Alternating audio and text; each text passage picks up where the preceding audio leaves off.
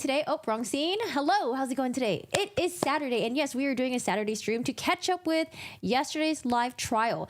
Jen McCabe finally testifies. And you know, we're all here wondering, we're thinking, what happened? What is the timeline? Who was where? Who did what? Blah, blah, blah, blah.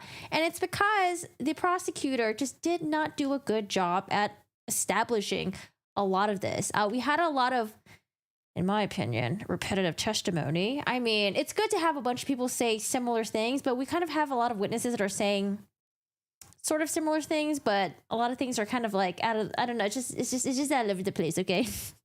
I don't know why we didn't start with Jen McCabe's testimony. I think that would have been great. Have someone that can give us a lot of information, and then from all the other witnesses, we'll see if their story lines up. Start with the big testimony.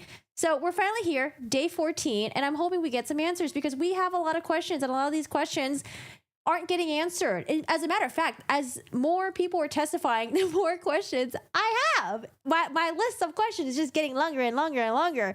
Hello, Bones. How are you doing today? Kiki. Sarah. Hello, Kevin. Abamil. How's it going? So I hope you guys are having a good Saturday. We are going to catch up.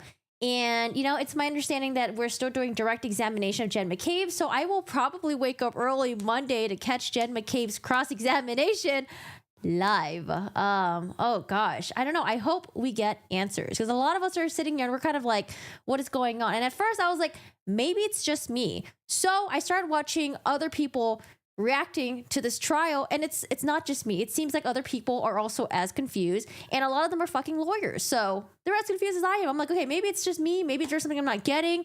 I don't know, but I'm not the only one, and that feels it feels good. It feels good because I felt like maybe I was going crazy or something. And I'm like, I mean, I've been watching the trials. It's not like we're like skipping or watching it. I don't know. Or I was thinking maybe I was being too critical of Mr. Lawley here, but I don't think so anymore. I don't think so anymore. Hi, Mom. How are you doing today? Mom says finally Karen's exposed through Jen's testimony. She murdered John. Hi, Corgi. Corgi-san. Hey, Corgi. Hey, hey, hey. All right, y'all. So we finished with her husband's testimony and cross-examination, Matt McCabe. And there were some text messages. Like, finally, we get some text messages. And so they went over some of the text messages. And there's a group chat with Matt McCabe, Brian Albert, Nicole Albert, and I think Jen McCabe was probably on that text chain as well, I think, if I remember correctly. And this was days after John O'Keefe was found. So let's go straight to Jen McCabe's testimony. And I'm sure as more people come in, we'll discuss some of the text messages. But I hope you guys are having a good day. And I'm just going to go straight into it because I have not watched this yet. So I know a lot of you guys have probably seen this. I have not watched this. I haven't read any like commentary, any articles or anything about that. So I don't know what's going to come out of Jen McCabe's mouth. And I'm looking forward to it. But we do have to start with direct examination with Mr. Lawley, and he's just not really the strongest person for this. I don't know. Honestly, Mr. Lawley has been really disappointing in redirect as well. Usually in redirect, it's a good way for the prosecutor to show that, like, okay, this witness is truthful. Let's clarify some things that weren't clear in cross-examination. And he just doesn't really do that in redirect. Mostly. And so I don't know. I'm actually really, I think when it comes to cross-examination, when the defense presents, I don't know if it's going to be Mr. Lawley that's going to do that, or maybe another attorney is going to take over. But if Mr. Lawley's doing everything, one, he's probably suffering from severe fatigue. Two, he's just not very, in my opinion, just very effective. To me, it's just, I don't know if he's just maybe like he's got the lawyer brain or something like that, or I don't know what, but translating it to normal people, it's confusing, like the timelines and all that stuff. And I feel like he had so many different chances to really clarify for us, like, oh, this happened. Oh, this is that. Who said this and when and all that stuff. And it gets glazed over. And we know that he's quite meticulous because he's very meticulous with the boring shit in the beginning of direct examination. So let's see how, I don't know. Let's see how this goes. Hi, Soldier. How are you doing today on the Twitch chat? Hello, hello. Okay, so we're streaming live on Twitch and on YouTube, and thank you for joining us. Hi, Nova. We're going to speak to the beginning because it's probably just going to be like, okay, you're at your daughter's basketball game. Who are you? How much was the snow? Okay, who was like touching each other's ass at the bar? Blah, blah, blah. So I'm going to kind of go pretty fast with this one, and then we'll slow it down to the important parts.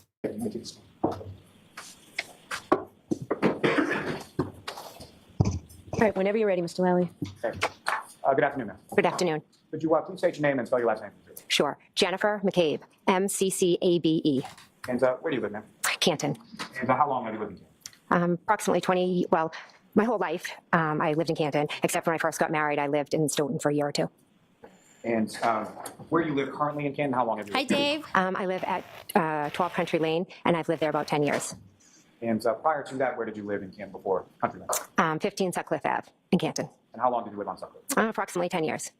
And with regard to both addresses, with anyone you lived there with? I lived there with my husband, Matt, and my 4 I daughters. wonder, does that help the jury? It's like, oh, this woman has been living in Canton all her life. Let's talk about her history of living in Canton. Like, do we really need to go through all of this? Maybe it helps with the jury. And how old are your 4 daughters? 15, 16, 18, and 20. Now, if I could turn your attention to January 28th and to January 29th of 2022. Do you recall what days? I do, yes. And do you recall what days of the week they were? Friday and a Saturday. So starting with Friday, January 28th in the evening, do you recall what was going on that night or where you went? What were you doing? Oh, we're going to talk about the basketball game. Hi, good guy. Hi, Storm. How are you doing today? Or maybe Mr. Lally thinks that because there's so many people involved in this, we need to make sure we clarify who's who went to what basketball game, who was in what clan, and all that stuff. So maybe that's why he's doing all this. Well, first, I set up at my house for a team dinner for my daughter's hockey team. Then I met up with some parents for my daughter played for the Canton High basketball team. So we met up with some parents before. We had a drink, appetizers. My younger 2 were with us. We fed them dinner. And then we went on to Canton High School to the basketball game. Now, starting back, the oldest daughter with the hockey dinner at your house, that was your daughter Chris. Allie, is that correct? Yes. She's your oldest? Yes. The daughter who had the basketball game, is that your second oldest? Yes. And with regard to her, she was on varsity team, is that right? Yes. For Canton High School? Yes. I mean, this could be a good way of relating her with the jury, I guess, right? That's the only reason why he's going through all of this. That's the only way I can see it as. And with respect to just basketball in general, when the kids were younger, what, if any, role did you have in regard to that? Oh, by the way, I did listen to Mr. Lally do the direct examination and redirect of Matt McCabe. And no lie, I was washing my hair in the shower. I had Mr. Lally blasting, and I heard him say, in regards to what, if any, and with who, if any, did blah, blah, blah, blah, blah, blah, blah. I was showering, so I didn't have a chance to clip it, but I thought it was really funny. I was like, oh my God, that was so verbose. But then you'll move on quickly. I was a basketball coach. For the Moving on quickly. That's what I like about this judge. She's like, move it on. Let's go. the town program. How many years? I believe with Emily, I started approximately when she was in 5th grade, and then I was also a coach for my daughter, Olivia, I think starting when she was in 6th grade. And with my youngest, I think I coached from 1st grade on, up until 8th grade. Now, as far as the high school game was concerned, is there a sort of a typical start time for high school basketball game? Yeah. Move on. We know the time. Move on. I love this judge so much. Oh my God. But also, maybe Mr. Lally knows about something with the demographics of the jury, you know? Maybe he knows that, like, oh, they're all parents. Maybe, like, they go to their kids' like, school functions and all that stuff. Oh, my God. We're going to get a lot of move it on from this judge. And I don't know if that necessarily looks good for Mr. Lally to the jury. After the basketball game, where did you go? My husband and I dropped my youngest daughter home, and then we proceeded to meet my sister at the waterfall. And which sister is that? My sister, Nicole. How many sisters do you have? 3. And do you recall about what time it was that you got to the waterfall? Approximately 9 o'clock. And when you say we, who do you mean? My husband, Matt, and myself. And do you recall which vehicle that you were in going around Canton that night? I believe it was my car, yes. And what kind of car was that? Denali, Yukon, I think. Denali, yeah. Oh, it's a big So car. bigger type vehicles? Yes, big SUV. A big Now, boy. with respect to, you got a cell phone around that time, is that correct? Yes. Your cell phone, what, if any, connection did that have between cell phone and vehicle? At that point, I don't think mine was connected. I'm not sure. Okay, so like he went over this before, and I was very confused why they were adamant about establishing whose phone had the, you know, the alpha Bluetooth connection to the car. And it's the reason why they're talking about it is because apparently when I think Gemma K was talking to John after the waterfall, she was telling John how to get there, directions, blah, blah, blah. And so maybe that's why they're talking about the Bluetooth connection. They brought up in Matt McCabe's testimony. I was like, why does this matter? And then later on, they kind of talked about it. I was like, okay, I don't know. Okay. When you I guess it would show that if they were actively talking to John and maybe with Karen in the background, it shows that they were in fact invited to the Alberts and they were giving directions, blah, blah, blah. And Karen shouldn't have felt like she was, you know, not invited or something like that. Maybe. I don't know. That's me like kind of like trying to figure out why is it so big deal that they're talking about Bluetooth connection. Whoa. Okay. That was rough English, but hi lady. How are you doing today? Arrived to the waterfall, did you go right in or what anything did you do? I waited a few minutes because my husband was on a phone call. And at some point, did you and your husband go in? Yes. And when you arrived in the waterfall, where within the waterfall did you go? We walked in, and I believe we sat at the third table. And at the time that you arrived, who, if anyone, was there that you were familiar with at that day? Chris and Julie Albert, Nicole Albert, Caitlin Albert, Tristan Morris. And at some point shortly after that, or at some point after that, who, if anyone else, came and joined the group that you were with? Nick Kolikitis did, and then his wife did a little bit after. And then Brian Albert and Brian Higgins arrived. And then Karen and John arrived. And prior to Karen and John arriving, who, if anyone from the group, had left? Hey, Lady K. I believe Tristan left, maybe to go sleep because he had to plow, I think. Tristan is Caitlin Albert's boyfriend. Still together. Now, with reference to Karen and John, talking about John O'Keefe and Karen, correct? Yes. And how long had you known John? Approximately 10 years. And how was it that you first came to know John? John's sister and her husband lived in the neighborhood, and my daughter became friends with John's niece when they were in kindergarten. And during that kindergarten year, John's sister and then brother-in-law passed away, and John moved in and took care of the kids. And just for clarity purposes, this Hi, was then when Taxi. you were living at the home on Sutcliffe? Yes. And then after John moved in with his niece and nephew, what, if any, role or what, if any, relationship did you have with either John or his niece? What if any role? What if any relationship? Taxi, I was just telling the chat that yesterday I was taking a shower and I was blasting Mr. Lawley doing his direct examination, Matt McCabe. And he was like, in regards to what, if any, and who, if any, did you blah, blah, blah, blah, blah. I almost lost my shit, man. I was drowned myself with the shampoo. I didn't get to chance to clip it though, because I was like, yeah, I was taking a shower, but that was pretty funny. Hi, Rain Morton. How's it going? $20 for all you can eat sushi. What? I usually don't like all you can eat sushi places because they force you to do the nigiri style where it's the fish with the rice. And they're like, if you pick off the fish, we're going to charge you per piece. But when they give you the rice, it's like this big. Like they just want to fill you with rice. I'm like, I don't want this fucking rice. Get the shit out of here. But that sounds really good. You're at the playground right now. It's hot and humid. Humidity. It is a little chilly and cloudy in LA today, and I love it. I love it. So my daughter was very good friends with his niece. And so, you know, she would be over all the time, and JJ would come over with Patrick and pick her up, and he would come in and talk to us and hang out. And how would you describe your relationship with John O'Keefe? He was my friend. I love John. He was an amazing guy. Now, with reference to Karen Reed, just for clarity purposes, do you see Karen Reed in the courtroom today? Yes, I do. Do you identify this as where she's seated or not? She's seated between her attorneys. Oh man, I wish we could see the Karen Reed cam. Are they? Is there eye contact between the two of them? No, that's a record reflected. I mean, they're like literally enemies right now. Yes. Now, with respect to the defendant, Ms. Reed, when was it that you met her? John had reached out to me saying that he was dating a new girl and that she had MS and I also have MS. So he said he would like for me to meet her. And that's how they bonded. And how long have you had MS? I believe it will be 10 years this October. And do you recall specifically when around that was, what year, what month, anything like that? That I met Miss Reed? Yes, they came over in July of 2020. And came over to your house, is that correct? Yes, they came over to the house. They brought the kids, swam. I have a pool. Been 4 years. Now, over the course of, you're familiar, obviously, that Ms. Reed was dating Mr. O'Keefe, correct? Mm-hmm. Over the course of time, Yes. Sorry. Over the course of time from July of 2020, when you met her, to January of 2022, how often would you see Ms. Reed? It would vary. You know, there were times that we would bump into them, or depending on their sports, or, for my daughter's birthday party, when it was time to pick up, they'd come over and hang out, or Halloween. It just varied. We have 4 kids, so we're always kind of in all different directions. Sometimes it depends on what sport month it is and what team we're with. And how would you describe your relationship with Ms. Reed? I enjoyed Miss Reed. I really liked her. I thought we connected from the beginning. She was very easy to talk to. Oh, I didn't notice a smacking until you said something. Great. Now that's all I'm going to notice, Lady K. She had MS. I had MS, and there's not a lot of people our age that I personally know that have it. So it was nice to have someone who understood like what I was going through. So we had that in common. My Now, water ball is making with noises. respect, Malone, you With got respect this. to either, starting with Mr. O'Keefe, was your friendship the type where you would have any sort of discussions about his relationship with Ms. Reed or any girl that he dated at any point in time that you were friends with? At different points, yes. And what, if anything, specific do you recall him telling you about his relationship with Ms. Reed specifically? Objection. I'm going to allow that. I'd like to see counsel at sidebar for just a minute, please. Oh, so glad we're in the future. Yeah, future. With regard to Mr. O'Keefe and his relationship with Ms. Reed, is that something that you spend any real time talking about with Mr. O'Keefe?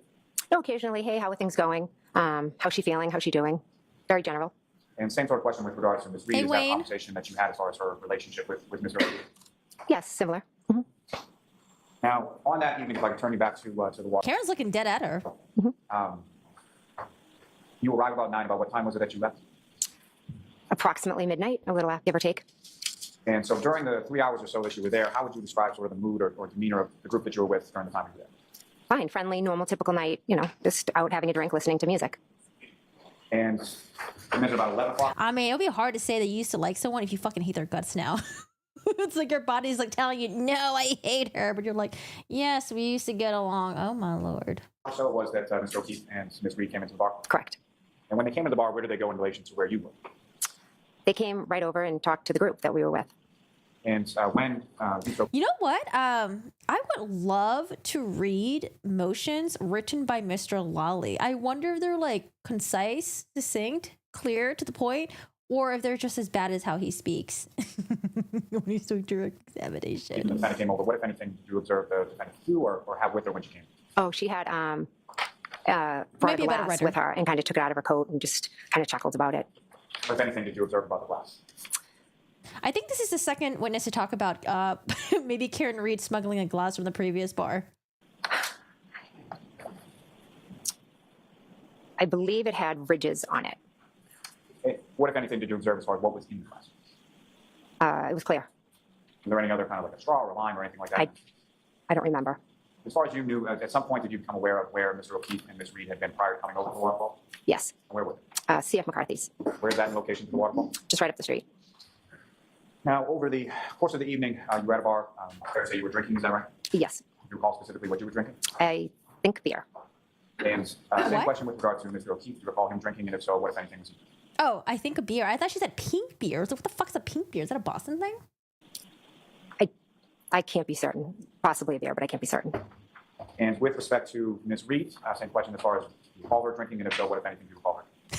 Again, I remember just a clear glass with clear liquid in it. Any different glass beyond the one that you've already testified about or not? I don't remember, sorry. Can we get the bar receipts? It seems like Reed was the only one that was drinking possibly liquor, soda, or whatever it is, while everyone else drank beer or White Claws.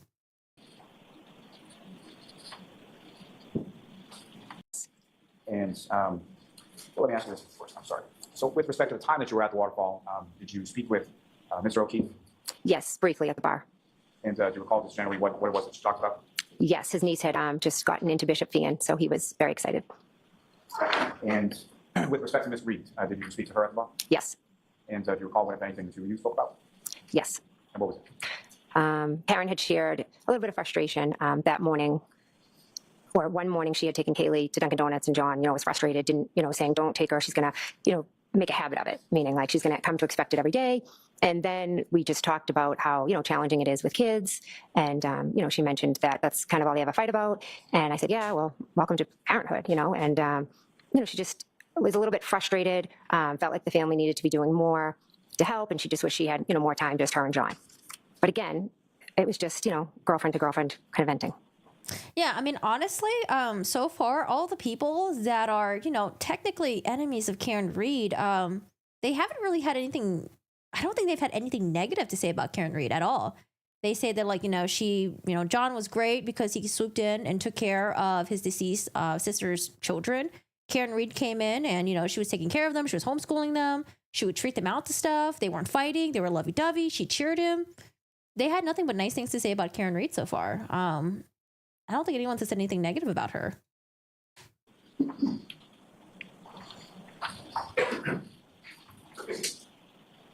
Now, as far as this, Yeah, Rain, we all are. I mean, I'm in the same boat as you are. I'm just here we're the fucking jury right now and we're just fucking listening because I have no idea. I don't know which way to sway. I'm just kind of like, this whole thing has been a clusterfuck, and I just hope that she will clarify a lot of stuff. And then hopefully expert testimonies will clarify more shit and text messages and blah, blah, blah, blah. Because so far, everything has just been kind of like, what year are we in? I feel like this court is operating in like, I don't know, the year like 1985 or something. I don't know. Mr. O'Keefe was concerned. What, if any, observations did you make as to how he was dressed? We'll see. Baseball hat, jeans. That's what I remember. Do you recall any sort of winter coat or heavier coat or anything like that? No.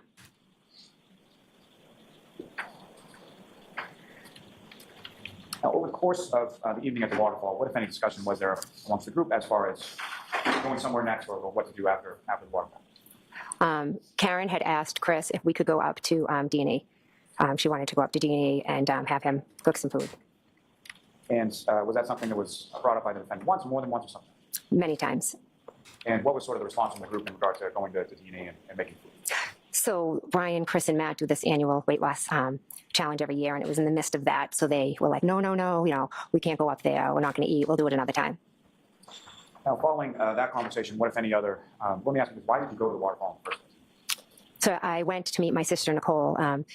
She was heading there because she was going to go have a drink with her. Her son was going to have some friends and then meet out. So I was going to meet them for a drink for my nephew's birthday. You declared that nephew was Brian Albert Jr., is that right? Yes. Did Brian Albert Jr. ever show up at the waterfall that evening? He did not know. You know why not? Brian suffers I from... mean, honestly, Brian, it's like, would you really want to celebrate with your friends? Or sorry, would you rather celebrate with your friends or your parents and their drunk friends? I'd rather be with my friends. I don't want to go to the bar with my parents and their friends. No, thank you. I want to get straight to Jen McCabe. I already saw Matt McCabe on my own, but I'd be happy we can go back to the text messages because I feel like as more people pour in, we'll talk about the text messages later on. But I want to just get to Jen McCabe because I have not seen this yet. anxiety, and during that time period, he was really struggling. Hey, Edward. So he decided to stay home? He just decided to stay home, yes. And so after the discussion about going over to Anxiety D&E and then sucks. the communication of not going over, what, if any, other discussion was had as to where people were going or what was happening after leaving the waterfall? Brian Albert, Sr., just made a general, hey, I'm going to go home, have a drink with Brian if anyone would like to come. And was that something that was just to certain people, or was it expressed at the table, or how was that expressed? It was expressed to everyone, like, hey, we're going to go back home, have a beer with Brian if anyone would like to come. Now, after that was sort of put out to the table, what, if any, discussion did you have in regard to that with either Mr. O'Keefe, Ms. Reed, or both? Both of them. I feel so bad for the court reporter because I don't really know how they do the transcripts. I know they have the thing that they talk into, but I wonder if she has to go in and type and clear up the stuff. But she's probably like, oh my God, this is so wordy. Like there's so many things that's unnecessary. I wonder if she gets frustrated with Mr. Lally. Said, oh, you guys should come. Do you want to come? And did they indicate that that was something that they wanted to do, or did they indicate that they would come? They both wanted to come, and they said they were coming, yes. Now, when you left the waterfall, if anyone left with you or left at the same time? I believe I walked out with Karen. I know I walked out with Karen, and I believe Miss Kolokitis as well. Prior to you leaving, your sister Nicole and her husband Brian, had they left prior to you leaving? Yes. And so you're walking out with the defendant and Ms. Kolokitis, is that right? Yes. And when you were walking out with them, what, if anything, was the sort of conversation or discussion as you were walking out the door? Well, Matt and John were still inside. So at one point I said, oh, Karen, why don't you just come with me? Figuring, because, you know, Matt can talk to anyone, and God knows how long he was going to stay in there. So I was just like, hey, do you want to drive with me, and they can meet us? Your husband's a talker, is that correct? Yes. Now, as far as the car that you had parked there before, where was that parked in relation to what? I believe I had to kind of walk straight out. In the parking lot? In the parking lot, yes. And after you had exited from the waterfall, at some Dibs. Yeah, like I think, or like since there was a lot of repetitive testimony, I think that we didn't need repetitive testimony that just felt inconsequential. Maybe like repetitive testimony about who they saw, who said what, how was the demeanor that night. Like for example, with the Kolakithas, he went through the same exact thing with both husband and wife. And I think all we needed to hear from them was what did they think about, you know, Karen and John's demeanor that night? Did they think that they were drunk? How was the overall mood of everyone? And that was about it. We didn't really need to get into like basketball games and blah, blah, blah, and all the other stuff, right? Just to the meat of it. Same thing with the paramedics, right? We didn't really have to go through everything with each paramedic. We could have just went to the meat of it. It's like, okay, what did you hear Karen say that day, right? That was just a little too much. Karen's groupies were making fun of Jen's looks and teeth. It was so sickening to read the comments. She looks fine. Her teeth looks fine too. I will admit though, I did read one comment and it did make me laugh. I thought it was really funny. They said that I feel mean repeating it, but someone said that Jen chipped her teeth biting John, and I couldn't help but laugh. I'm sorry, I have a little mean streak inside me. Hey, Daniela, how are you doing today? I can't wait for the defense's case in chief. I'm sure we'll learn so much more. And that's the frustrating thing too, Dibs. I feel like we learn more information during cross-examination. I'm like, what's going on here? I don't know, because like usually the prosecutor or whoever's doing the questioning, right? They'll want to get ahead of it, and they want to, like, you know, tell their version of stories, events, or interpretations of text messages, blah, blah, blah, blah. But that doesn't happen. It comes out in cross-examination. The witness gets grilled, and then we're like, okay, well, Mr. Lawley, now you have a chance in redirect to fix things up a little bit. And then in redirect, that doesn't really happen. I'm just like, okay, whatever. We'll move on. Okay, let's just keep going. At some point, did you observe Mr. O'Keefe come out as well? Yes, he did. And did you have a conversation with him in the parking lot while you were out there? I believe briefly, Karen, him, and I all spoke, yes. Do you recall briefly what you spoke about? Them coming back to Fairview. And after sort of the two of you parted ways, did you observe where Mr. O'Keefe and the defendant went? I just saw them take a, like, they walked left, I walked straight. And if one were to walk left in the direction they were walking, where would that bring them to? Washington Street, the main street. So you went over then to your car in the parking lot? Yes. And while you were in your car in the parking lot, well, let me ask you this first. When you walked out of the waterfall, what, if anything, was different about the weather from when you had walked? It had started to snow. And as far as the snow was concerned, what was that initial point when you walked out of the waterfall? Tell us about the snow. Was it accumulating or anything like that? Yes, I would say, you know, it was starting to cover the car, so you'd have to put your windshield wipers on to clear it. So you didn't have to get the scraper out or anything like that, just click on the windshield? Clip on the windshield wipers. I probably was lazy and just rolled the windows down to get it off the windows. That's a legit way. Yeah, a lot of people, a lot of witnesses have said that just a little bit of snow was coming down. It was like kind of sticking, not really, barely, not a lot. And so you're in the car for some period of time waiting for your husband, correct? Yes. And about how long is it that you're waiting for your husband for? Actually, it wasn't long. I think I turned the car on, and then I saw him walking, and I pulled up. And while you're waiting for your husband, or shortly after he gets to the car, what any communication did you receive at that point? I received a text from John saying where to. Jen has MS, should be considered. Oh, considered for what? I looked it up. I know MS is like, it can be really painful. But yeah, what do you mean in consideration for what? Please teach me. The body cam from the cops will tell you all about the snow. Yeah, we've seen that. I mean, like when they got there, you mean like 6 a.m., right? It was like kind of hard to see. It was dark. With respect to that, did you respond in kind via text, or how did you respond, if at all, to Mr. O'Keefe? I was driving, so I called him. And when you called him, if you know, was that something that was done through Bluetooth with regard to the car, or? Yes, it would have been, because it was my phone and I was driving, so I would have had it over the car. So your phone would have been paired up with your phone? Yes, I plugged it in when I got it. I always plug my phone in when I get in, if I'm driving. And with your husband in the car, it's fair to say that he could hear both sides of the conversation as far as you and Mr. O'Keefe? Yes. And so that initial call that you placed to Mr. O'Keefe, is that done while you're driving? Yes. And what, if anything, were you telling him as far as that initial call was? He had asked for he said where to. I gave him the address, and then I believe I, just started giving him directions, and I actually think Matt spoke over. MS can vary, influence movements, looks, etc. Gotcha. Thank you. Me and was saying, go this way. And then I said, yeah, you just go down to Fairview, it's at the bottom. And so as far as the directions, do you recall anything specifically about what you told Mr. O'Keefe as far as where the directions were? Well, he actually called back a second time. And when he called back a second time, I instructed him that. DB had a court hearing. Oh, I heard that he just pled no contest, right? For the assault of his ex-girlfriend? Yes, I plugged it in when I got it. I always plug my phone in when I get in, if I'm driving. And with your husband in the car, it's fair to say that he could hear both sides of the conversation as far as you and Mr. O'Keefe? Yes. And so that initial call that you placed to Mr. O'Keefe, is that done while you're driving? Yes. And what, if anything, were you telling him as far as that initial call was? He had asked for he said where to. I gave him the address, and then I believe I, just started giving him directions, and I actually think Matt spoke over me and was saying, go this way. And then I said, yeah, you just go down to Fairview, it's at the bottom. And so as far as the directions, do you recall anything specifically about what you told Mr. O'Keefe as far as where the directions were? Well, he actually called back a second time.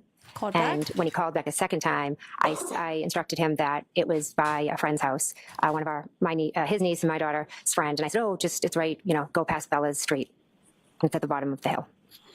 Also, they made a big deal about this Bella person as well. I was like, why are we talking about Bella? Apparently, Bella used to date John. And I was like, okay, is the state trying to say that could have been the catalyst for the fight?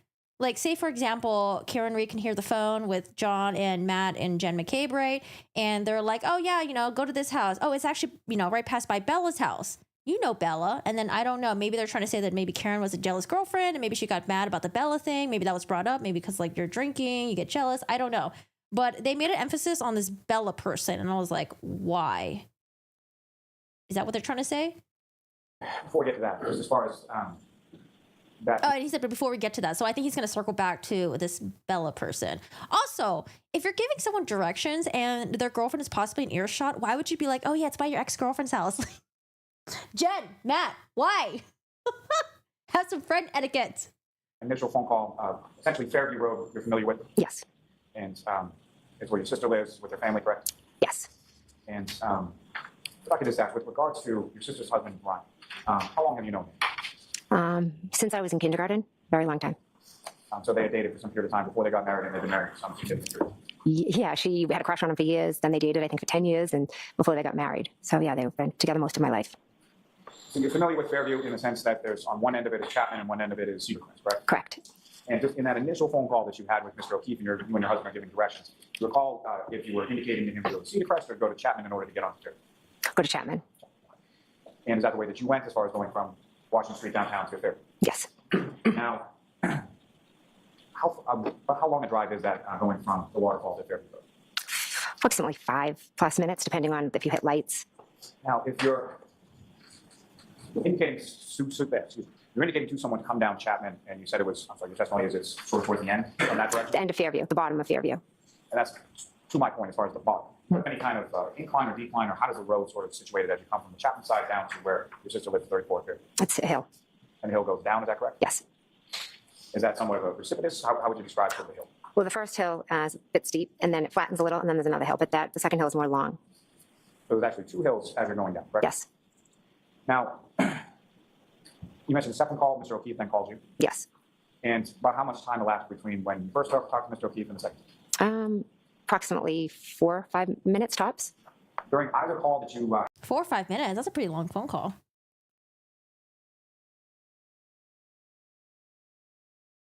Okay, this is nonsense. Okay. Oh God, why? I don't. Does it really matter which direction, what street, and all that stuff? I guess it could matter because you would have to. I mean, I feel like the jury knows what direction Karen and John's car came from, but I guess we're just making sure that's real tight. Okay. at this time, what if any relationship were you aware of between Bella's mother and Jonathan? They had dated briefly. I'm going to allow it. They had dated briefly years before.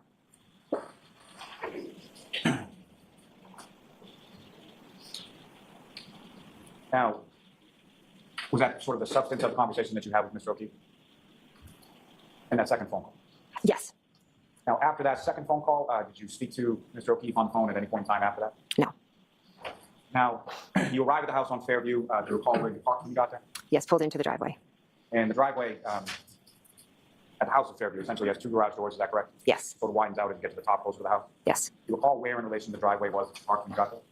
Jealousy could be a huge factor into murdering someone, especially in a relationship. Jealousy, money, when you're breaking up with someone, those are the top main things that people murder. However, I'm not going to be inclined to believe that Karen murdered over jealousy unless there has been some proof that shows that she's a very jealous woman and that she's taken some action before, that she's batshit crazy. Otherwise, it's just like one of those things lingering in my mind, but it's not really going to connect me into, I don't know, the motive. There has to be more reinforcers to prove that she's a jealous woman and she's batshit crazy and all that stuff. So it's lingering up there, but I mean, I don't really care until they connect it somehow. We'll see. I just remember pulling in. There was definitely a car in front of me. There possibly could have been a car to the left. Ooh, hot tea. You What exit the kind? vehicle, go into the house, correct? Correct. When you get to the house, who, if anyone, you observe it? When I walk in, Caitlin Albert, Brian Albert, Julie Nagel, and Sarah Levinson are all sitting at the kitchen table.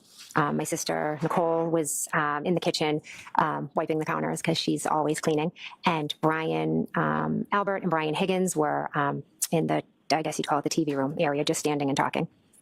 Ma'am, I'm sorry, I'm just having a little trouble hearing you. So Oh, okay. that microphone, you can adjust that any way you want. So anywhere you want to put that. Oh, Mr. Lawley, you ain't talking about them microphone. You He's been having microphone issues for like the past 2 days where the witnesses sound great and then you could barely hear him. I'm like, is he doing this on purpose? Mr. Lawley, get into the microphone. I want to hear your voice. Okay. Get your voice in here. Hey, And Nicole. so when you come into the house, where would, you mentioned the table, where were people situated? In the kitchen. Now, with respect to what was going on at the house throughout the course of the evening, I sat at the table and I just spoke to Brian and Katie and the two girls most of the night. and just so we're clear, when you're talking about So I think when she arrived, Colin was already gone by then, right? Brian, that's Brian Albert Jr. or Little Brian? Yeah, little Brian. Yeah, little Brian. Now, as far as at any point in time when you were at the house, you familiar with a gentleman named, someone named Colin Albert? I am, yes. How do you know? He is my friend's son and my sister's nephew. Wait, Tuesday would be very interesting. Are they skipping Monday for court day, Daniela? Why Tuesday? Your friend Julie's son, correct? Yes, so my friend Julie's son. And your oldest Wait, they are? Oh no, I gotta rearrange my trip then. Ugh. Why are they skipping Monday as court day? That wasn't in my notes. The judge said that she was gonna. Did she just. Why? Judge? Hold on. She literally talked about the scheduling a couple days ago and she didn't mention. She said off the 29, 30, and 31. June 7 off, and then June 6 end at noon. Why? Why are we off next Monday? How is this trial ever gonna wrap up with this stupid schedule?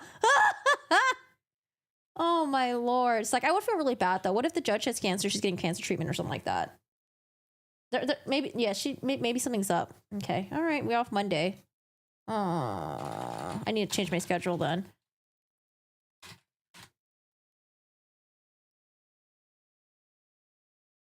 She's trying to get the half days full. Wait, okay, so we're off Monday and then Tuesday, Thursdays are full then? Is that what we're doing? daughter Allie was Colin friends, or is Colin friends with your older daughter Allie? Yes, they're born a week or two apart, and we've kind of just, they've done everything together. They're very good friends. Now, at any point in time that you were there on that early morning, did you see Colin Albert at all? No. And when you arrived at the house, obviously you're familiar with your daughter and the car that she drives around that time. Did you see your daughter there, Allie, at any point in time? No. Were you aware at any point in I hope the judge is okay though. time in that early morning hour that you were there that your daughter had been there at any point in time prior? Sustained. Now, with reference to the home, at any point in time, did John O'Keefe ever come inside the house? No. During the time that you were there, let me ask more specifically, about how long a period of time was it that you were there, about what time did you leave? Wait, sorry, so they're talking about Caitlin, your daughter, Colin, how close, Brian. Okay, all right. Sorry. You were there that your daughter had been there at any point in time prior, specifically about how long a period of time was it that you were there, about what time did you leave? I believe I left approximately around 1:30, 1:45, approximately. And do you know about what time it was that you arrived there? I'd say approximately somewhere between 12:20, 12:30. Well, 12:20. And that lines up with Sarah Levinson. I think Julie Nagel as well. I think they said around 1:30 to 2 o'clock is when they left the house. And approximately what time you arrived. Why are we going backwards? Oh, God. I believe 12:20ish, because the last call from Joe, when I went back and looked, was 12:18. Now, similar to what I asked about the waterfall, as far as the sort of mood, demeanor inside the house, what, if anything, do you recall with respect to that? Good. Everybody was in a good mood. There was no Brian and Brian were talking. My sister was cleaning. I was talking with the kids. You know, just a normal night. Now, while you were in the kitchen dining room area for the time that you were there, did you see anybody or observe anybody from the group that you just described go anywhere else in the house as far as away from that area? Julie Nagel went outside. So beyond Julie Nagel going outside, did you see anybody else go upstairs, downstairs, to the basement area, or anywhere else in the house? No. Now, when you were in the car and you were driving, I know there's a lot of animosity towards Karen or even people that are testifying, but let's focus on the testimony right now. And then we'll get to all the other stuff. Let's just focus on the testimony. your phone up to the charger, is that right? Yes. Do you recall charging your phone at any point in time when you were at your sister's house on Fairview that night? I don't recall. Why are we talking about what time you left? And then now we're talking about him.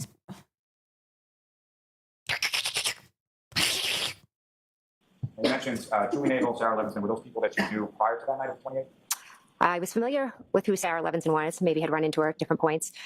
Julie Nagel was closer to Brian, so I would see her. I think she's dog sat for me when I've been away. Like, Brian will do it, but then if he's not available, Julie will do it. I don't know if she had dog sat for me before then or right after then, but I was definitely familiar with Julie, and she possibly could have dog sat for me prior to that. Hey, Karen Now, with yells. reference, there was also someone there by the name of Brian Higgins, is that correct? Correct. And that is also someone who was there prior to you getting there, is that right? Yes. And what, if anything, did you know about Mr. Higgins, or did you know him prior to that? I had met him a few times. He's Brian Albert's friend. So other than being your brother-in-law's friend and meeting him a couple times, you didn't really know him that well, fair to say? Good. Yes. Now, you mentioned at some points that Julie went outside, correct? Yes. Nagel went outside? Yes. And you know what she was going outside for? Yes. Her brother had come to pick her up. And so she was going to go tell him, try to get him to come in. And what, if any, conversation did you have with Ms. Nagel or Ms. Levinson in regard to their going home prior to Ms. Nagel going out and talking to her brother? I'll sustain it in that moment. What, if anything, had you said to Ms. Nagel prior to her going out prior to her going outside? Sustained. Now, if you know, about how long was Ms. Nagel outside? I believe Fight Club is for after hours taxi. After hours. it was just a few minutes. And at any point in time while Ms. Nagel was outside, what, if anything, Excuse me? but when Ms. Nagel went outside, what were you? I was sitting at the table. Isn't it crazy how when the witness asks him to clarify his question, or they're like, excuse me, he actually knows how to clarify the questions. I'm like, why don't you just start with that? And then my nephew had said another car was out there. And after your nephew said that, what, if anything, did you do next? I went to the front door. And front door of the home leads sort of, you walk in there, there's a foyer and a staircase in front of you. Yes. And as far as the front door was concerned, is there any sort of other door that's, is it just sort of the wooden front door, or is there another door in front of it? The door was open, so it was just a storm door. And the storm door is made out of glass, is that correct? Yes. So when you went over to the storm door and looked out, what, if anything, was, I saw a vehicle. and can you describe the vehicle that you saw? I saw a dark SUV. And as far as Ms. Nagel, did you make any observations of where Oh, she also saw a dark SUV.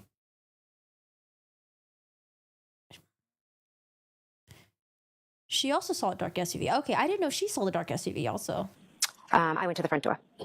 And front door of the home leads sort of, you walk in there, there's a foyer and a staircase in front of you. Yes. And as far as the front door was concerned, is there any sort of other door that's, is it just sort of the wooden front door, or is there another door in front of it? The door was open, so it was just a storm door. And the storm door is made out of glass, is that correct? Yes. So when you went over to the storm door and looked out, what, if anything, was, I saw a vehicle.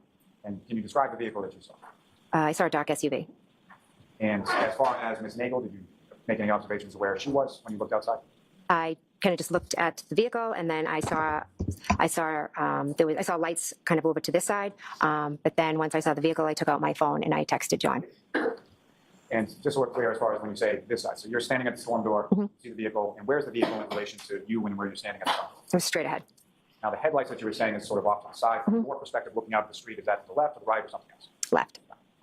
And as far as this dark SUV that you saw, could you tell anything else about it as far as make, the model, and recognize it at all? No. Now, at this time on January 29th, 2022, were you familiar with any sort of vehicles that Mr. O'Keefe had? Yes. What kind of vehicles did he have? Gosh, I don't know the brand. I'm trying to think. If I was Jen McCabe and I was giving directions to my friends who's coming to the house for the first time, they've never been there before. If I saw their car outside, I don't know. I guess there are times where I could see myself going outside and be like, hey, here's the house. Come in. It's this house right here. But if it was snowing, cold, I could also see myself staying inside the house and be like, yeah, I'm sure they'll come in. I don't know. I guess I could see it either way.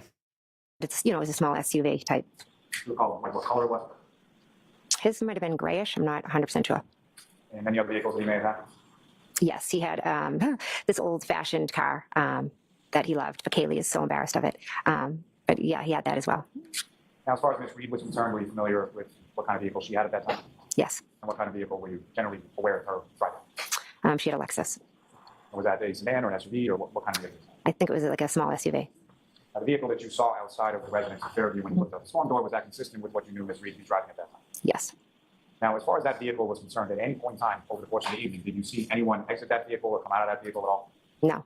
Certainly never saw anybody exit that vehicle and walk over and come inside the house. Sustained. As far as that vehicle, when you first saw it, did you tell whether or not it was running or anything like that? It was running, yes. I could, I could tell it was running. It had the taillights. I could see the red. I'm going to actually keep your voice up, okay? Okay, sorry. Now, in addition to the taillights that you saw, did you see the headlights or anything like that? Yes, the headlights were on. And as far as the interior of the vehicle, were there any lights on inside the vehicle that you saw at any point in time? No. And as far as the windows of the vehicle, what, if anything, did you observe as far as their coloration? Was it tint or anything like that you saw? Didn't observe, no.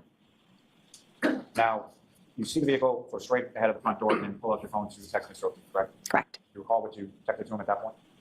Can we see the text messages? I think I said here, question mark?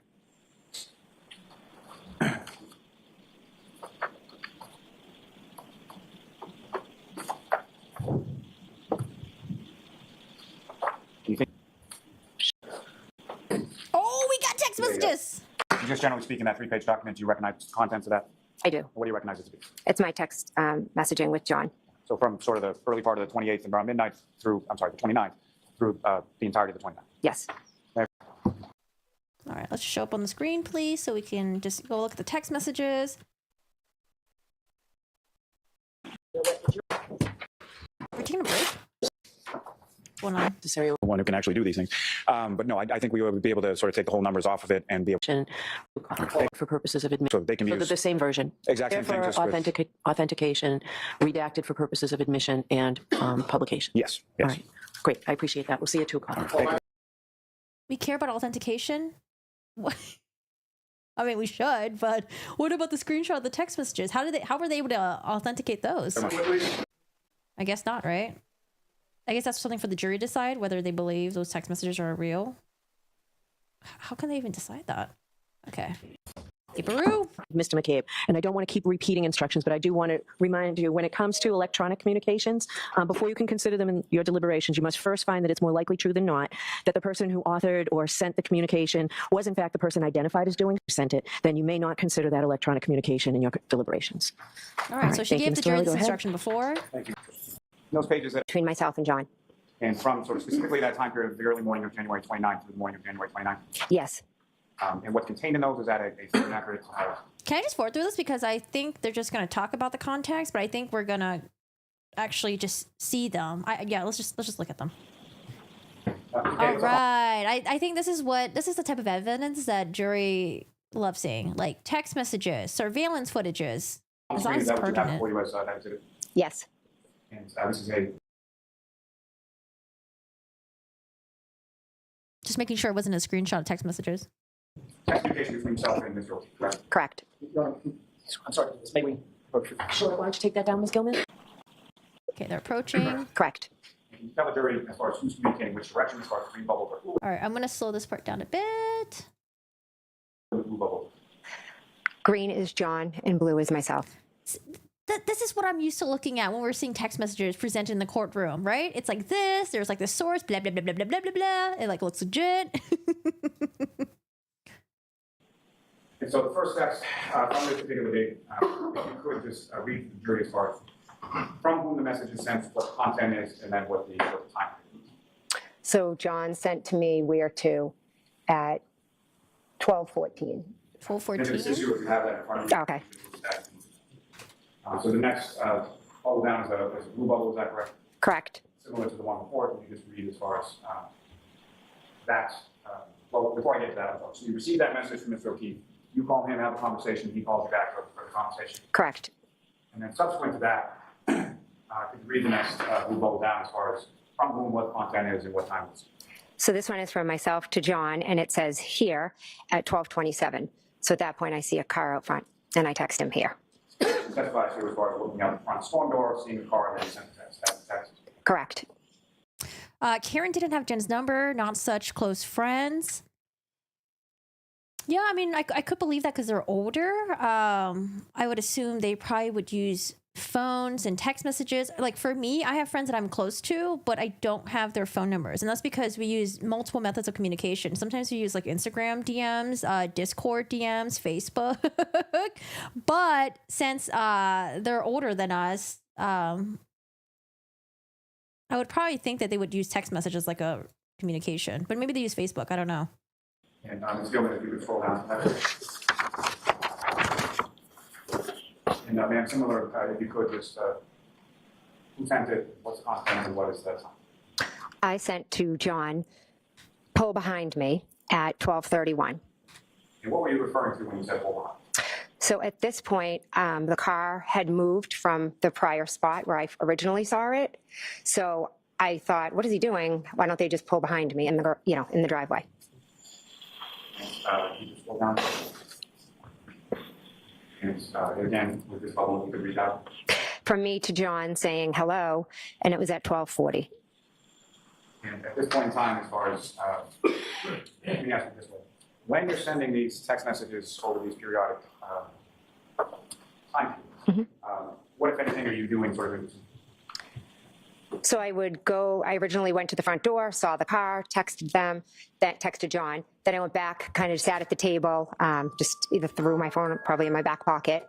And then a couple of minutes later, I got up again and saw that the car had moved. So I had sent the pull behind me. And then a few minutes later, I went back to the window, to the front door, I'm sorry. And when you went Yeah, if I was her, if I was texting, I invited someone to come over, I was texting them, and then they were stalling to come in, my guess is, I would assume my friends were arguing or something. Either they were arguing or maybe they were hesitant about coming in or something came up. back to the front door, what, if anything, you see that? So at this specific point at 12:40, when I say hello, I cannot be certain whether they were still out front or if they had left.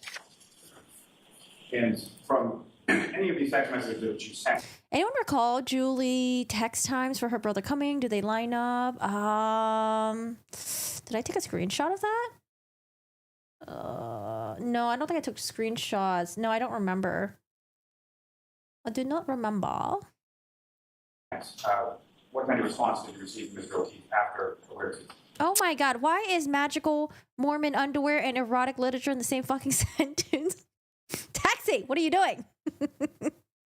Raid obviously has PTSD, okay, and you're resurrecting it right now. None. It's going to be good. Next level. They're listening to Barry Wet in the Court and getting it on. Early 20s, maybe, early 20s, you're fresh in the relationship, maybe, I would think that. Sure. Jen to John, where are you? And that was at 12:42. Next level.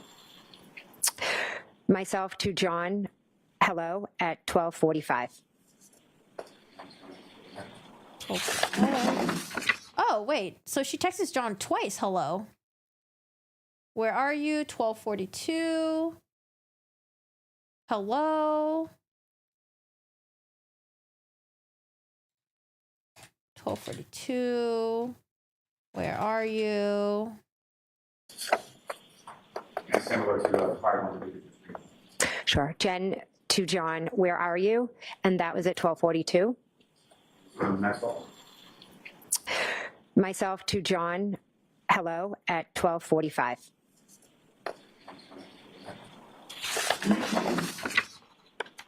Now this is later in the morning, and we'll get to that. A little Yeah, bit please don't get to it right now. You're going to get us all mixed up in the timelines, okay? more in depth, but at some point, you left the residence of Fairview, you went home, you were woken by something, and then at some point, you texted John later on that morning, 29th. Yes, The next couple of those text messages that you sent at that point, correct.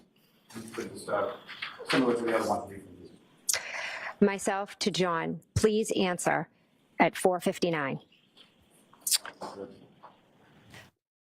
Mr. Lala, I thought we were going to get to this later. Let's go back to the timeline where John hasn't come into the house yet. What are we doing here?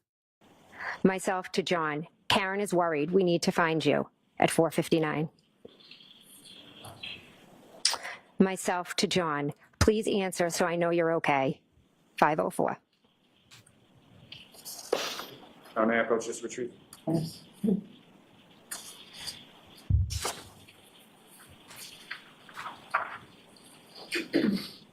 Now, Ms. McCabe, I can take you back to at the house on Fairview. Oh, Mariah's in here. Hey, Mariah, how are you doing today? Did I miss you earlier? What's up? How's it going? Again, you're sending these text messages and going back to the table and then going back to the window at various times To the front door. to the front window. Yes.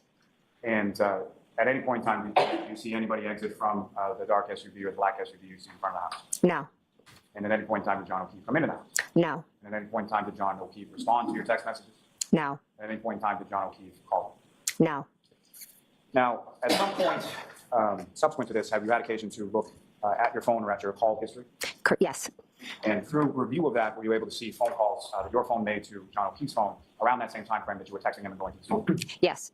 May I approach Ron? Yes. So I'm assuming she never got a new phone. She didn't upgrade or anything like that? Order from page 4.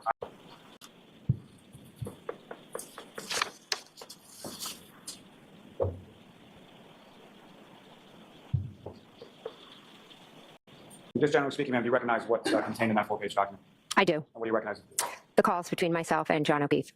And am I correct that it starts in sort of a ascending order as far as the earliest calls are on page 4 and then the most recent are on the first page? Yes, Call to residents of Fairview, do they appear in those? they do.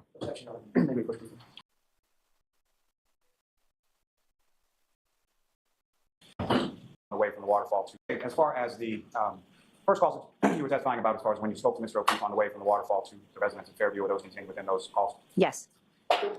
As far as, is there a time that's associated with those calls that you observe in those 4-page documents? Why didn't we go over the phone calls when we were talking about that point of time when they were talking the call? Okay. Yes. Whatever. And what else? 1214 and 1218. And turning your attention to page 1, that would be sort of the last in line there. What time is the last call between yourself and Mr. O'Keefe, and who's calling? I'm calling him at 525. May I approach him? Yes. I won't seek to excuse him as an exit. Is there any objection? There's not. Thank you. Yeah. We need a fuck ton of expert testimony to tell us what's going on, okay?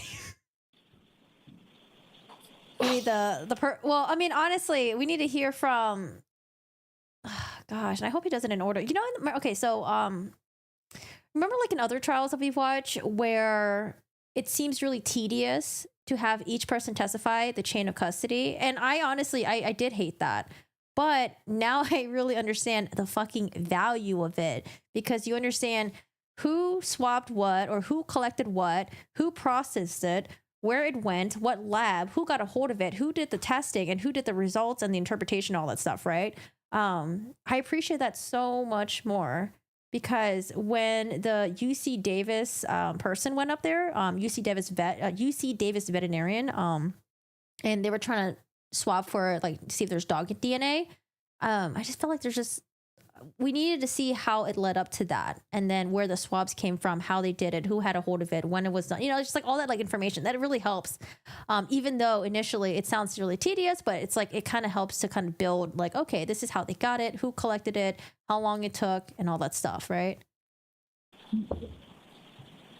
Now, Ms. McCabe, you had mentioned that during the course of the evening, shortly after you arrived at the residence of Fairview, you observed a vehicle outside of your sister's house, correct? Yes. And Your Honor, with course permission, I would ask to publish with this witness Exhibits 71, 72, and 73. You can just go right to what you wanted to identify, Oh God, this again? please, Mr. Lally. So, Ms. McCabe, in front of you on the desk, there should be a laser pointer. Just click on the button and point to the screen. And if I could ask if you could direct, well, first and foremost, with respect to this photograph that you observed in this photograph, where you first saw the black SUV in front of the house. Wait, lady, are you in my chat? Your dog is a mix, right? The Cavalier King Charles? I don't know. Dennis just sent me something. I think it battled with a coyote or something. It was directly, if I was staring out the front door. So this angle is kind of unique to see it. But if you go from the front door directly straight out, so maybe the edge, if you understand what I'm saying? Using that just direct your attention. So if there's a front door and I look straight out, but the perception is almost like a side view. It's not straight on, so it could have been a little over here. So, Lally, why don't you show another picture if this one isn't helpful? I'm going to play that exhibit. Is it visible in this photograph? Yes, so just follow this and then come straight. And lastly, to this group. Now, Mr. King testified that at another point you come to the front door and you observe the vehicle in a different spot, correct? Correct. If you could, again, using the laser pointer, just bring your attention to where this photograph would go, you observe where the vehicle is second. It was right about, right near the flagpole. Okay. I agree the process of how the evidence was gathered and processed is important. Doesn't excuse what the witnesses are saying. Oh, I wasn't saying that her testimony should be excluded or discounted just because we didn't understand how it was done or collected, all that stuff. I'm just saying that it would make the context of it a little bit better for the jury to then to understand, and even us to watch, right? Because I still don't really understand when that was done. I think they swabbed John's body, not his clothes, but then it's like, where did they swab on his body? And then why did they do the clothes as well? Or yeah, lots of questions like that. I feel like when you're telling a story to someone, you don't want to jump all over the place. You want to kind of just go in a nice, like, I don't know. You want to like, you don't want to make it confusing for people. Cause like right now I have all these notes here where it's like, okay, whoever testifies in the future and talks about this dog DNA thing, here are notes to myself. Where was the swab done? When was it done? Is it on the injuries? Why was the clothes not done? Blah, blah, blah. I just feel like if you have to think about it for like, if you have all these questions and those questions don't get answered until like way later down the road, it's like, I don't know. It makes it better when when the questions are answered closer to each other. Does that make sense? So for example, if there was a witness that went afterwards that talked about blah, blah, blah, unless maybe there was like some sort of scheduling issue and Mr. Lawley was only able to get the UC veterinarian person to testify that day, that time, and all the other experts or the chain of custody people to back her up would have been like different days. Maybe that's what happened here because the UC Davis person came out of nowhere. So I was thinking like, okay, maybe there's like some sort of scheduling thing, but it would help the jury to process all this information a little bit better instead of like receiving them in like bits and pieces and having like a bunch of holes and questions to fill into those holes. I thought they swabbed the clothes. I thought they swabbed his injuries because they didn't talk about there being like clothes fibers or anything inside of there. So I don't know. Maybe I missed it, but I felt like that was like the confusion. Like, oh, where was it swabbed? Was it like the arm area? You know, I don't know. Just tell me you can take that. Oh, okay. I thought they swabbed the clothes. Argument was about, did the forensic lady know where the swab came from for what part of the shirt? Okay.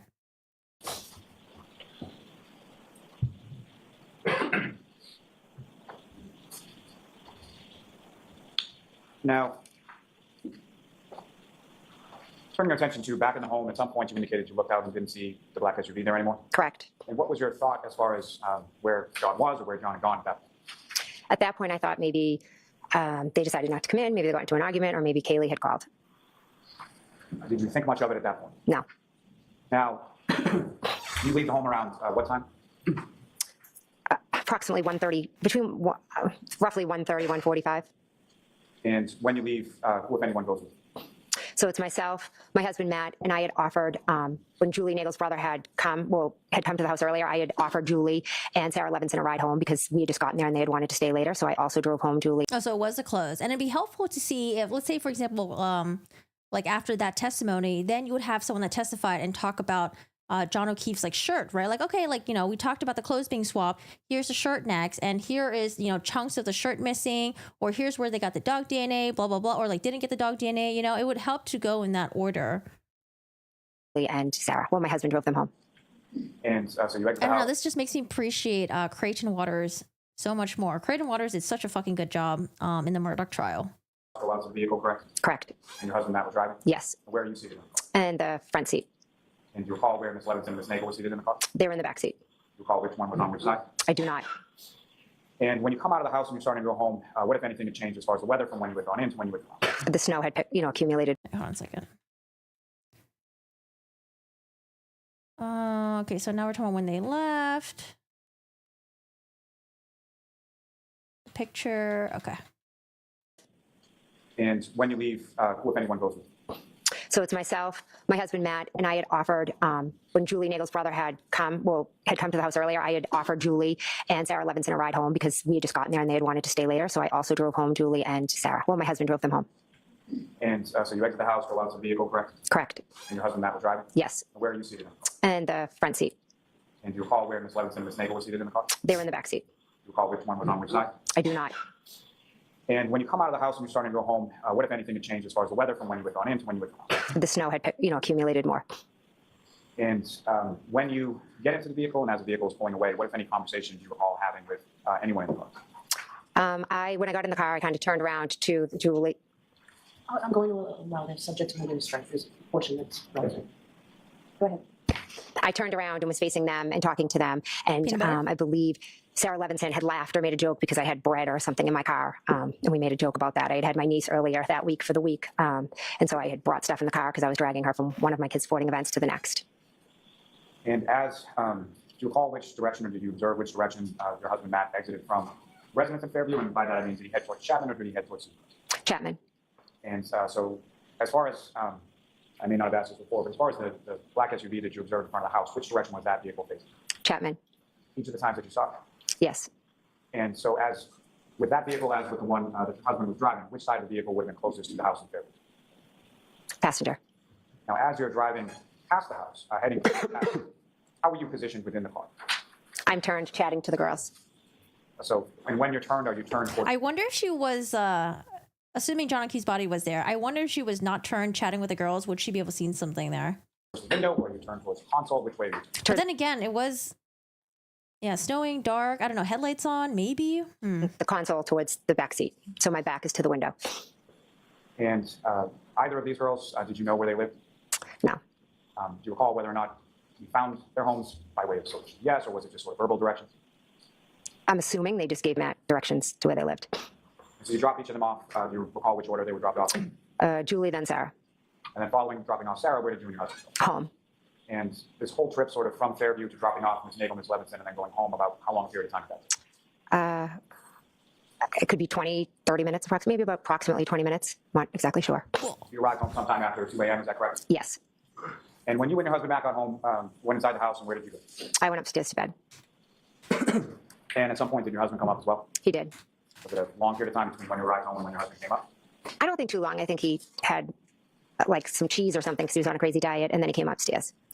Now, The cheese diet. I think the husband said that he went to bed and then she was like kind of up a little bit watching TV or something like that, right? did you go right to sleep, or what, if anything, did you do when you went up to bed? I asked him to watch a show. He said no, he was going to fall asleep, which he does usually immediately, and I went on my phone. And what, if anything, do you recall doing on your phone as far as going on? I was researching. My husband and I did briefly talk. My daughter had gotten an offer to play on a club bath. Can we get her full search history? Now, people are saying that Jen McCabe may have Googled something. What was it, like hose long to die in the snow or something?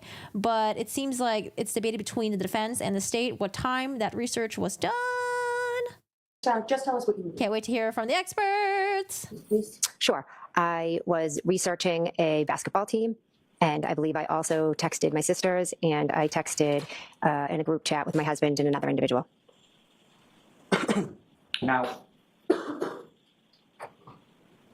if I could just turn your attention back to when you were at the house on Fairview that Maybe it was like he's on a diet, he was really hungry, so he came home, and since he didn't eat anything that day, he just had some cheese. evening, and I believe this is the last time, so I apologize for back and forth. But when you were there, what, if any, videos or any music or anything that you pull up on your phone to share with the group that you were there? So one of my sisters loves this song "Raining Men," and she always, Oh, sorry. well, not always, maybe every once in a while, she's a little too much to drink and takes out an umbrella and sings and dances, and it's like a big family joke. And my other nephew had previously been over and showed me the video from whenever, I don't know if it's the 1970s, of It's Raining Men. So I just was playing it, showing my other nieces and nephews, and we were just like laughing because they all have umbrellas, and it's just something, it's like an inside family joke. So I played that, I think, a couple of times. And so after you get home and you're looking at the basketball program and things of that nature, what, if anything, else did you do before you went to bed? Or what So I have it slowed down, sleep, I should say? or no more speed. Nothing. I possibly could have gotten up to go to the bathroom. I do that almost every night. That sucks. Now, at this time, you had an iPhone, is that correct? Yes, Did you also Keto? have Oh, an I Apple never Watch? do keto. I did, yes. And do you recall whether or not you were wearing the Apple Watch that evening or when you went to bed or anything like that? I do not recall. And as far as the Apple Watch is concerned, is that something that you routinely or always take off before you go to bed? Or? Mostly, but not always. I mean, there are times I go to bed with it on. More often than Speak to not, I this, take it okay. off, but there are times that I do sleep with it. And with respect to this particular evening, do you recall whether you had it on or whether you took it off or even had it on at all?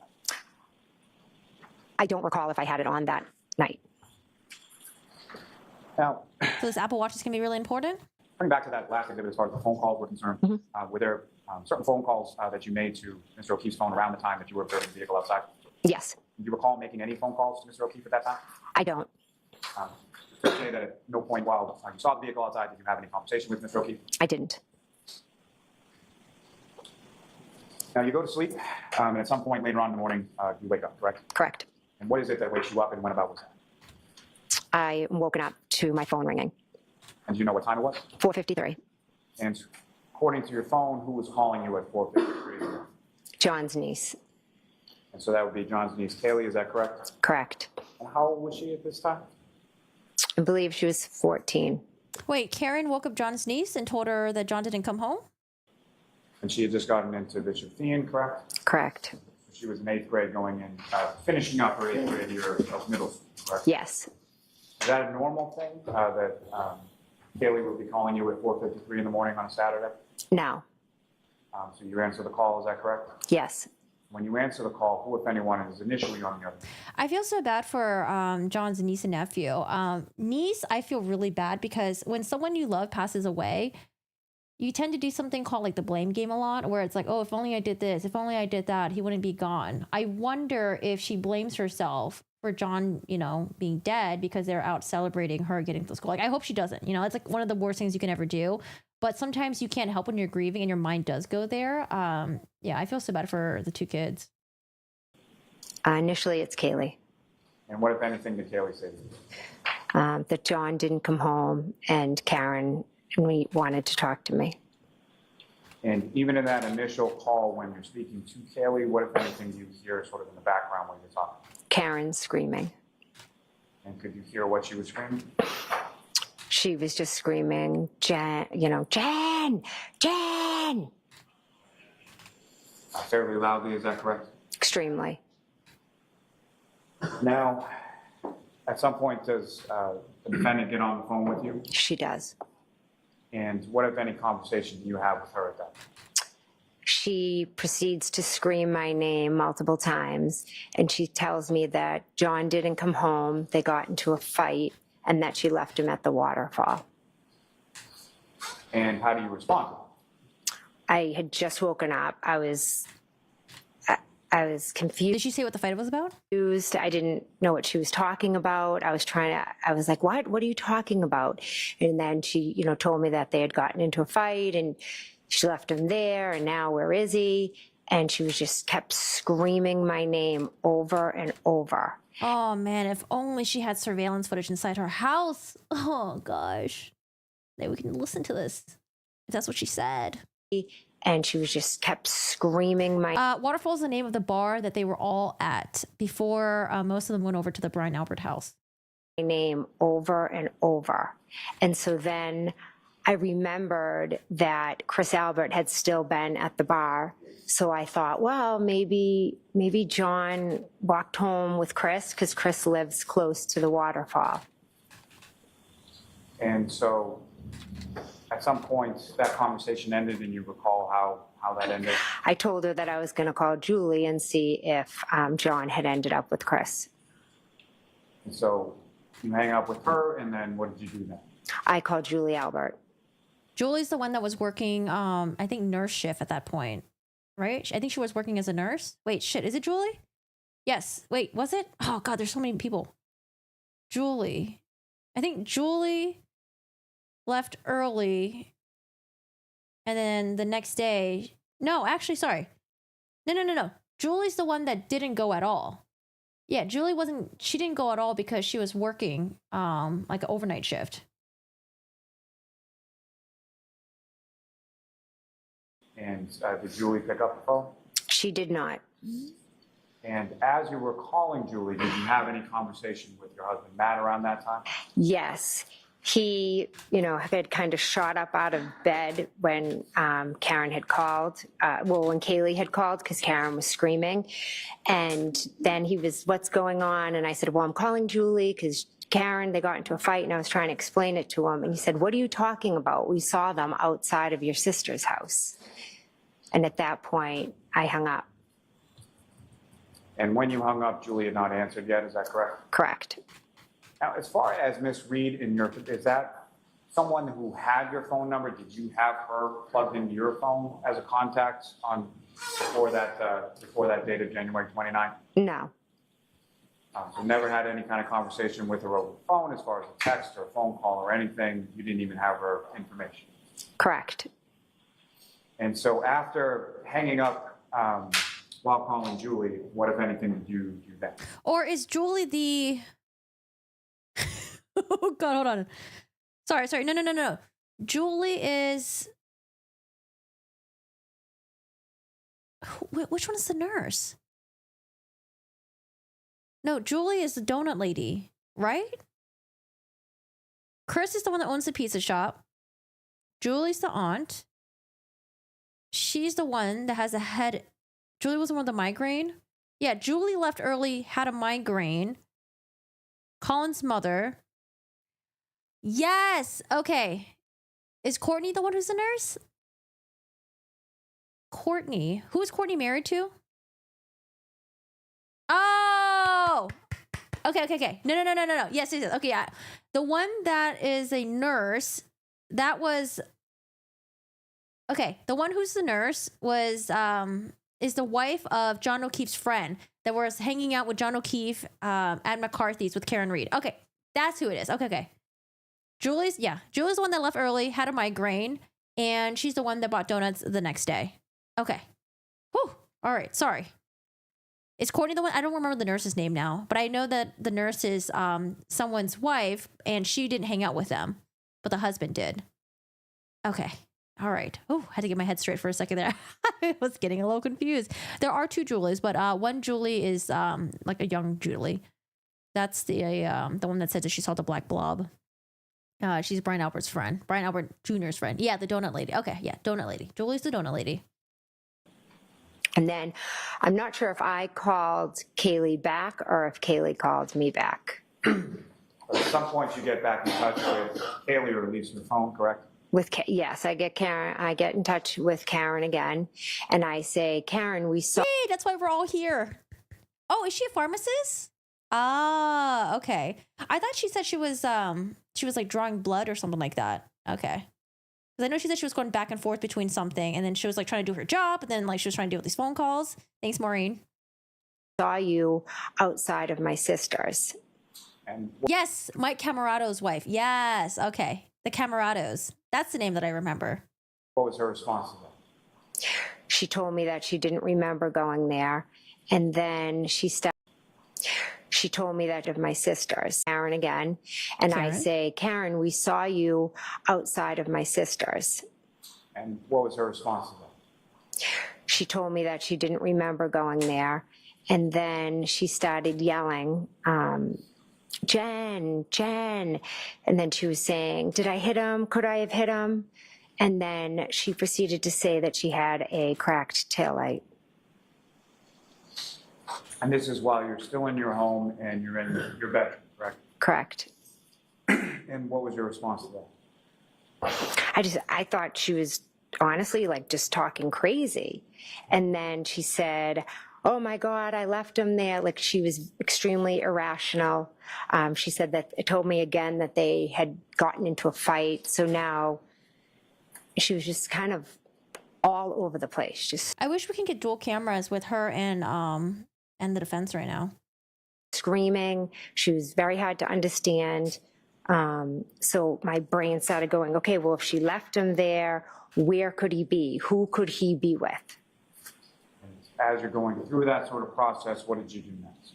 So then earlier in the night, there was another individual who we had been in contact with, or my husband had been talking to, and he had mentioned that he was gonna meet up with John at Waterfall as well, but he never ended up coming. I knew he was at a house close to Fairview, so I thought, well, maybe if they got into a fight, like John might have texted this individual, and maybe he just ended up on his couch. Who was that individual? Tom Beatty. And who was Tom Beatty in relation to, how did you know him? He has two daughters that are the same age as my daughters. Why didn't the Commonwealth start with her testimony?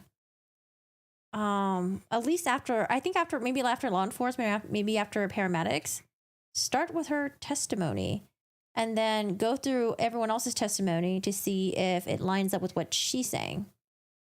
I don't know why they didn't start with her. I don't know. Maybe they wanted to save the best for last. When I say the best, like the best witness for their case so far. Confused. One of those daughters, at least around the same age as Kaylee. Yes. And so, based on sort of that process, thought process, and what you're doing, what did you do then? So then I start calling Tom. And at any point in time that you call Tom, did Tom pick up the phone? Did you speak with him? He did not. And so, following that, what did you do from there? So I know at some point I was starting to call John. My husband was as well. At that point, I get up and I'm like, okay, well, got to go out and look for him. And in my head, I was thinking I'll drive over to Tom's and maybe he's there. I then go downstairs. Matt gets up. He's starting to get dressed. I go downstairs. I make a coffee. And I'm not sure how much time passed, but then all of a sudden I hear screaming out front. Now, if I could just take it back for a second, as far as a decade or so that you had known and been friends with John O'Keefe, with his either his niece or his nephew or both home, is him not coming home, is that something that had ever happened before, you were ever aware of before? I was never. Ask it to.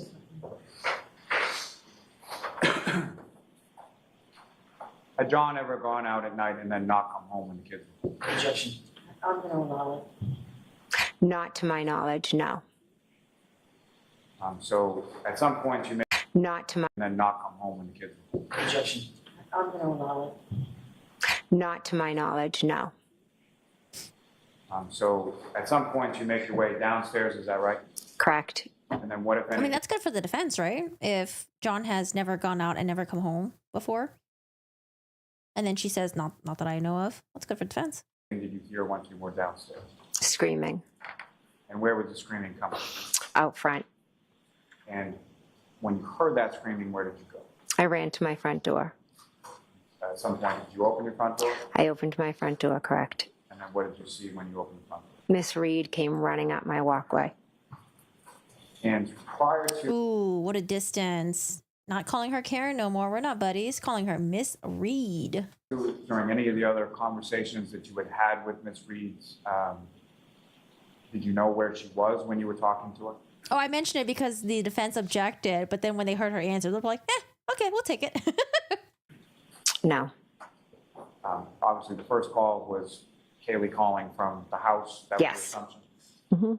And then So subsequent. is that a yes or a no? Yes. And as far as the second call that you were talking about, do you know where she was when she was talking to you then? The first couple calls, I know she was at the house, and then I don't know. So was opening your door, hearing the screaming from out front, was that something that surprised you? Yes. And when you hear the screaming, if you could just explain to the jury, how loud was the screaming that you were hearing? Very loud. And what, if anything, was she saying at this point? It was more of the, Jen, did I hit him? And then she would yell, did I hit him? Could I? I wonder if any of the neighbors heard Karen outside. Could they testify saying they're like, hey, I woke up at like 5 a.m, this woman was screaming and she kept saying, did I hit him? I mean, that could be a really strong one too if they have any neighbors that can attest to that. I have hit him. And then she was yelling, we have to go to Fairview. And in addition to Miss Reed, what, if anything, else did you see when you opened up the door? Just, That's in a better way. Did Yeah. you see a vehicle? yes, And where was the vehicle and what did the vehicle look like? it was in my driveway. I believe the driver door was left open. And what kind of vehicle was it? A black Lexus. Consistent with what you had seen outside of Fairview the night or earlier in the morning? Yes. And so as she's coming up your walk towards your front door, Running, yes. and then what, if any, conversation did you have with her there? I don't know. I don't think it matters. I think both Jackson and Yannetti, they're both very good at cross-examining. Very scary. I think I get more frustrated. No, yeah, they're both really frustrating though. Sometimes when they try to hammer something over and over and over again, it's like, oh, I think we can move on now. Like, shall we just move on? But other than that, they've been pretty good so far.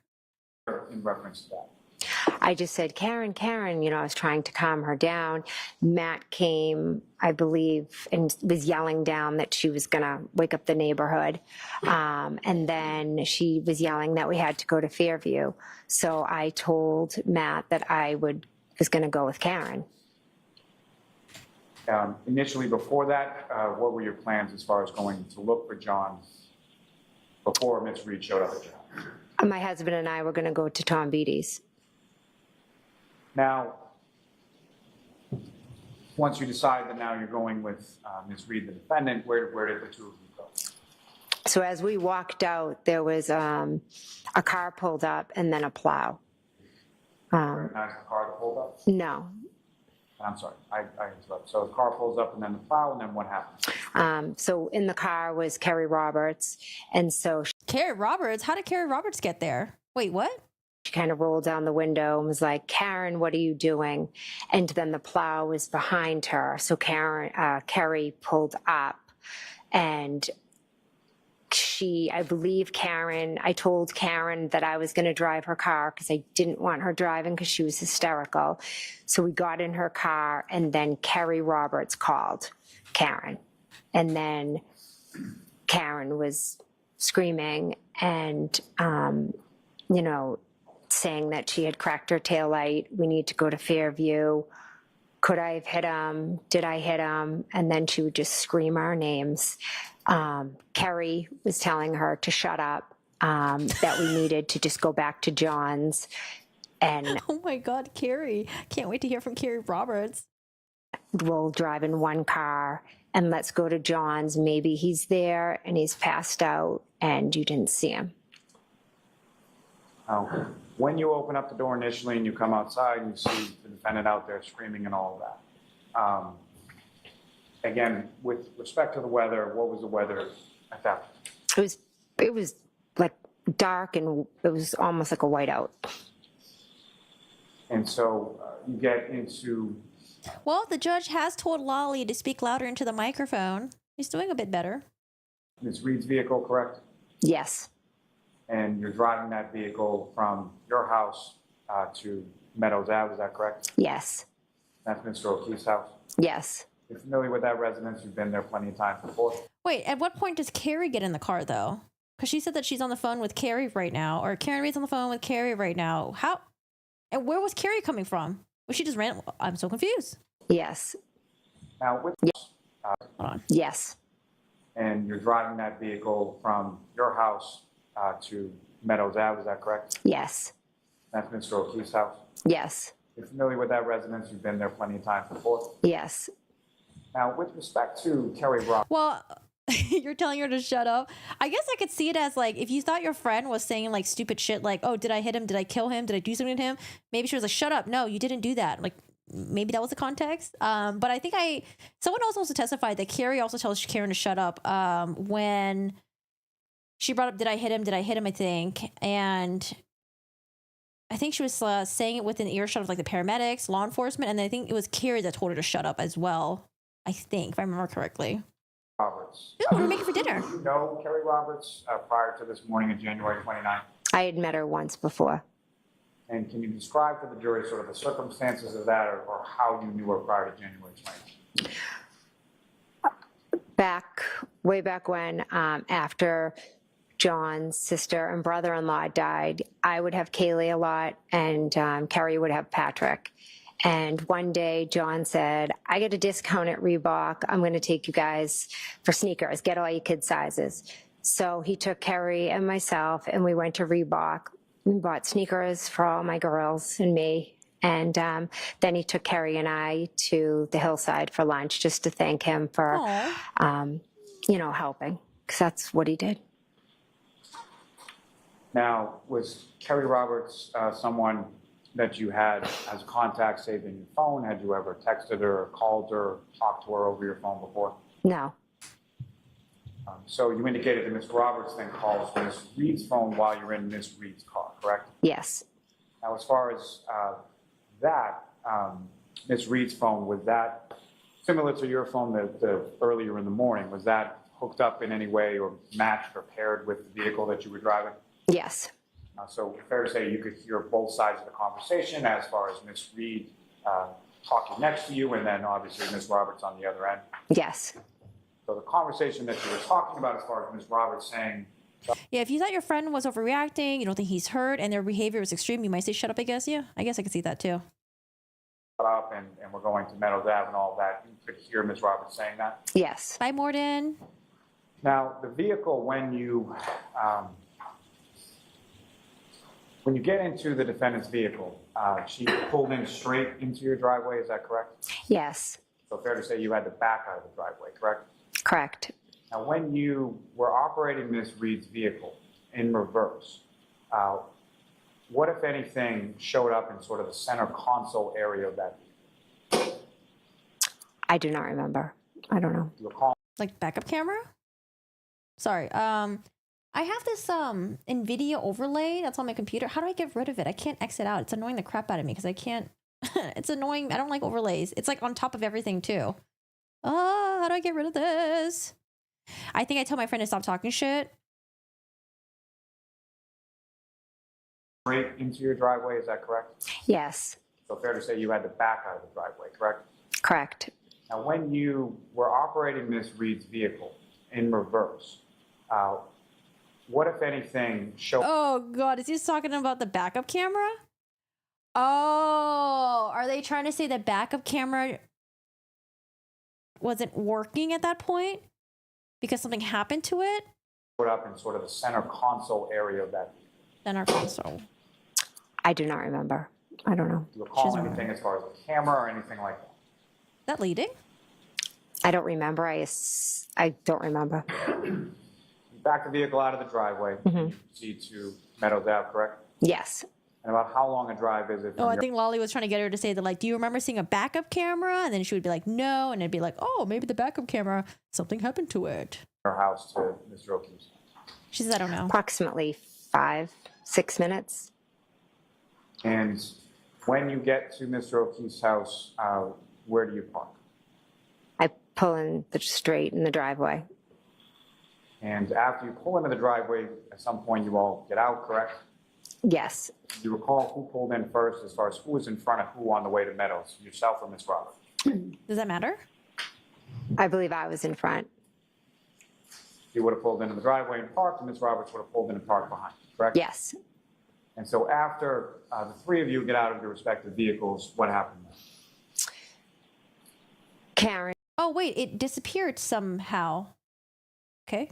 I don't know. Maybe we'll come back. Thanks, y'all. Brings us to the back of the car and says, look, see, I have a cracked taillight. And where on the vehicle was she directing yourself and Miss Roberts' attentions? The back right. So the passenger side, rear part of the vehicle. Yes. And when you looked at that area of the vehicle, what could you see at that? I saw that there were missing pieces, but there was also snow covering it. And Karen was screaming, look, look. And then Kerry was screaming back at her. It was very chaotic. So I didn't stare in depth, but what I can tell you is there were I saw missing pieces from the taillight. And Oh, man, I wish...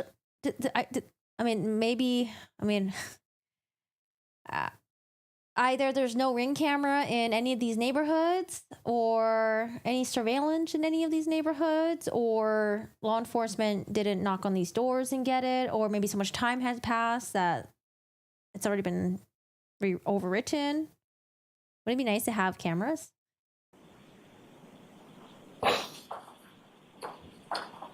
And at some point, about how long a period of time is this that you're out in Mr. O'Keefe's driveway looking at the cracked tail?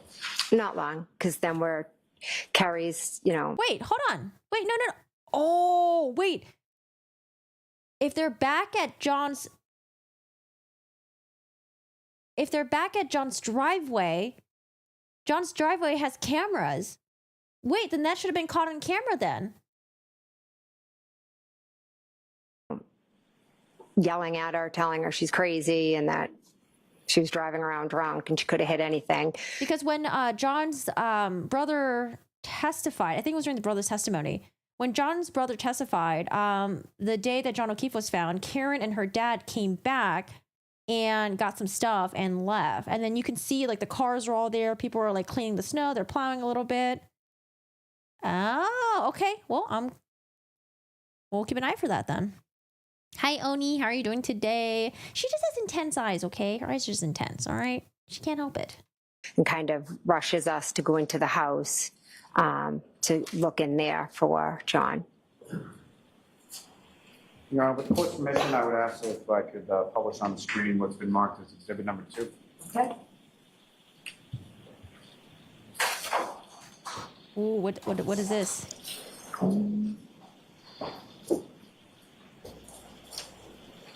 And Mr. McCabe, do you recognize what's up on the screen? I do. What is that? That is Meadows Ave, John's house.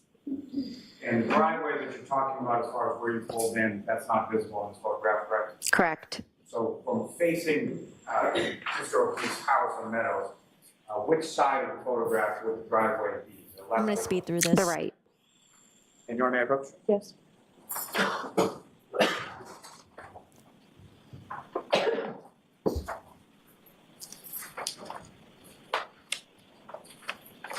That's it? You recognize John's house? It's parked to the side of the driveway. Car? Okay. Do you recognize what's in that photograph? Yes, What do you recognize? that's John's car. And where is John's car in relation to John's house? It's parked to the side of the driveway. And you also see sort of the garage area in that photograph? Yes. May I approach? Yes. I'm going to seek to introduce in the minute. Objection. How's it going, Oni? How are you? Now, Mr. Cave, with reference to what's up on the screen is that photo that you just had for you. Yes. And there are 2 garage doors on the house at One Meadows Ave, correct? Correct. Left and a right, is that fair way? Yes. And you've been inside Mr. O'Keefe's house a number of times before, correct? Yes. Now, with respect to the garage door on the left, what was contained within that part of the garage? His old-fashioned car. One that Kaylee didn't like? Yes. And on the right side of the garage, what if anything was in there? It's pretty open. How would you describe Mr. O'Keefe as far as how he kept things around his house, either in the house or the lawn or things around? John was very meticulous. Everything had its place. Now, when you arrived there on the morning of the 29th, Mr. O'Keefe's vehicle wasn't parked in that position, correct? Correct. From sort of the outside of the residence, were you aware of there being any sort of security? Yeah, no security footage that we've seen at the Alberts family home, but we have seen footage from John O'Keefe's home on day 1 of trial. Our house is in a our house is a very, very, very, very fine house with 2 cats in the yard. Used to be so hard. Are they your cats or are they like stray cats? Whose cats are they? I made friends with one of the neighborhood cats. It purred and wagged its tail. So maybe next time I'll bribe with some food or something so we can be best friends. Cameras or anything on affixed to the house of One Meadows Ave at that time? Yes. How were you aware of that? John told us he was, I don't remember, years prior, I believe, he came over and he was so excited that he got in a ring and he would always show us it. He just was always watching. And when he would show you that, how would he show you? Like on what kind of device? On his phone. So he had the ring application hooked up to his cell phone. Yes.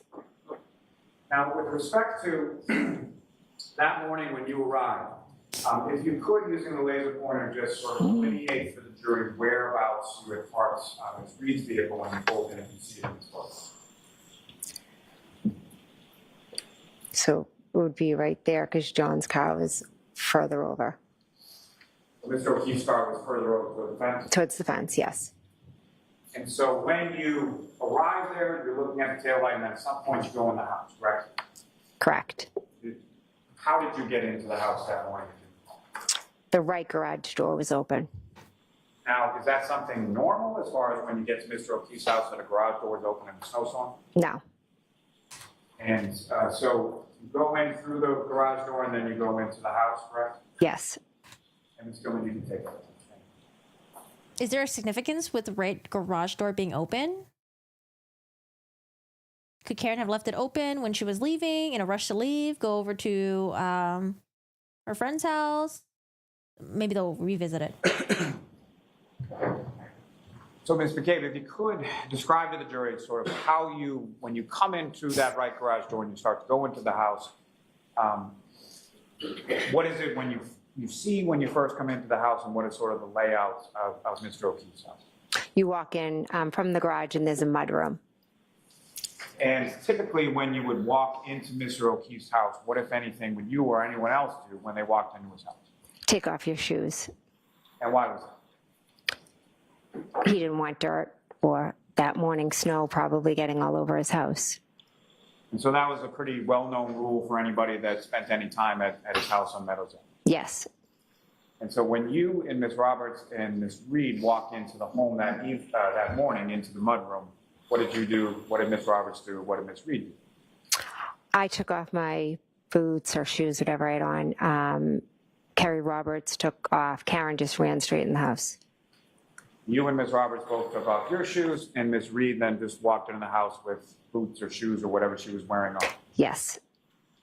And then once you get into I think that can go both ways, though. I think it could, if for example, for the state, right? It could just be like, oh, Karen already knew John was dead, so she didn't care if she was going to stomp all over the house with the shoes on. But that could also go forward to the defense as well, that she was such in a frenzy that who the fuck cares about shoes in the house, right? Maybe they'll revisit that. the house, where is it that the three of you went respectively once you got in? We all dispersed. I looked in the TV room where there is a couch. Then I kind of walked through a dining room, and then I peeked into a living room. I went upstairs. I looked in John's room. Carrie was also running around different rooms.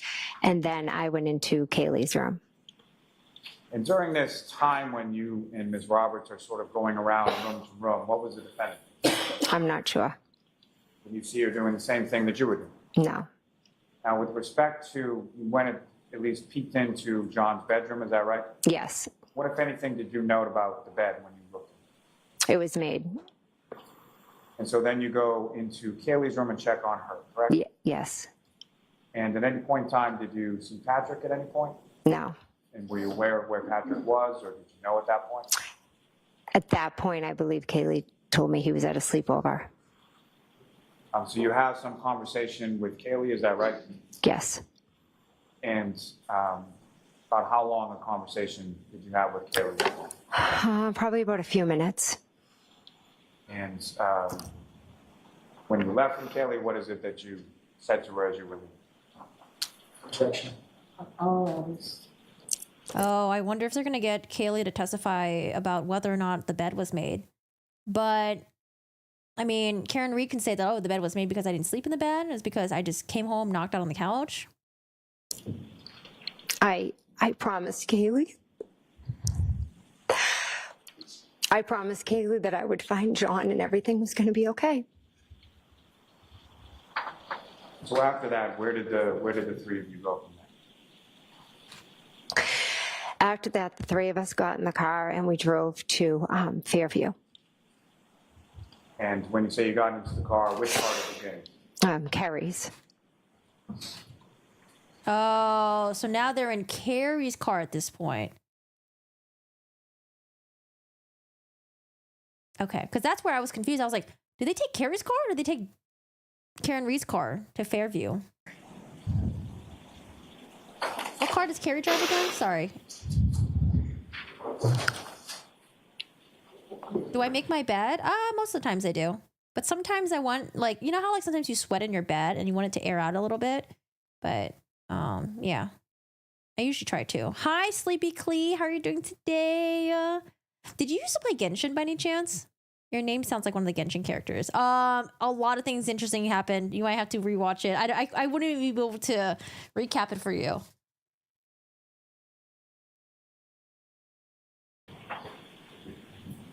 Sweat in the bed. Yeah, I know that there's this bed that people swear by that regulates your body temperature, but I found out it's a fucking subscription, so you're gonna be paying for fucking life. I'm like, hell no. I hate subscriptions.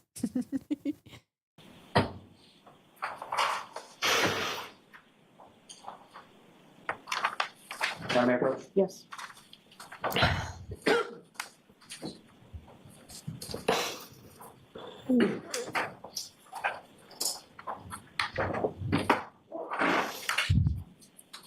So again, showing you two photographs. Again, if you could just look at those and look up and finish.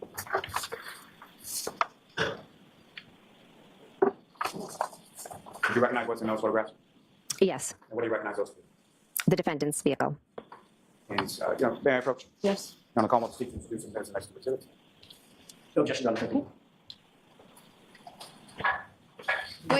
Wait, Carrie also drives a dark Lexus SUV dips? Thank you. Oh, your name is Kaylee. Gotcha, gotcha. Sure, well. Pretty name.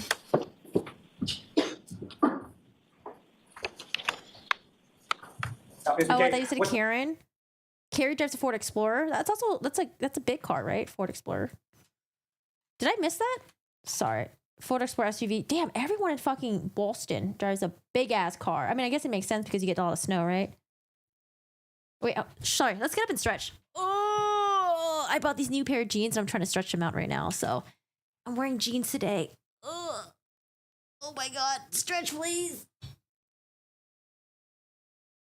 Oh. I didn't realize how amazing Levi jeans are. I thought Levi was for nerds, but they're so comfy. And they feel nice. Jeans are the devil. I like jeans because I like pockets. I like putting things in my butt pocket without having it sag. So when I wear because my favorite to wear is basketball shorts, but basketball shorts sometimes it droops a little bit because phones are heavy. And then sweatpants, forget it. It's definitely gonna droop. But jeans are nice because you just stick in your butt pocket and it doesn't go anywhere. Those emotions strike me sincere. Yeah. I think Jen's looking pretty good on the stand right now. But we'll have to see with cross-examination. I only wear stretch jeans now. Fuck that hassle. I mean, this one has like 1% elastane. So it's nice and stretch. But I think these are the type of jeans where it like also molds to your body as well. I love me some Levi's. Yeah, and I didn't realize Levi's also have crazy sales. Like right now, they have almost essentially 40% off. Amazing. You should get like the mummy elasticated jeans. I used to have them, but I don't wear jeggings anymore. All right, guys. Okay, so Elvie says Jen's a big lie. You can tell by the little bits of information. Funny Brett story. Brett is hilarious. Karen knows that she's lying about her, and it stings. Levi's the best. Yeah, I mean, it's cool to see people's different interpretation of Jen's testimony. I don't know. I think she's coming off pretty good on the stand so far. But we'll have to see, if this continues or if cross-examination, if she's going to get completely destroyed. This is the picture quality. I think the camera's having a hard time focusing. I don't think it's Lolly's fault. I don't think he brought in like a hazy evidence or anything because the entire thing is hazy. I think the cameraman's adjusting right now. All right, y'all. I'm going to use the bathroom real quick. Be right back.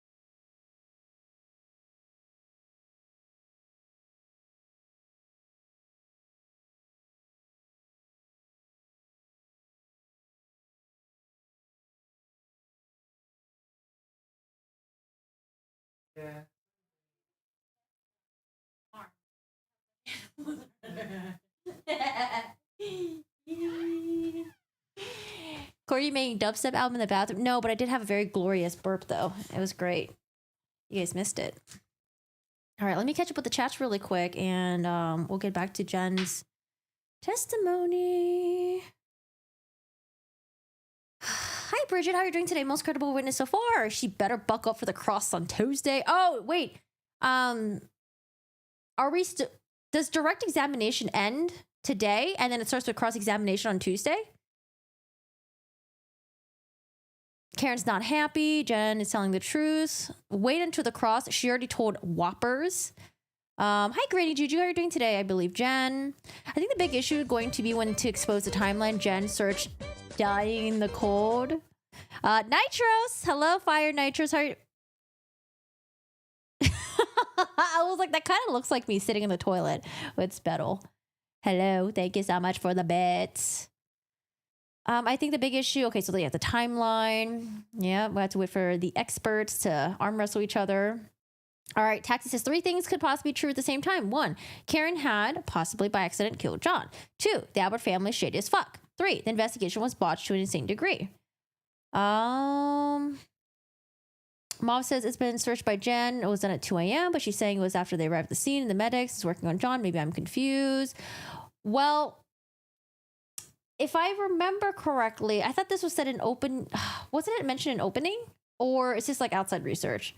I thought that the state is going to have 2 experts. That's going to say Jen searched that at 2 a.m. And the defense is saying, no. That search was done at. Sorry, no, I have it mixed up. Sorry. Yeah, sorry. I think the state has 2 experts that are going to say that Jen did that at like 6 when John and the medics and everyone was there.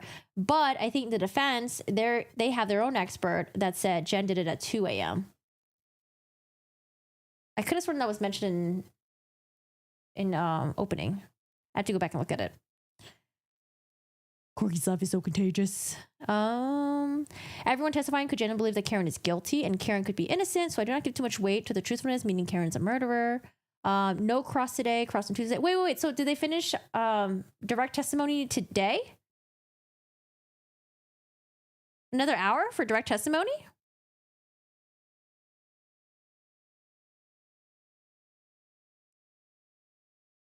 The pic in this photograph is the defendant's Reed's vehicle, correct?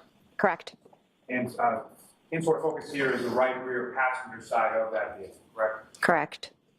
And the tail light, if you could, with the laser pointer, just direct the jury's attention to where you observe that. I'm dropping frames. One in chat if you can see me, guys. Am I dropping frames? Same thing happened to me. I was installing NVIDIA Studio Driver, but I think it stopped. You buffer for like 10 seconds. Oh gosh. One. It looks good. Maybe it's just Twitch. Twitch nerds. Hi, Kitsune. How are you doing today? You're watching in both? I think it was happening in Twitch only. Yeah, Twitch nerds. It's fine. No, it's weird because usually it's YouTube that always like F's up. And then Twitch is usually like the better child. All right, today YouTube's a better child. Twitch over YouTube? I honestly like watching on Twitch because this is what you can do. During a live stream, you can just go back and forth like this. On Twitch, you can't do that. It's so dumb. You have to clip the VOD and then you can go backwards. Dorks. I know they are dorks, aren't they? How are you guys doing today? Hello, Ken. How's it going? I hope you're having a wonderful, beautiful Saturday.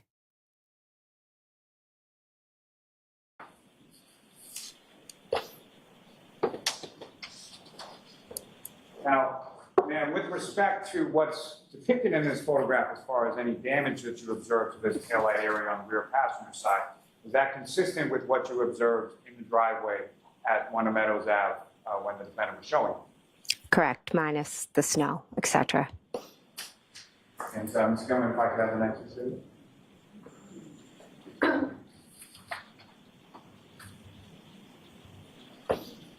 And again, do you recognize what's depicted in this photograph? Yes.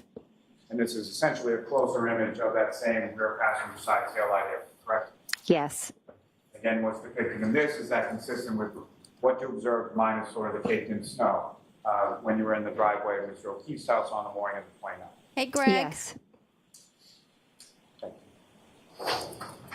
Gentlemen, you can take that down, and Your Honor, with the court's permission, I would ask to publish just a short portion of, actually, I'm sorry. If I could publish a portion of what's been marked as Exhibit 6, which is the ring camera from the driveway. Okay. Ms. Gilman, if I could have video number 154 from the driveway.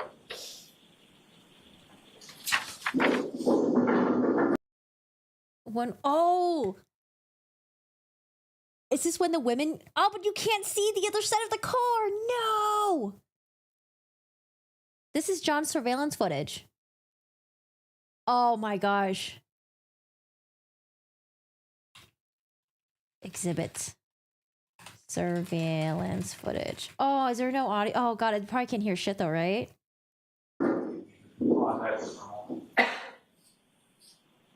Mr. McCabe, directing your attention up to the screen, what's been marked as Exhibit 6 or video from Exhibit 6. Do you recognize what's I'm gonna boost the audio up. in this video? I do. What do you recognize? Well, now I want to know if, well, yeah, now I want to know if Karen gathered the women and pointed out the back of the taillight to show, could I have hit him? Could I have hit him because the back of the taillight's gone, right?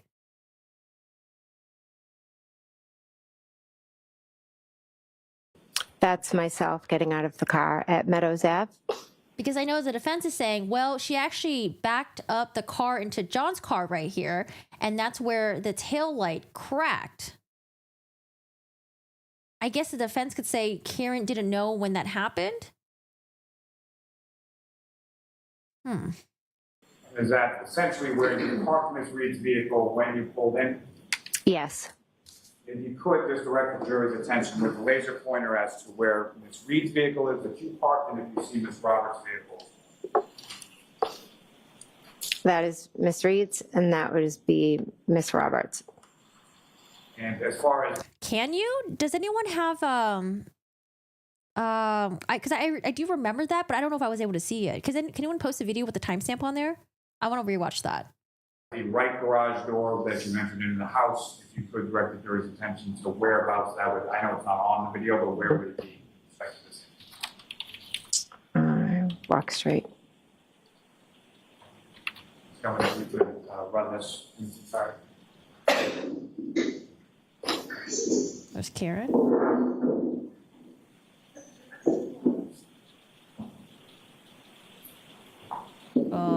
Looks like they went straight to the house.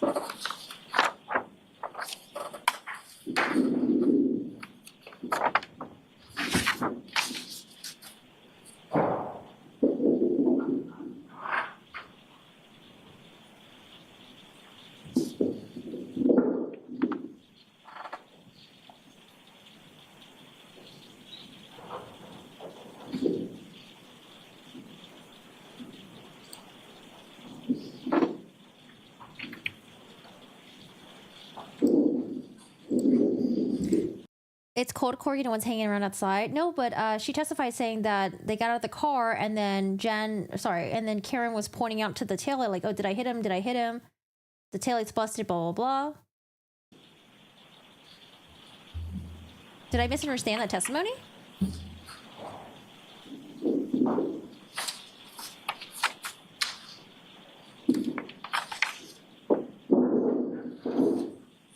This is what I have.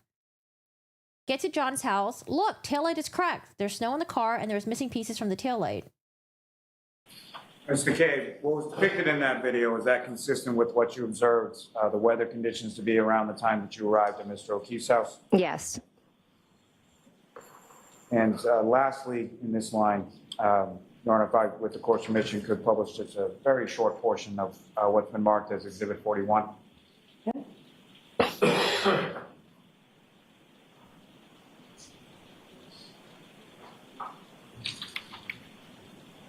I boosted the audio, hoping we'd hear Gentlemen, if I something could ask you in to the fast forward surveillance. this to about 2 hours and 10 minutes. Wait, okay, what the fudge? Why are we? Oh, okay, he's just trying to show that. Hold on a second. Do we have transcripts? Please, please, please, please, please, please, please, please, please, please, please, please, please, please. Transcripts. Please show. Okay, I'll wait for the transcripts to load because I could have sworn she said that when they got to John's house, Karen was pointing out that the taillight was cracking, shit like that. Oh no, now. Oh, I made the YouTube gods angry. No. Oh, never mind. They're happy now. No, they're mad. Oh no, they're happy. Maybe you could play from there. What's up with these filters that Canton has on their pictures and their videos? Stop it there. Oh! Again, what's in this video? This is when they do the welfare check. Okay, cool. Sorry, I asked someone earlier to pull it up for me. They're doing it right now. Okay. Do you recognize that, Mr. Kid? Yes, I do. What do you recognize that? That is John's house. I'm just going to play from there.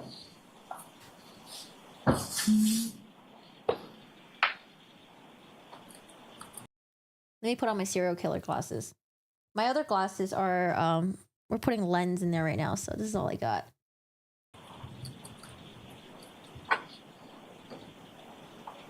Just going to do good stuff. Okay, I do see it. Gotcha, because it's not red anymore. Let's see, display capture. Is there a way for me to make it bigger for you guys? No? Did I zoom in? Oh god, did I not zoom in? Come on, snippet tool! Let me zoom in! No, I can't zoom in. Yeah, okay, I'll just circle it. So the taillight in question, stop it. The taillight in question is right here, right? That's the taillight that's not in question. That taillight is still red, but over here, you can see how it's clear right there. It's not red. Yeah, I mean there is a chunk that's missing. Because I think the defense was trying to say that it was cracked, chunks were not missing, and that it was cracked, it was brought over to the police station, and then somebody took chunks of it and then sprinkled it on the Albert family home. But right there, you can clearly see it's clear. There's no red taillight right there.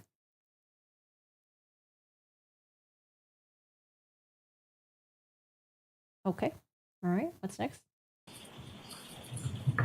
Now, what's depicted in this video, sort of the screen. Hi, Russian Aloha. How are you doing today? If you're interested in this case, I would recommend watch from the beginning. This testimony is very interesting. Directly in front of you, do you recognize that? Yes, What do you recognize that? John's driveway. As far as what, if anything, do you observe in John's driveway?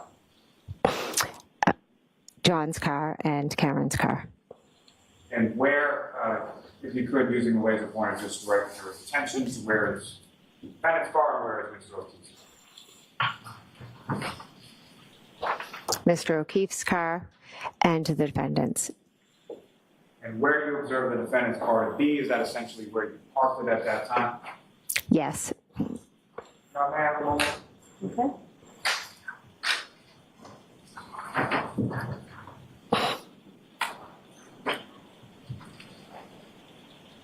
Yeah, because I'm pretty sure defense said that the backlight was cracked, not chunkly missing.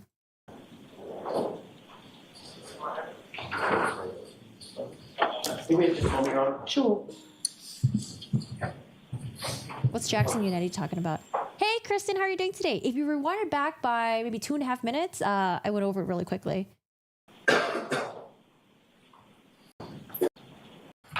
What are we discussing right now? I'm gonna forward. What you observe. What did the judge say? Jurors, I just want to tell, I appreciate counsel trying to work together for this. It's probably going to take too long, so we're just going to make do. We've had enough interruptions. So. What did she just say? What? What came out of her mouth? Probably going to take too long, so we're just going to make do. We've had enough interruptions. So. do something without interruptions? Now, Mrs. McCabe, as far as what you observe from what you can on the screen right now, the condition of the passenger side tail light, is that consistent with what you observed when you parked the vehicle there sometime earlier that morning? It's kind of hard to see from this distance. And just Kristen, don't worry. I feel you. Lolly is a tough one to listen to because when questions sound convoluted, it's very easy to want to tune it out because otherwise your mind is doing too much mental gymnastics that it doesn't need to be doing. if you could, lastly, just with the laser pointer, direct the jury's attention where in the video you see the rear passenger side tail light. Just go in, you can take that.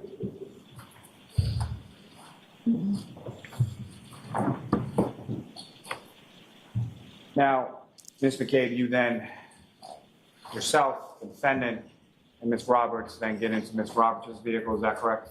Yes. Who's seated where within Ms. Roberts? Okay, sorry. So I wanted to go back to what the hell is going on here? I wanted to go back here though, because I could have sworn John's house. Oh my god, what's wrong with this transcript? Hello? House? House. Oh shoot. John. Right around the 6 hour mark. Oh god. Go backwards actually. That will probably be faster.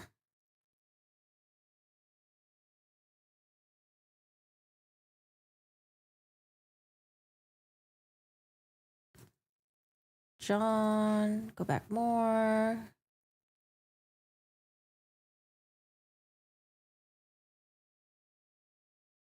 What time? We're at 6:19. Okay, sorry. Because I thought that would be very important. So she talked to Kaylee. Okay, she talked to Kaylee. Went to the bedroom. Went to a different bedroom.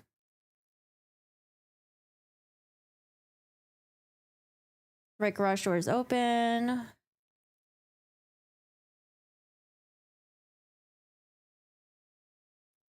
The layout of the house.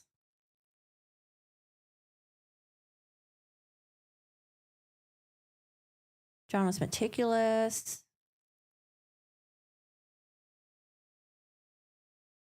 John's car.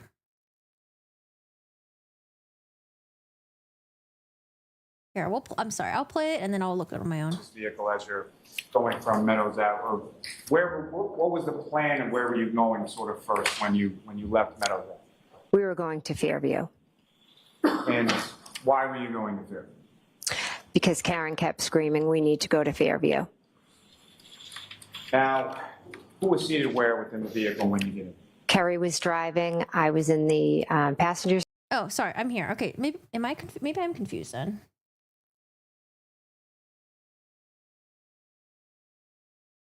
Because I thought this would be very important for the state.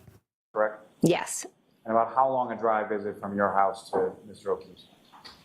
approximately 5-6 minutes. And when you get to Mr. O'Keefe's house, where do you park?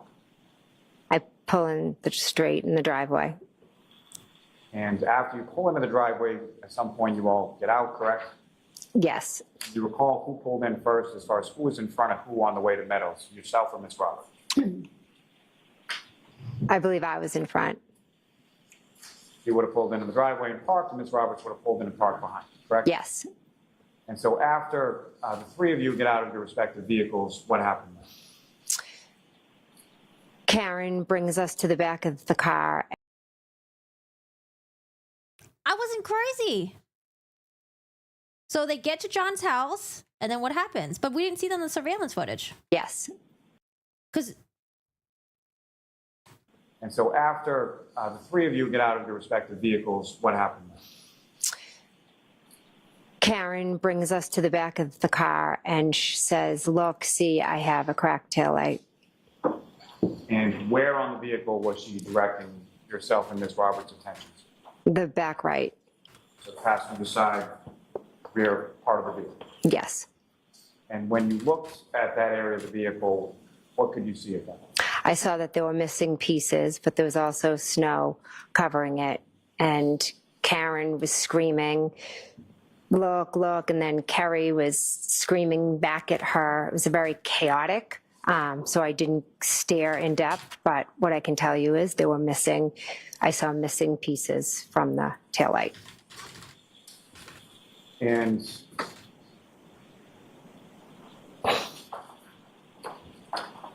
then at some point, about how long a period of time is this that you're out in Mr. O'Keefe's Taking off my serial killer glasses.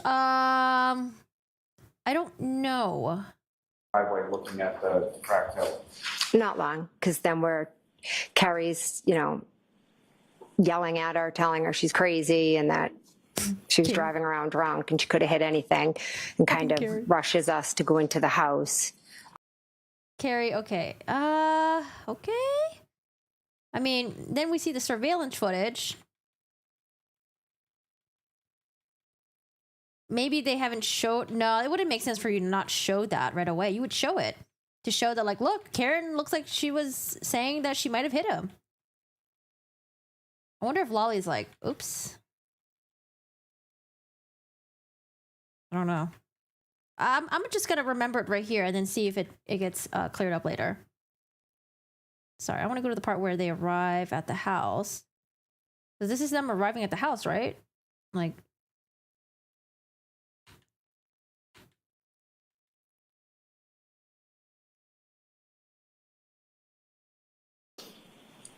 That is Miss Reed See Ms. Roberts' getting out of the car. if I could have I'm gonna forward it a little bit fast. Ms. Kilman, if I could have video number 154 from the driveway.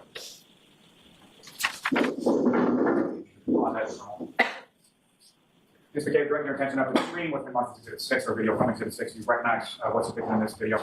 I do. What do you recognize? That's myself getting out of the car at Meadows Ave. Is that essentially where you parked Ms. Reed's vehicle when you pulled in? Yes. If you could, just direct the jury's attention with a laser pointer as to where Ms. Reed's vehicle is, if you parked and if you see Ms. Roberts' vehicle. That is Miss Reed's, and that would be Miss Roberts. And as far as the right garage door that you mentioned in the house, if you could direct the jury's attention to whereabouts that would, I know it's not on the video, but where would it be? Walk straight. So if you could run this. Sorry.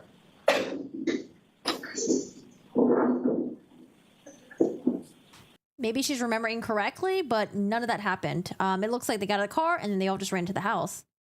We'll see if Lolly clears that up, or maybe it never gets cleared up. Her seat, and Karen was in the back. And what were the lighting conditions at this point that you're driving over there? It was hard to see out the window. You really had to be kind of staring out. It was dark. The snow was coming at the car. Hey, psych nurse. And as you're making that drive, or as Ms. Roberts is making that drive from Yeah, I mean, it looks dark right there. Meadows Ave to Fairview, about how long a drive is it? Hey, Lycan. Approximately 10 minutes. I mean, with the weather, the lights, the street lights, I wonder if Karen was sitting in the back, like towards a window, or was she sitting in the middle, but like inched up all the way towards like the middle, so she could be like near the women. Say about 10 minutes, give or take. And as far as during the drive from Meadows Ave to Fairview, what? Or when they leave to go back out, yeah, maybe. I mean, that would be all in the surveillance footage, right? What's going Hey, if it's an inconsistency, I'm sure if Lolly doesn't address it, the cross-examination will definitely address it, right? on inside the car We will wait. over the course of that ride? Karen is in between us, like from the back, kind of. That's what I was wondering, if she was sitting in the middle and then kind of like up in the front with all of them. Okay. Pushing up in between Carrie and myself, and she's just screaming, Carrie, Carrie, her name over and over, my name over and over. and repeating certain phrases. Could I have hit him? Did I hit him? Carrie is yelling at her to shut up, to sit back, to buckle up, to look for John. And while this is going on, what, if anything, are you and Ms. Roberts doing in the front seat? We're just, she's slowly driving and I'm just peering out the window looking for John. I mean, it was a crazy situation. She's screaming, he didn't come home. Could he be walking home? Where is he? So we're just looking out the window, looking for John. Now, during the time that this is going on and Ms. Reed is sort of screaming in between you, was that continuous, or what, if anything, else did you see her doing in the back seat while you were going from Meadows Ave there? But I will say this though. If Karen was in such a frenzy to the point where she was screaming, like if you were that worried for John to the point where you're already screaming and you're kind of like going like a little bit nuts, that to me is enough energy to have already called 911 and be like, I don't know where he is, help me find him or something like that. You know what I mean? So that's a question that lingers in my head a little bit. I didn't see her doing anything. She just continuously screamed that. And then as we got by different landmarks, she then started, screaming, asking if John could be at certain people's houses.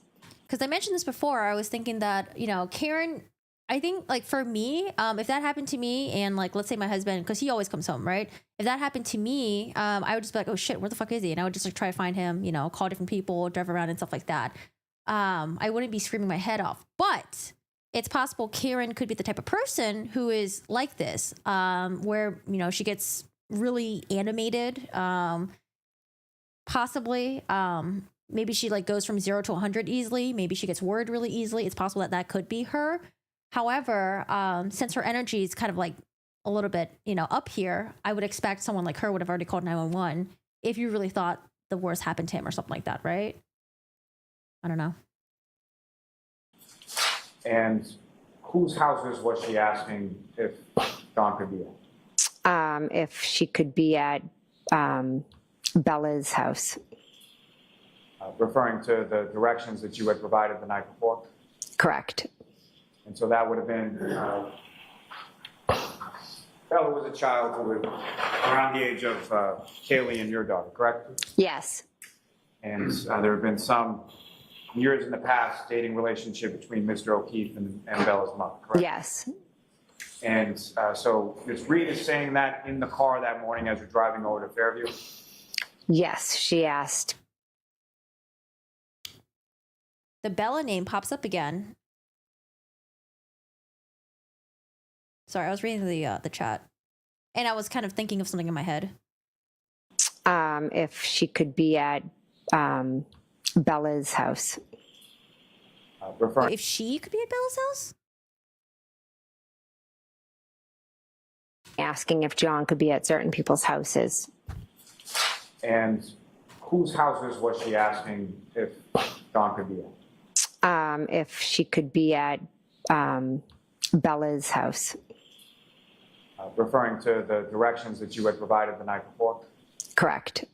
Wait, could he or could she? Sorry, did I hear that wrong? That would have been,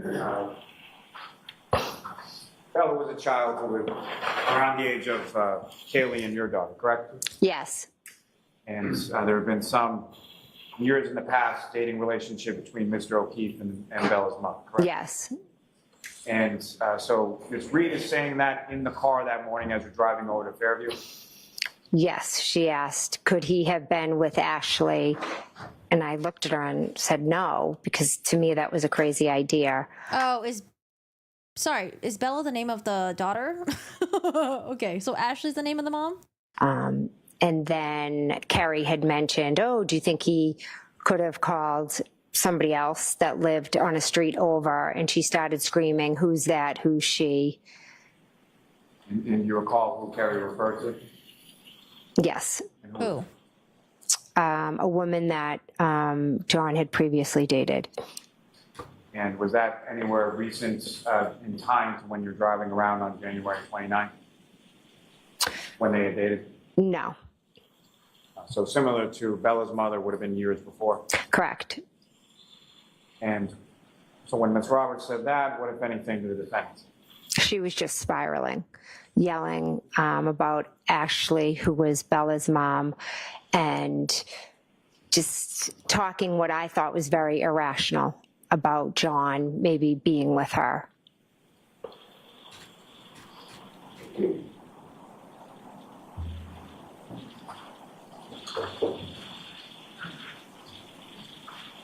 So you're looking around outside of the vehicle as the vehicle is going down towards Fairview, is that correct? Yes. And you recall how it was that Ms. Roberts came about coming to Fairview similar to the night before? Did she come in from the Chapman side or from the Cedar Crest side? Chapman. And as the vehicle turns from Chapman onto Fairview, what, if any, conversation was going on at that point? Well, Bella lives on that street, so that was when that conversation was being had. Also, just a continuation. It was just like continuous screaming of our names, Carrie screaming at her to sit back, and then sometimes she would sit back and almost like be quiet for a minute, and then it would start all over again. Now, as you were coming down Fairview Road, what, if anything, were you saying to Ms. Roberts did Ms. Roberts? Chai, hello. How are you doing today? I missed the trial yesterday, so we're playing catch up right now. I think, oh, gosh, Tuesday I might have to play catch up too. Ooh. Roberts know where she was going as far as where your sister lived? No, I told her that my sister lived at the bottom, and then as we got closer, I said, you know, just past, see where those trees are? Just past the trees is my sister's house. And as you got in that area of sort of the trees, from the residence of your sister at 34 Fairview Road, trees that you're talking about, where are they in relation to the property? They're at the start of the property is the trees, and then their property begins. And so the flagpole area and the fire hydrant that you were talking about in earlier exhibits, is that in the same area as the trees? Yes, a little. It goes the trees and then the fire hydrant, you know, then further up is the fire hydrant and the flagpole. As you're coming down Fairview now, approaching 34 Fairview, the house would be on which side Just a reminder, y'all, love the enthusiasm. Just keep it civil. of the vehicle, on the driver's side or the passenger side? The driver's side. And as you approach that area where the trees and the flagpole and the fire hydrant were, what, if anything, happens then? We drive past the flagpole area, and all of a sudden Karen starts screaming, there he is, and she's banging to get out. And banging on the door in the back seat. Yes. And at the time that she's saying this, were you able to see anything outside of the vehicle? I saw nothing. And what, if anything, when she's banging and kicking or banging on the door, what did Ms. Roberts do? Miss Roberts unlocked the door. Karen got out. Miss Roberts looked at me and said something like, she's crazy, or she's batshit crazy, something like that. And when the defendant gets out of the vehicle, Carrie Roberts better testify after her, okay? We better hear from Carrie Roberts like ASAP. Oh gosh, Mr. Lally, please don't hold Carrie Roberts until like a couple weeks from now. Please have her testify immediately afterwards. where is it that she goes? She just runs And runs with? straight to John. And again, when she's running, at this point in time, can you see what she's running toward or where she's going or anything that she's talking about? I was on the passenger side, so as I got out, she was already at John. So she gets out and essentially makes a beeline over to where John was, Correct. and you're getting out of the passenger side, and by the time you come around the car, she's already there. Yes. And when she gets over there, what, if anything, could you see at that point? She straddles John and she lifts up his shirt, and then she lifted up her shirt and went to lay on him. And Miss Roberts Miss Roberts went over and she was removing the snow from his face. Let me take a step back from that just for a moment. In Your Honor, with the court's permission, I would ask to publish just a portion of what's been marked as Exhibit 12. Okay.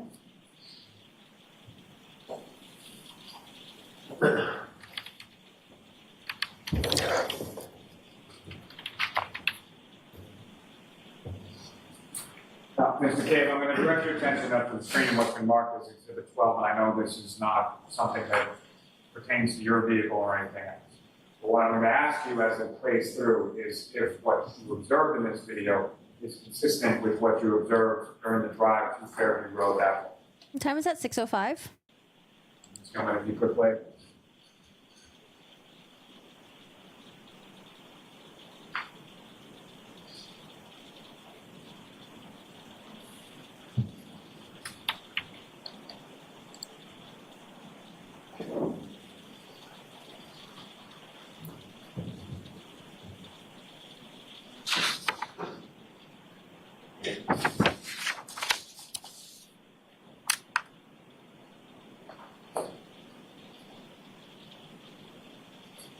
Now, as this video is running, Mr. McCabe, if I could just ask, what you see in this video, is that consistent with sort of the lighting and the conditions weather-wise that you observed when Ms. Roberts was driving from Meadows Ave to Fairview Road? Yes. Just a reminder to the jury about how poor the visibility is. There's rain coming down on the windshield. Wipers are going off. It's dark outside.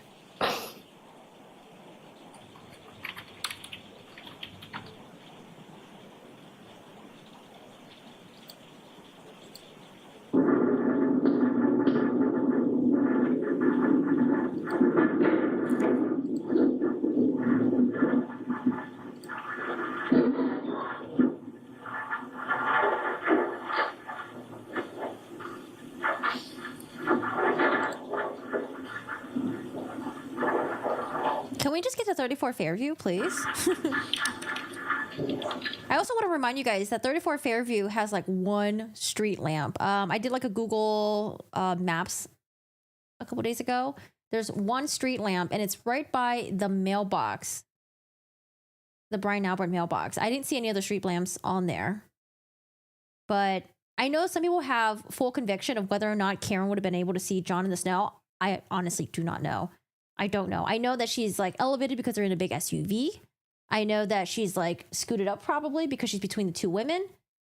But I also know there's no street lamp there. I know that it's dark. I don't know. I honestly have no idea if she would have been able to see John or not. That's going to have to go in the mystery bin for me. Mr. McCabe, do you recognize whereabouts in the town of Canton this perspective wise as far as what street or where it is, any landmarks that you observed in the video? Yes, that is Cassie. We just passed Cassie's Corner Store, and that is Chapman Street. Okay, we're almost there. We're not there yet.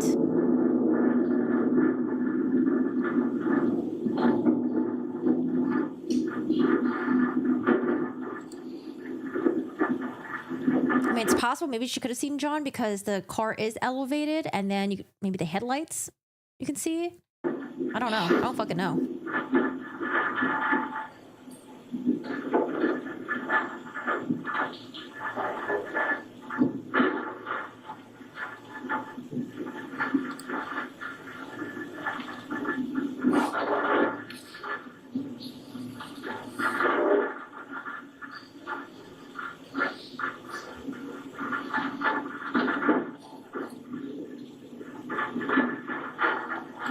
Yeah, so the street lamps are pretty far away from each other.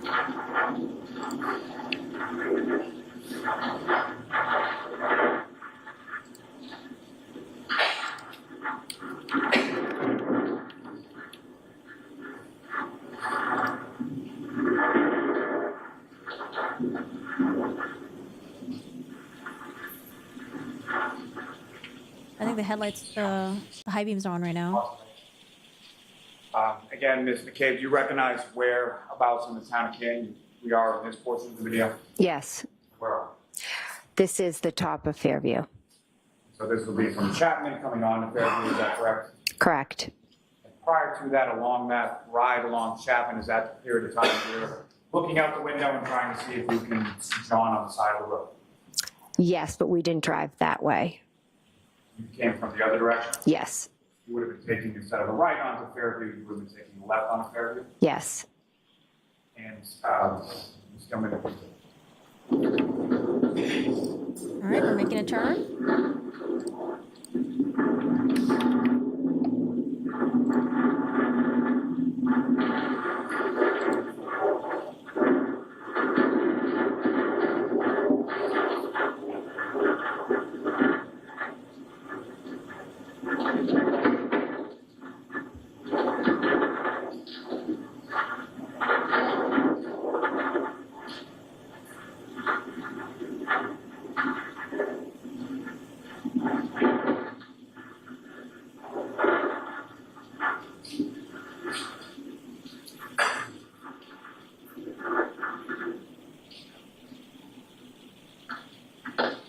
All right, we see the snow right there. Intersection.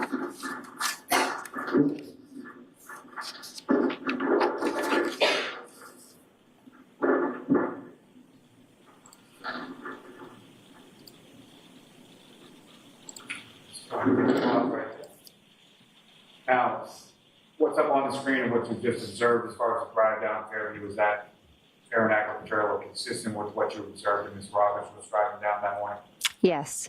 And at this point in time, as you're coming sort of down the hill from Fairview, is this the point that the conversation occurs as far as Bella's mother and prior dating relationships and things like that? A little bit more towards the top of the street. So Bella's mother lives more closer to the top by Chapman? Midway down, yes. That's what I was thinking too. Maybe Karen knew where he was because that's where she dropped him off. Like, it's possible that that's where she dropped him off, so she was intently looking at that spot. Ms. Gilman, if you could.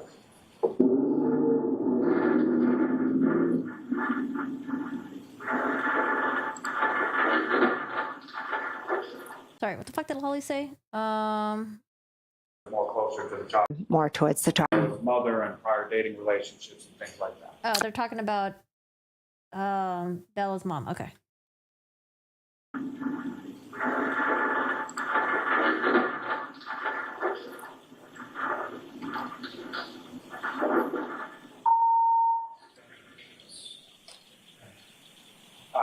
The vehicle in the roadway there, do you recognize that? Yes. And what do you recognize that to be? Miss Roberts. Just for clarification purposes, with the laser pointer, if you could direct the jury's attention to where you see Ms. Roberts. Oops. Now, the area where you observed Mr. O'Keefe, can you see that in this particular pause frame of the video? Not in this frame, I cannot. It's not clear. Just tell me if you could. See that area now? Yes. Good, using the laser pointer, just direct the jury's attention to where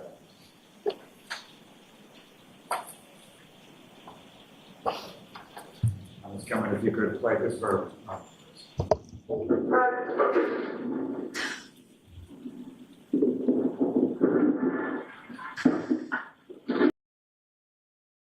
I don't know. I think it's with the headlights on, with a couple inches of snow. I think it could be possible to see John in the snow.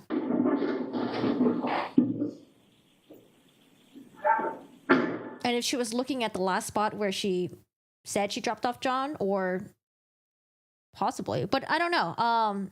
Whether or not you believe Jen McCabe's story that she was told Karen said she left John at the waterfall or not, right? That's also another thing that you have to kind of marinate on.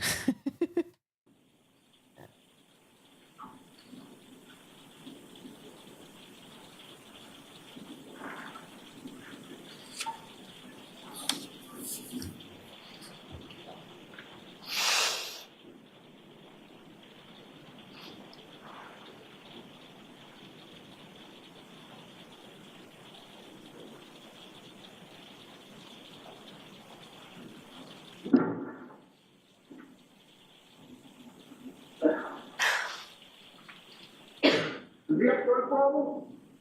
Does he do what? Does he what? Huh?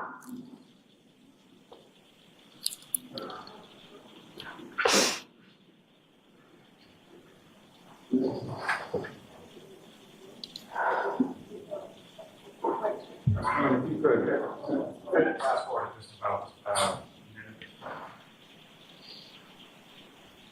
right. Right. And the boss. Okay, do you recognize any of the individuals up on that screen? Yes. And if you could, with the laser pointer direct the jury's attention, who do you recognize and who do you recognize that? Carrie Roberts, myself, Karen Reed. Hey, Burrito Crunch. I believe this is the witness that's testifying that's crying. Thank you. Tell me you can take that.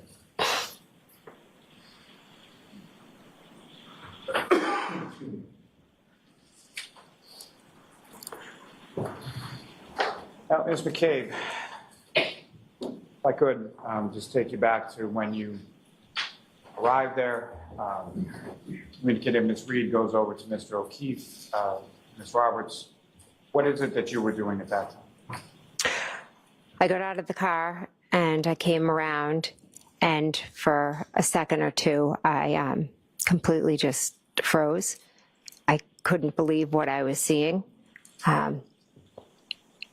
And then Carrie and I made eye contact, and I called 911.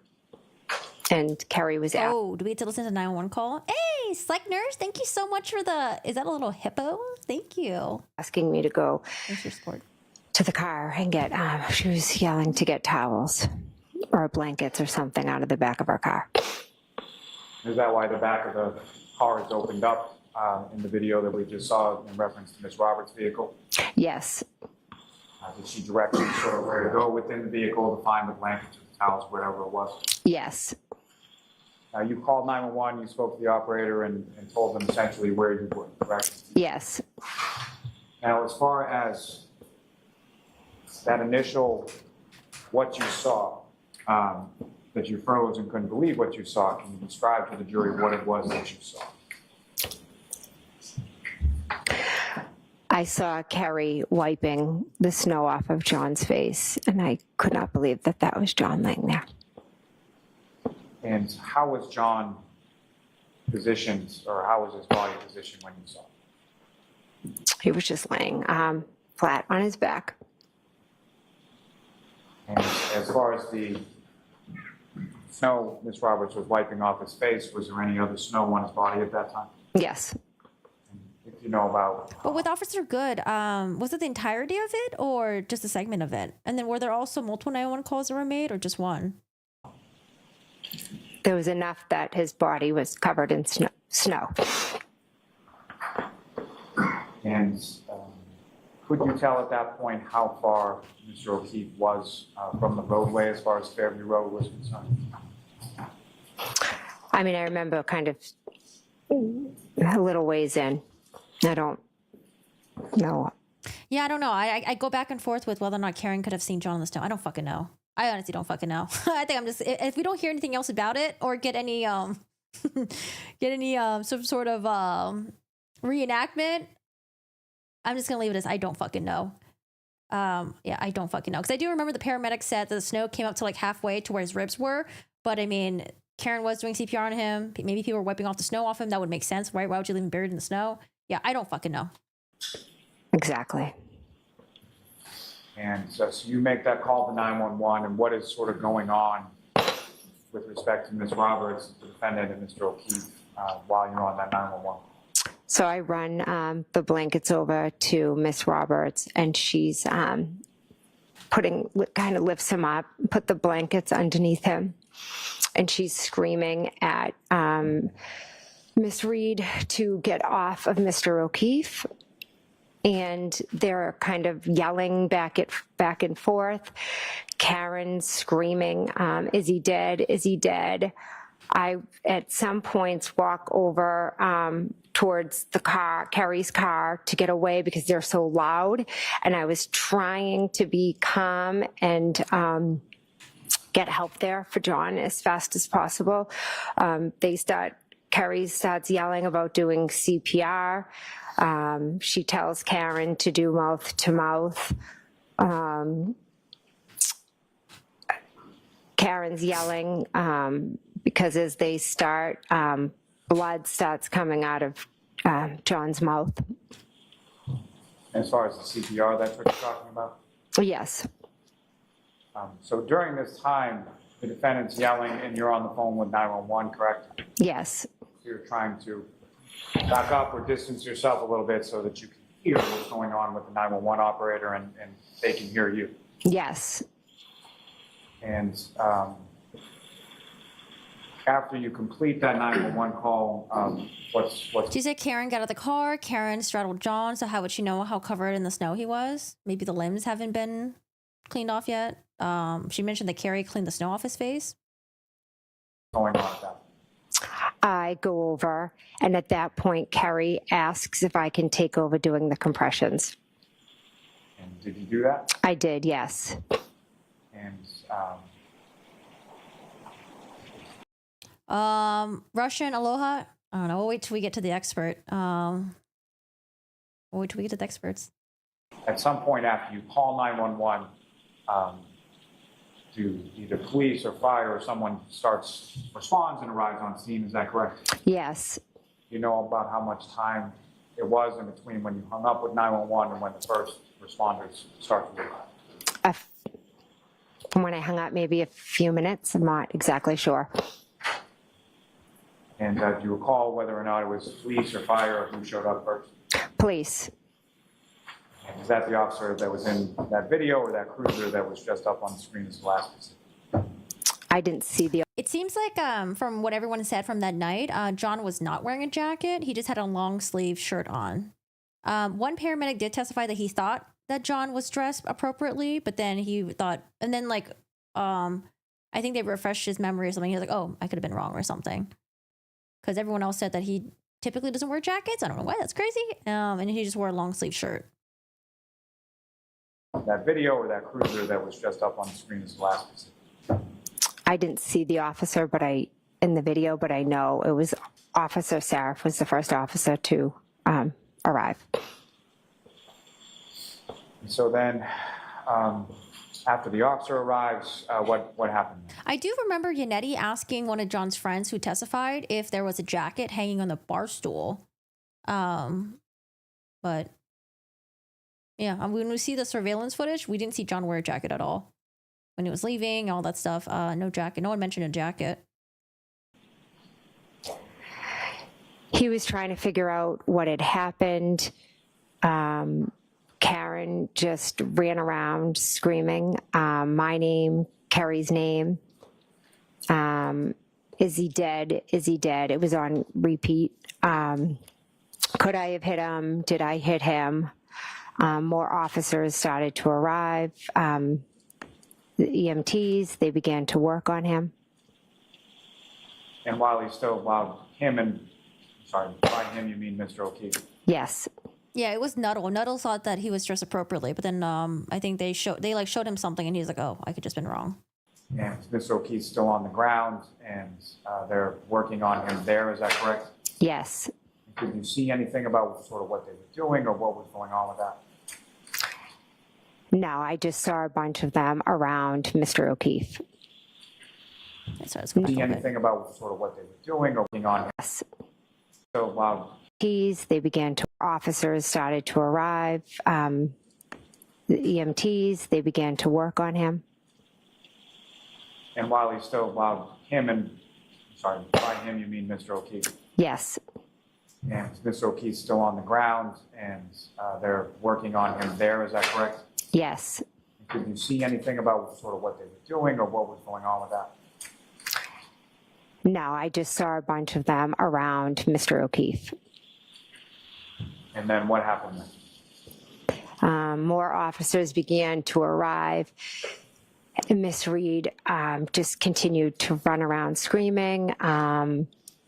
As more officers and EMT arrived, they asked what happened. One EMT asked, I'll allow it. one EMT had asked, his name, his age, things like that. If she knew what happened, Miss Reed stated that she hit him. Besides running around saying, I hit him, did I hit him, could I have done this? Is he dead? Is he dead? At one point, one of the police officers put Miss Reed in the back of her cruiser, and he asked for myself to go over with her, and Carrie came over with us as well. I'd like to just take you back to when the paramedic is asking for information, biographical information, things like that. You indicated that the defendant said, I hit him, is that correct? Yes. That's something that she said once or more than once? If law enforcement heard Karen say, I hit him, why not take her in and do a formal interview at the police station? Even if she was hysterical at that point, right? Even though it was like hard to get to her. Why not bring her in and question her? 3 times. I hit him, I hit him, I hit him. Hi, beautiful messy ball. How are you doing today? How's it going? I bet the jury are thinking we don't fucking know as well. Now, before you had made reference to statements she made with sort of qualifiers or questions as far as could I have hit him or did I hit him? Is that what she said at that time when she was speaking to the paramedic?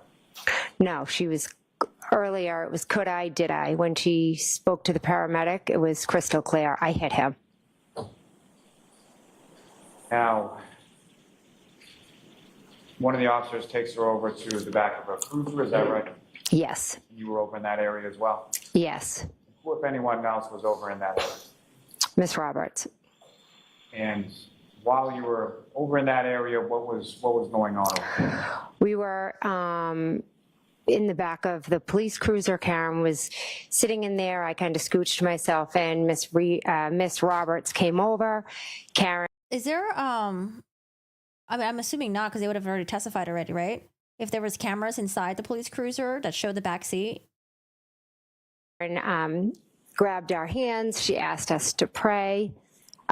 She looked at her hands and she had blood. She asked us if she could have gotten her period. We told her no, that was John's blood. Then she said, what if he's dead? Promise me you'll take care of the kids. Someone's going to take care of the kids. Then we prayed. Then at the end, they were moving John. And at that point, Karen told Carrie, go over, look, is he dead? Is he dead? Is he dead? Over and over. And Carrie said, I'll go over and check on him. And she was yelling, are they working on him? And then at that point, she grabbed my hands and she said, Google hypothermia, Google how long it takes to die in the cold. And so I had my phone out and it was cold and my hands were frozen and I have MS and I took my phone out. Oh, is that why? Because instead of saying how long to die in the cold, it was like hose long die cold or something. Hose long to die in the cold. While she was screaming and shaking my arm, and I attempted to Google how long does it take to die in the cold. And when you conducted that search, that was at the defendant's request on scene sometime after 6 a.m. on that day, correct? Yes. You recall whether or not that came up as far as your search in Google? Is it something that you typed once or more than once, if you know? I believe I did it multiple times because as I was typing it, I don't know what else was coming up. She was screaming. My hands were shaking. And do you recall anything as far as what the search results were, or did you click on anything, or did you get an answer to the question the defendant had posed to you?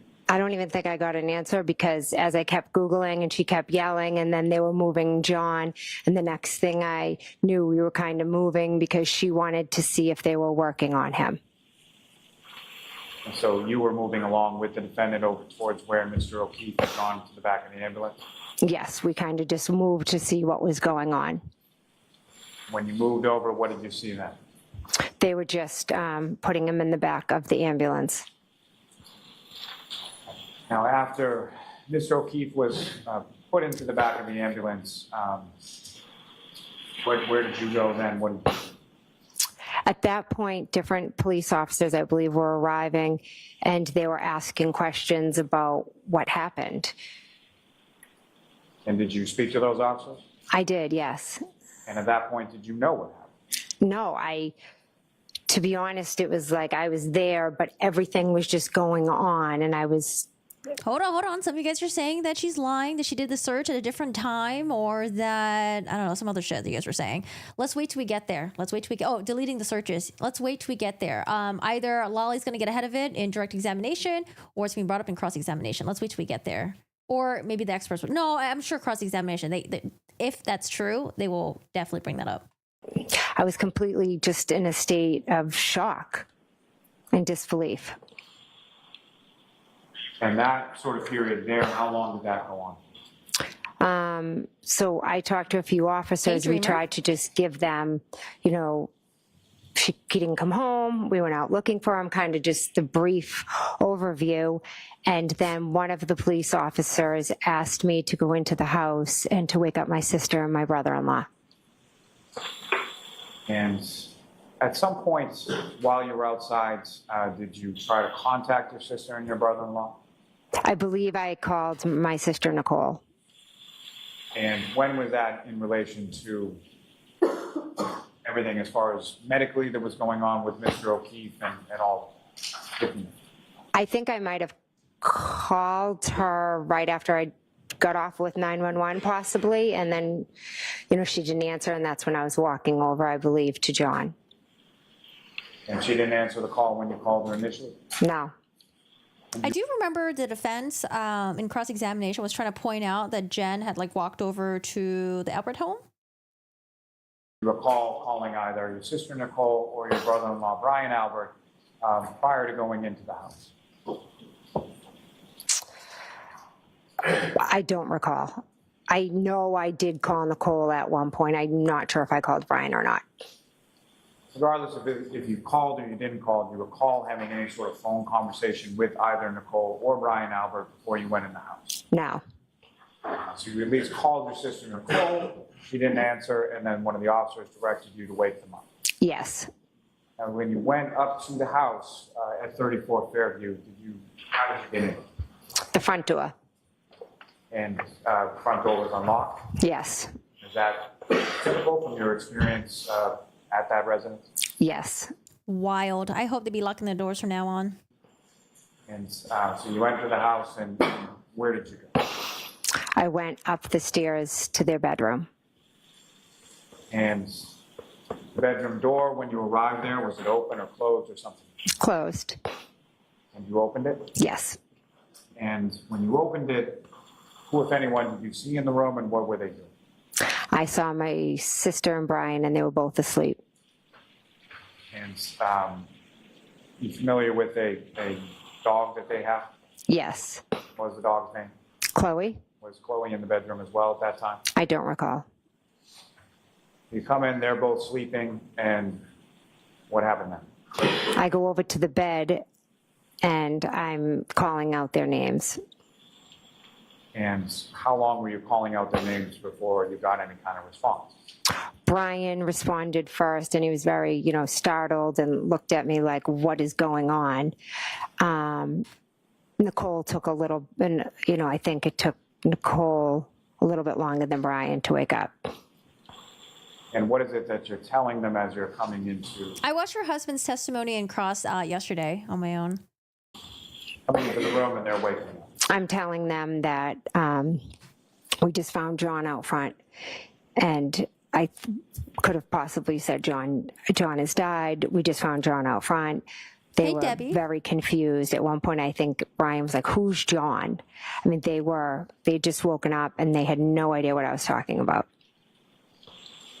Now, as far as when they're first waking up and you're explaining to them, how would you describe sort of their demeanor as you're talking? They were both shocked. I think they thought, why? That's not what you think they are. Okay. But what I'm asking them is just sort of when you observe them, how would you describe your physical observations of what they look like, their demeanor in that respect?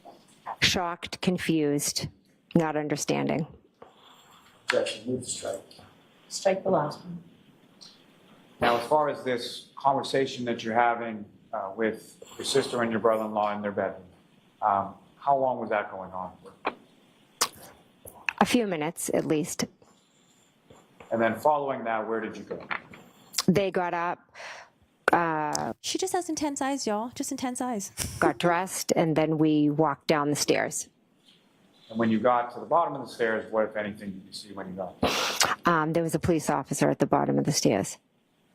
And do you know who that police officer is? Yes, Officer Lank. At that time, did you know who that police officer was? I did, yes. How did you know? He's from Canton. He was, I don't know, 5 years older than me. I knew him kind of growing up, who he was, and met him through the years. You're aware of who he was. Yes. And were there any other officers with him initially? No. Now, before you go into the house, do you know where Ms. Roberts and the defendant were, or what they were doing when you went to the house? She definitely does look intense, but I don't feel super annoyed by her or anything like that. The lip smacking, because someone brought it up earlier, yes, but I don't feel super annoyed by her. Who brought it up early? Because that's all I noticed now. I believe they put Karen in a car, and Wait, they prescribe Adderall for MS? I didn't know that. Only if you know, only if you. okay. If you know. Do you know? Karen was in a car. Kerry was walking all around. Now, as far as the ambulance with Mr. O'Keefe, at the time that you go into the house, was that ambulance still there? I'm not 100% sure, but I believe it had left. And when you come downstairs with your sister and your brother-in-law, and the officer's there, you have a conversation, is that correct? Yes.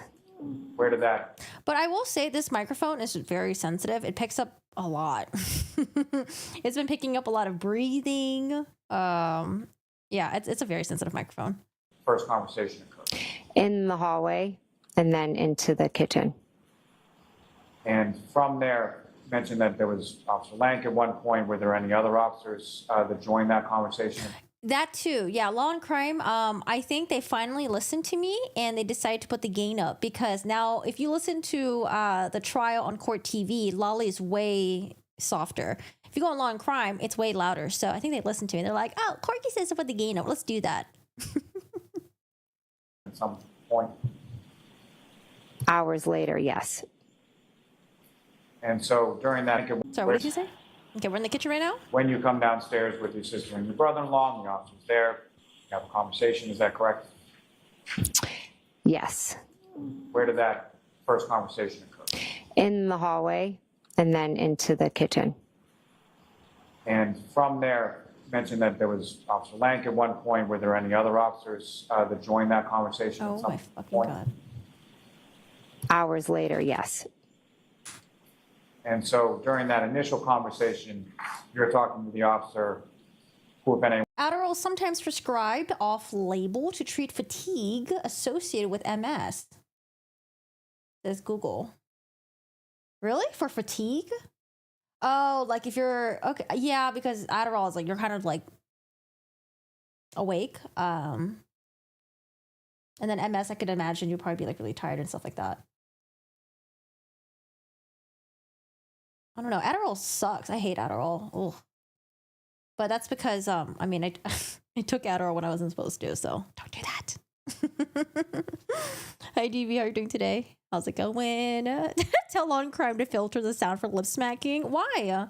You guys love it. It's ASMR. anyone else, not what they said, but who, if anyone else, is speaking to the officer. Brian and Nicole. The conversation initially with the officer, you know about how long that went on. I don't. A few minutes. And following that conversation, what did you do or what happened? My husband arrived. And had you called him? Yes. And when had you called him? I called him when I was walking in the house to wake up my sister and Brian. So as you're walking in, you call your husband Matt, and then he arrives at some point after. Is it after you're done talking to the officer or while you're talking to the officer? The officer was I still was going to speed it up, but we only have like 15 minutes left, so we'll listen. on the house, yes. Yes. Adderall felt like speed to me. Yes. But again, I was taking Adderall when I wasn't supposed to. Yeah, Adderall felt horrible for me. I was, cause I was in college and then people were like, oh, they take Adderall in order to like power study and all that stuff. I was like, oh shit, let's fucking do that.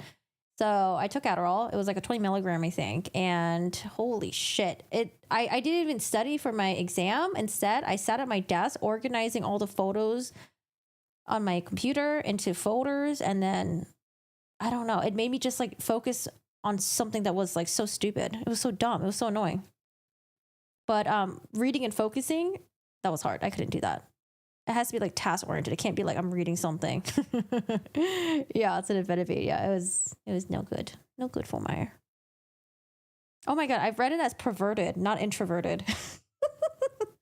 It made me super asocial and introverted. And so in that vein, as far as when your husband comes in, the officer's there, correct? Yes. Did you see your husband talking to the officer as well? Yes, the officer asked him to step outside or step to the side, and they spoke. And then what happened then? The officer told me to stay. I'll allow that. I told her to stay. The officer told me to stay, and that he said that the state police would be coming to talk to me. And so you stayed at the house at 34 Fairview, is that right? Yes. You know where Ms. Roberts and the defendant? Yes, Carrie came up, and she had told me that she... Not what she told you. Man, we better hear from Carrie afterwards. The come down makes my anxiety goes to the roof, but Adderall made me do random tasks completely unrelated to what I was taking it for. Were you prescribed with Adderall? Or were you like a dumbass like me and you just took it because all the kids were doing it and you're like, oh, this might help me? He went on national TV, said Karen said, I think I hit something. Go back to the beginning. I have not really seen any interviews. There was one interview that I was intrigued with and I watched like a clip of it. But other than that, I have not seen any of the Karen Reed interviews. Yeah, I wanted to, because I know there's a lot of stuff out there about this case that happened way before the trial started. I wanted to just focus on anything that happened in the trial. But, you know, sometimes curiosity does get to the best of me and I might wander off a little bit. Next question, Mr. Moon. At some point, did you see Ms. Roberts and the defendant go? Yes, to pick up John's parents. I'll strike that. And as far as they left in Ms. Roberts' car, is that right? Correct. Ms. Roberts was again driving. Correct. And at some point, did you observe them come back to the house? Yes. And about how long was it between the time they left and the time they came back to the house? Wait, sorry, who left? Is that right? Yes, to pick up John's parents. Oh, Carrie. I'll strike that. Wait, sorry. Where was Karen in this part? So she goes inside the house. She wakes up the siblings. Fuck, where was Karen? Was Karen with Carrie Roberts, I guess? And as far as they left in Ms. Roberts' car, is that right? Correct. They left, Roberts okay. was again driving. Correct. And at some point, did you observe them come back to the house? Yes. And about how long was it between the time they left and the time they came back to the house? 5 minutes, approximately. And after they came back to the house, what, if any, other activity did you see outside as far as first responders?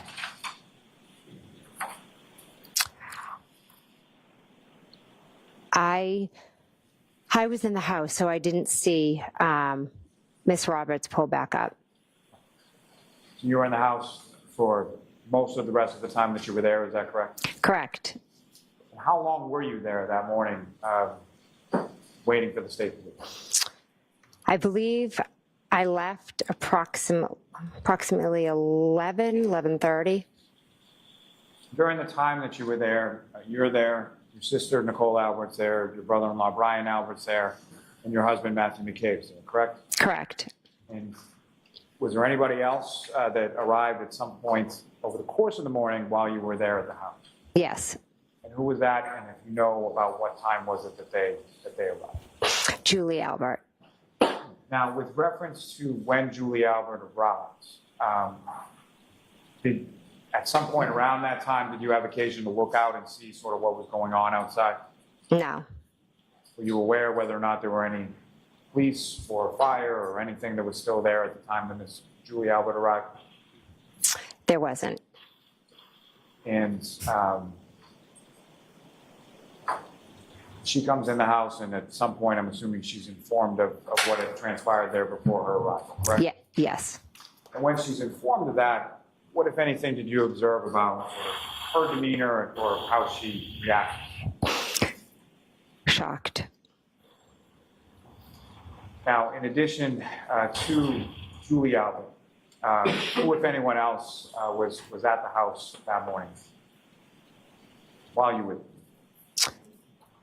Officer Lank and Gallagher were there. And Brian Higgins came that morning. And do you know how Brian Higgins came to know, or how Brian Higgins came to be there that morning? Did you know? I don't know. Now, you mentioned that Officer Lank came back to the house, is that right? Yes, That was after some period of time when he had left? yes, He came back with another officer named Gallagher, is that right? yes. And why did they come back to the house? Because I called Officer Lank. And did you have his number, or how did you get his number if you did? Julie Albert gave it to me. And so you called Officer Lank, he then comes back to the house on Fairview, is that right? Yes. And when he came back, why had you asked him to come? Well, as I was sitting there and I was waiting for the state police to come, I was slowly trying to piece together what had just happened in the last couple of hours. And he had told me, if there's anything that you remember, if you remember anything, please, give me a call. And so there was something that you remembered and you gave him a call. Yes. And when he came back to the house, what was it that you told him? I told him about the comments and the remarks that Karen Reed had been stating that morning. And specifically, what type of remarks are you referring to that you told Officer Lank when he came back? I said that she told one of the EMTs that she hit him. Now, at some point, you indicated that you left the house on Fairview, is that right? Yes. And with your husband, I presume? Yeah, I think Emily Baker and Lori, have been pretty good so far from what I've watched. And then I watched a little bit of Andrea Burkhart because someone told me that she started streaming recently. Yes. And where did the two of you go? We went home. And your children were still there without either you or your husband there, is that correct? Yes. And once you arrived back home, what is it that you did at that point? We went in the house and Yeah, I like hearing about her stories. She talks about like her like past stories about being a lawyer and stuff like that and her experiences. I don't know. There was like one stream where she like talked about it and it was like pretty funny. Officer Proctor was coming over to speak with us. And that Officer Proctor, is that someone that you knew previously or had ever met before? I had never met Officer Proctor. And did he come alone or was he with someone else? He had another officer with him. You know who that officer is? Yes, Yuri Buchanan. And had you ever met Yuri Buchanan before? No. When you get home, UDB has been getting it tight from the anti-care accounts on Twitter. Wait, what? What happened? about how long was it a time from when you arrived home with your husband to the time that the officers from the state police came by? It was pretty quick. Now, in addition to the officers from the state police, did anybody else come over to your house on that day, late morning, early afternoon? Yes, my brother-in-law, Brian. And do you know why he came over that? Yes, he came over. I had asked him, he's like a big brother to me, and I was all shaken up and nervous and overwhelmed, and so I wanted his support. And he obliged and he came over, correct? Yes. Now, at some point after the officers from the state police came over, you spoke to them, is that correct? Yes, And do you recall where in your home you spoke to them? in my dining room. And when you spoke to them, was it both of the officers that were present? Yes. And This is a couple days later, right?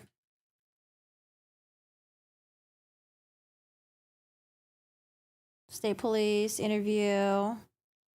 Yuri Buchanan or Buchanan or whatever it's called, Proctor. Sorry, I need to go back a little bit. I need to go back a little bit. Said Sorry. that she told I'm going to speed it down. one of the EMTs that she hit him. Now, at some point, Wait, it's the day after? and so there was something that you remembered and you gave him a call. It just happened in the last couple of hours. And he had told me if there's Okay. anything that you remember, what, So she called Lank a couple hours afterwards. Gotcha. if you remember anything, please, give me a call.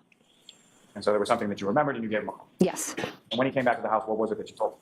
I told him about the comments and the remarks that Karen Reed had been stating that morning. And specifically, what type of remarks are you referring to that you told Officer Lank when he came back? I said that she told one of the EMTs that she hit him. Now, at some point, you indicated that you left the house on Fairview, is that right? Yes.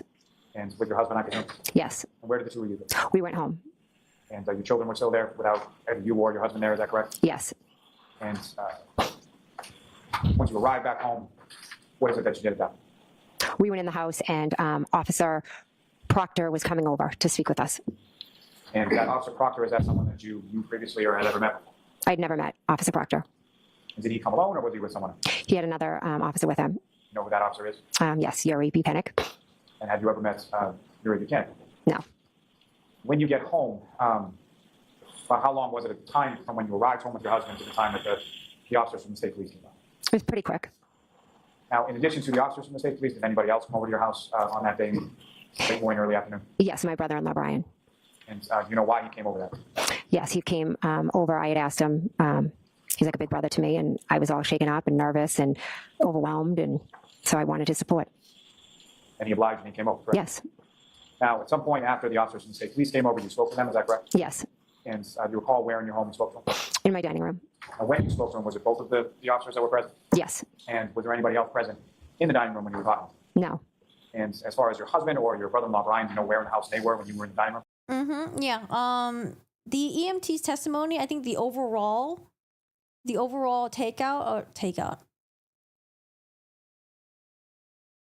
What's the phrase that I'm looking for? Takeaway, not takeout. Maybe I'm hungry right now. The EMT's testimony, the overall takeaway was Karen saying, I hit him, or did I hit him? But like I said, I think Lolly had a chance to like really clean it up a little bit better because I was a bit confused when things were said. If it was said in the ambulance, was the ambulance door open? Was it more than one occasion that they heard that? Yeah, I don't know. It was like a little bit. It was kind of like messy, and then it not being in the reports and all that stuff. Yes, they were in my bedroom. And at some point later on that day, those same officers talked to both your husband and your brother-in-law, Brian. Yes. And during each of those respective conversations or interviews, you know where you were in the house when those were going on? In my bedroom. And when you were in your bedroom, could you hear anything that they were saying downstairs in the dining room? No. Oh, really? I watched EDB during the AH trial. She was Team Ambler mostly in the beginning. It was hysterical to watch her turn Team Johnny. Oh, I had no idea.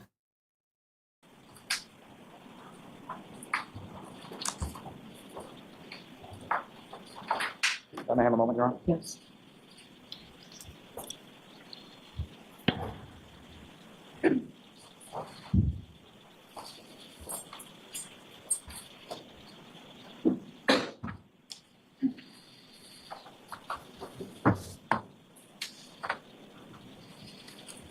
May I approach, Your Honor? Yes.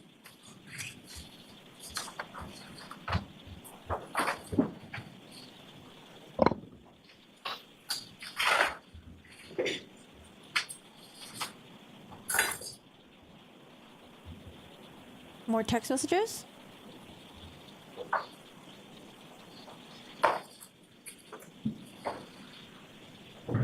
Oh, the Maya Kowalski trial was really sad. I watched highlights from Laura, you know.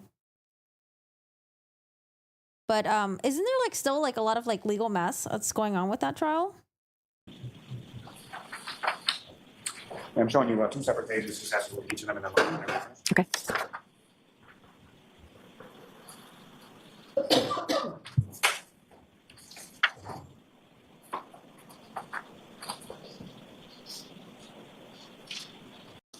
What the content is. Yes.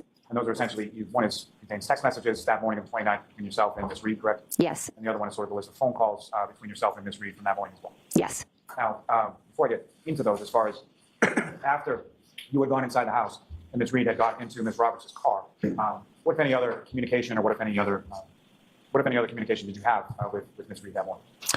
I texted her asking for Carrie's phone number because I didn't have it. And I also had a phone conversation with Karen when she was in the ambulance. And that text communication that I placed before you essentially has one bubble on it, and that's you asking for Carrie Roberts. Wait, was Karen in the ambulance for the Section 12, right? She was having a phone conversation with Karen then?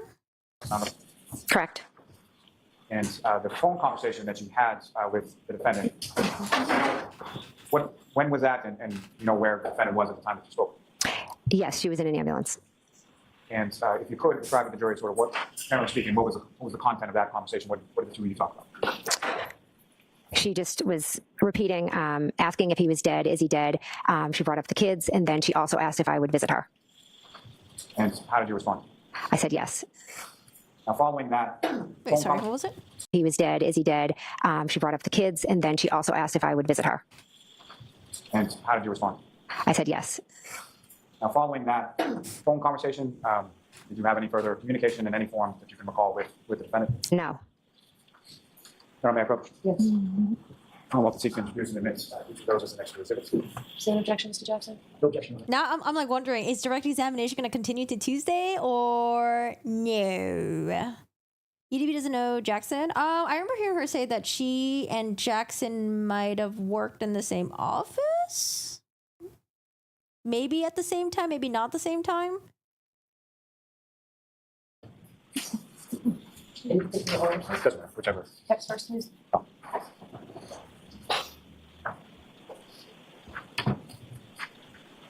Number 94. Messages, 95.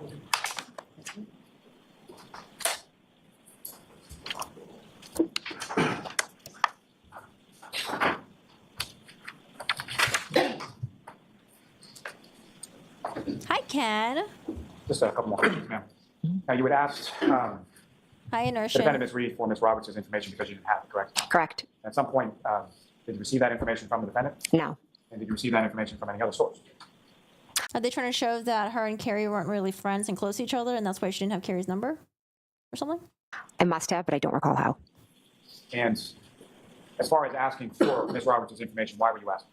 She was on the way to pick up John's parents and to bring them to the hospital, and I wanted to check in on them, and then further updates from Carrie about John and how he was. You wanted to know how your friend was doing, correct? Yes. No further questions, please. Witness, Your Honor. Oh, it is cross-examination first thing in the morning. Oh my goodness. I think Tuesday I will be doing something though, so it might have to be like a rewatch stream. Probably. Oh God, yeah, probably like a rewatch stream. Tuesday's gonna be fire. Yeah, so this will be cross-examination of Jen, and then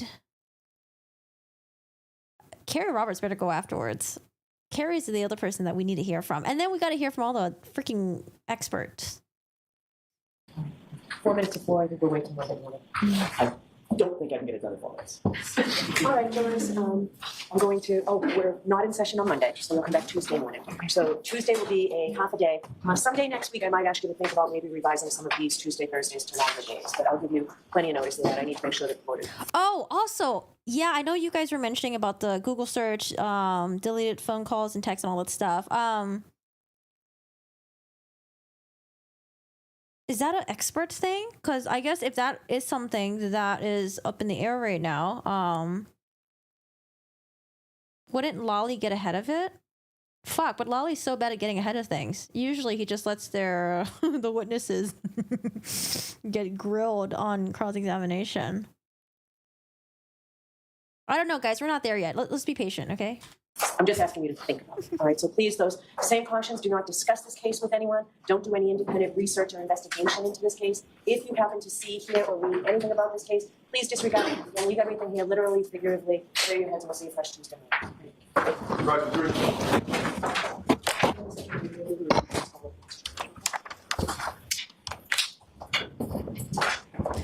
I did did try to find court documents about this case. I honestly couldn't find any. The only one that I found was the defense's motion asking for Brian Albert's phone. That's the only court doc that I was able to find. If you guys know where I can find the rest of them, let me know, because I went on the website and I couldn't find shit. I couldn't find shit. Where are they?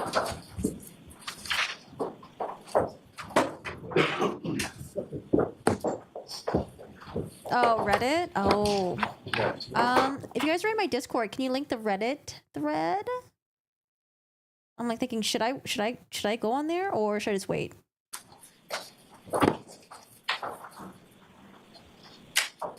All right, so I'll see counsel at sidebar about scheduling. Oh god, I'm like sinking further and further into my chair. Oh my god, guys, remind me to to sit up. Oh lord. Okay. I think that's about it for today. But I do wanna. We'll go back and listen to the look at the text messages. I was multitasking when I was listening to the text message testimony.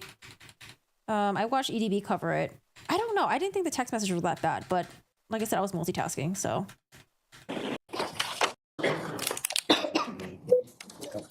All right, let's go back to Matt McCabe cross-examination with the testimonies. Text messages. Sorry, I don't know what the fuck I'm saying. I think I'm getting hungry. Text messages. Okay. And then we'll be done.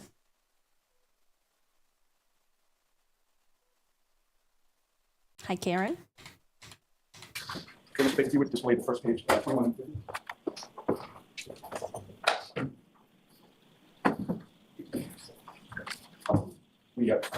How is your distance vision?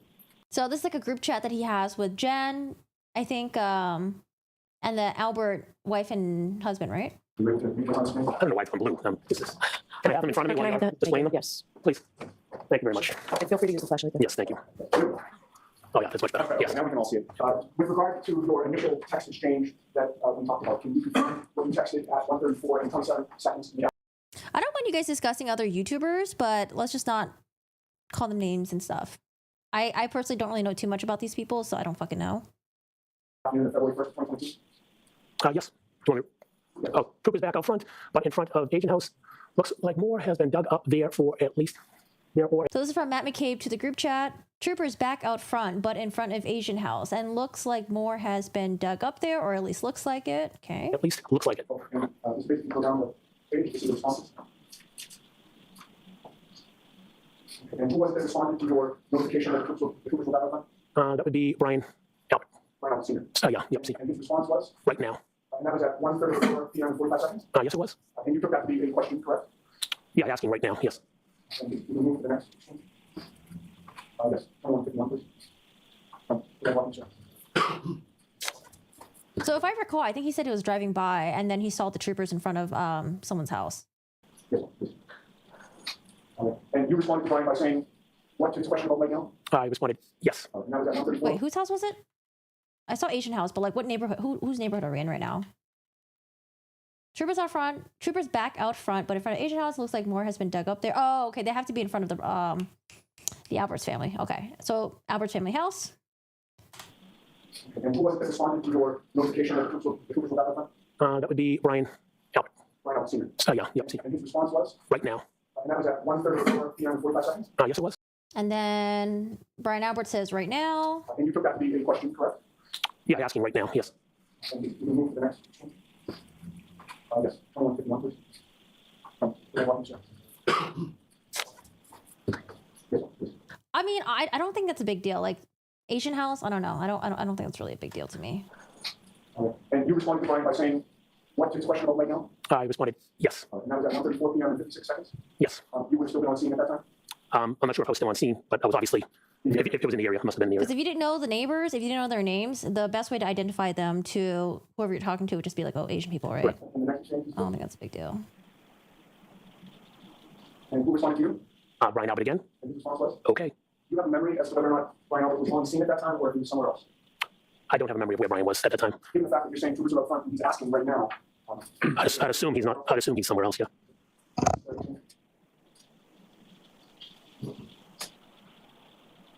And your response to him, or your response to the group, I should say, was what? I had to pick up a car, so I drove through. All right, so this is a little further than we talked Oh, I about. know, we'll get to the next one. Okay, so he's just driving through the neighborhood.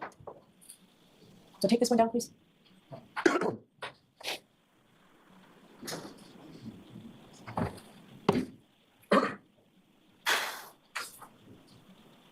I'm sorry. I mean, it could be a big deal for the Asians and the jury. I don't know what the makeup is, but I mean, to me, I don't think it's a big deal. Yes, the second bubble, please. I mean, he probably should have said like Asian people's house, but I mean, you're like texting. He was driving. Maybe he was just trying to be quick. I don't know. I don't think it's a big deal.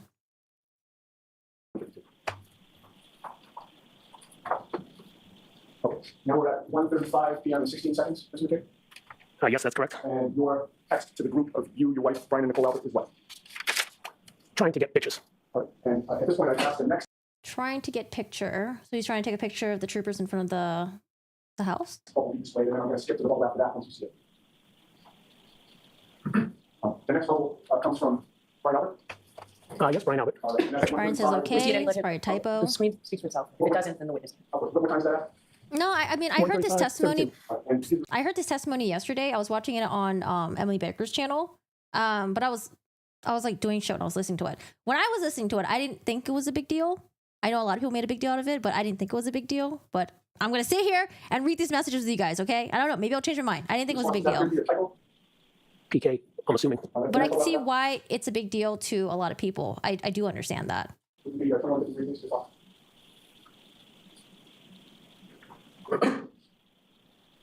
And that is from whom? Brian Albert. All right, and time there, and we're able to make that up? So I'd say 1:35:34 or 1:38:34. Whatever it says. If you can't see it, you can't see it. Next. Sure, and his response was, Okay. does that appear to be correct in the PK? No, I'm speeding it so I can see the text messages. Next question. Sure. All right, we can take that off. Yeah, I do want to see the text for the stick to the story part. I'd like to just go over two more areas of these group chats with you. You would agree with me that later that same day on February 4th, the four of you, your wife, Brian Albert, Nicole Albert, discussed in that group chat the fact that Michael Proctor was talking to Kerry Roberts over the phone, correct? Objection, Your Honor. Listening. I want to go back to the text messages. Yes, I remember this.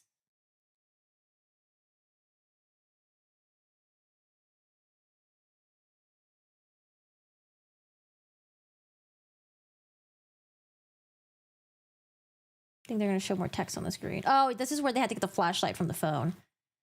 Okay, yeah, I remember this. Might have been drying my hair or something. I don't know. I think they take a little break.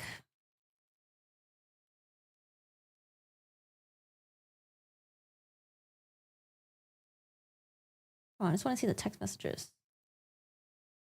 They skip it.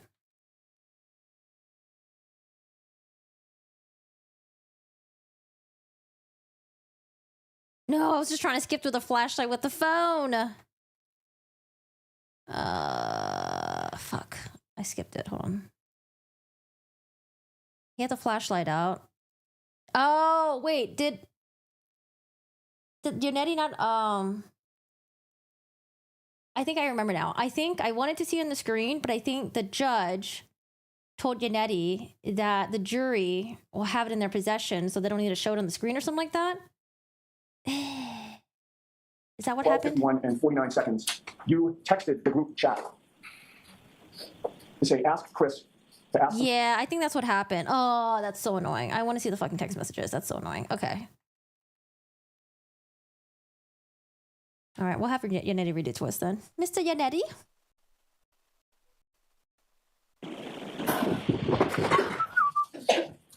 Yes, please. Read the jury back, please.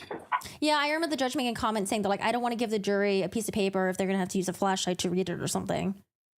Okay, I remember that now.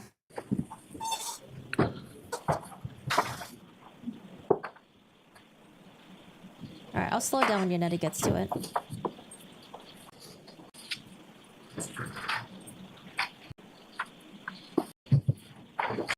If you have a copy from me, that would be helpful for objections. All right, they're getting it sorted out. They'll submit a more legible version. Court, all right, the jury. I mean, honestly, it looks pretty bright and legible to me. But I guess like one thing that fuck, what's his name again? Mr. Lawley should be doing is when the witnesses go up there and testify, he should remind the witnesses to bring their glasses or reading glasses or something. I think that would help a lot. Yeah, it looks fine and legible. I mean, from what I can see, but I think he just needs glasses or something. Yannetti. Thank you. Mr. McCabe, Okay, I'm gonna slow it down. Mr. Yannetti? when we broke, I was just about to ask you about the last exchange here. You will agree with me that Yeah, I don't know. Maybe they do need a little light stand. on February 1st of 2022 at 12:51 and 49 Can someone zoom in? No, the quality's not good enough to zoom in. Look at the quality. It sucks. We can't see shit. seconds, you texted the group chat to say, ask Chris to ask some questions, correct? Yep, I'm reading it right now. Yes, that's correct. And Chris is the Brian Albert's brother, who's married to Julie Albert. Right? Are we getting it right with the family tree? And who was the Chris you were referring to? That would be Chris Albert. Brian's brother, correct? That is correct. And then you Yeah, Chris left early. His wife had a migraine also. then texted your wife, Brian And Colin's dad, okay. Chris is the pizza man and the selectman, okay. Albert, and Nicole Albert, quote, tell them the guy. Oh, wait, I thought this was a group chat with, Oh, it is. Okay, his wife. Sorry, I fucking got confused for a second. Okay, sorry, go back. Nicole Albert, quote, tell them the guy never went in the house, correct? Yeah, that's part of the same text. Yes. Did I miss the part where they talked about, Did I miss another part? I don't think so, right? Tell him the guy never went into the house. Dave, who was the guy that you were referring to? Does he have a name? That would be John O'Keefe. And I can see how this part looks really fucking bad, especially since this has been a couple of days after John O'Keefe has passed. They claim to be friends, close to each other, taking care of each other's daughters and stuff like that. To me, though, I'm like, I don't know if it's just, I don't know, because I think he was just trying to put, like, for me, I don't know, I think he was trying to put an emphasis on, like, the guy, like, John, never came in. Like, he was trying to put an emphasis on John, never came in. Like, I don't know. To me, it just seems really casual, and I don't know. I didn't think it was a huge deal, but I can see how it could look to people that they didn't give a fuck about John. And then also that they're trying to get their story straight. I don't know. It seems like to me they're just kind of either discussing it or they're getting their story straight, or they don't give a shit about John, or that's just how they talk. I don't know. And then I also found it weird how, you know, I don't know if it's a Canton thing where people refer to dogs as it constantly or the dog. Oh, fucking no. But I'm sure the jury will be sitting there. They know better. You know, this is their people. This is their hood. This is their neighborhood. So the jury will probably either be like, oh, that's fucking weird, or, oh, that's how we talk. I don't know. Just like how when the surveillance footage where the two dudes were like wrestling each other at the bar, I know the defense was trying to say that they're like fighting with each other. And then like this guy's like saying, oh, grab ass. And then Yannetti's like, oh, you're saying they're grabbing each other's ass? I don't know. I mean, I'm sure the jury, they live here. This is their neighborhood. They know what their dialect is, you know, how they normally talk and stuff like that. I don't know. To me, I didn't think it was a huge deal, but I can see why people were like, ugh, like how could these people refer to John as that? When you told the group to tell them the guy never went in the house, that was you talking about how you should all get your stories straight, correct? No. You would agree with me that your stories are all straight in terms of the guy never went in the house, correct? Objection. Can you answer that? John never went in the house. It's not a story, it's a fact. Well, when you said, tell them the guy never went in the house, Brian Yeah, the ass grabbing thing. Yeah. Albert was on that exchange still, was he not? He was still part of the group text? Yes, Brian is on the exchange. And Brian Albert was the one to respond, wasn't he? Let me switch pages here. Because the perspective that I'm looking at, right, is okay, in a world where the Alberts didn't do it, let's say they didn't do it, right? They didn't do it, and then law enforcement is starting to question them, and then they're like, why the fuck are you questioning us? The guy never came to the house. Go question the person that found him, right? I don't know. I could see that perspective too. 51. He responded, did he not? Yes, he did. And then at that point, you knew Brian Albert was the oldest brother of the Albert family, correct? But I know a lot of you guys will disagree with me, but I don't know. I could see it that way too. Yes, that's correct. The oldest sibling in that family, correct? Oh, I do have a question though. Does anyone know what John O'Keefe's family think about all of this? Have they spoken publicly or anything like that? Parents, brother, sister-in-law. I was trying to gauge it while the brother and the sister-in-law were testifying on the stand, and I couldn't tell. The only things that they had to say about Karen, just like how everyone else, they had nice things to say about Karen. I don't know. I didn't get any sense of like disgust or resentment, so I can't tell. Correct? Yes, that's correct. And in his response to your instructions that his younger brother, Chris, should say that John O'Keefe never went in the house, or the guy never went in the house, you would agree with me that he responded with one word, correct? What do you say? Yes, he did. Okay. And in response to you saying the guy never went in the house, Brian Albert's response was, exactly, correct? Yes, that's his response. Yeah, I don't know. I know when Yannetti says exactly, it sounds really ominous, and I think he does a really good job at doing that. But I'm like, if he didn't go inside the house, then I would understand why he would say exactly. I don't know. I don't know. I feel like it could be interpreted multiple ways. You think Brian's coaching all of them? Not supposed to discuss in public, but defense doesn't follow. Wait, sorry, what? Not supposed to discuss in public? Defense doesn't follow orders? Oh, I did hear about that. How I think at some point the court ordered the defense to stop talking to the press or something like that, right?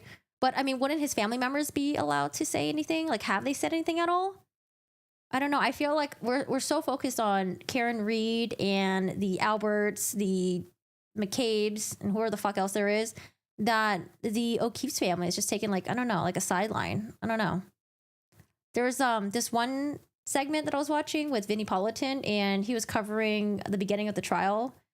And it was like when Karen Reed came in, she had like all these supporters, people were cheering her on, they're wearing the t-shirts, or like supporting her, stuff like that. And then Vinny talks about how when John O'Keefe's family walked into the courtroom, like his parents looked pretty old.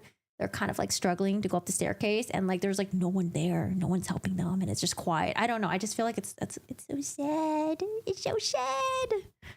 I don't know. And that's it. That's all that was shown. All right, we're done here. Oh, no one is supposed to talk? Commonwealth, any redirect? Just briefly, Your Honor. Well, I'm sure we'll hear from them after the trial, see what they think. Because, I mean, the family members, John's family members, you know, they just want to know who the fuck did it. Who did it, and then have them held responsible, right?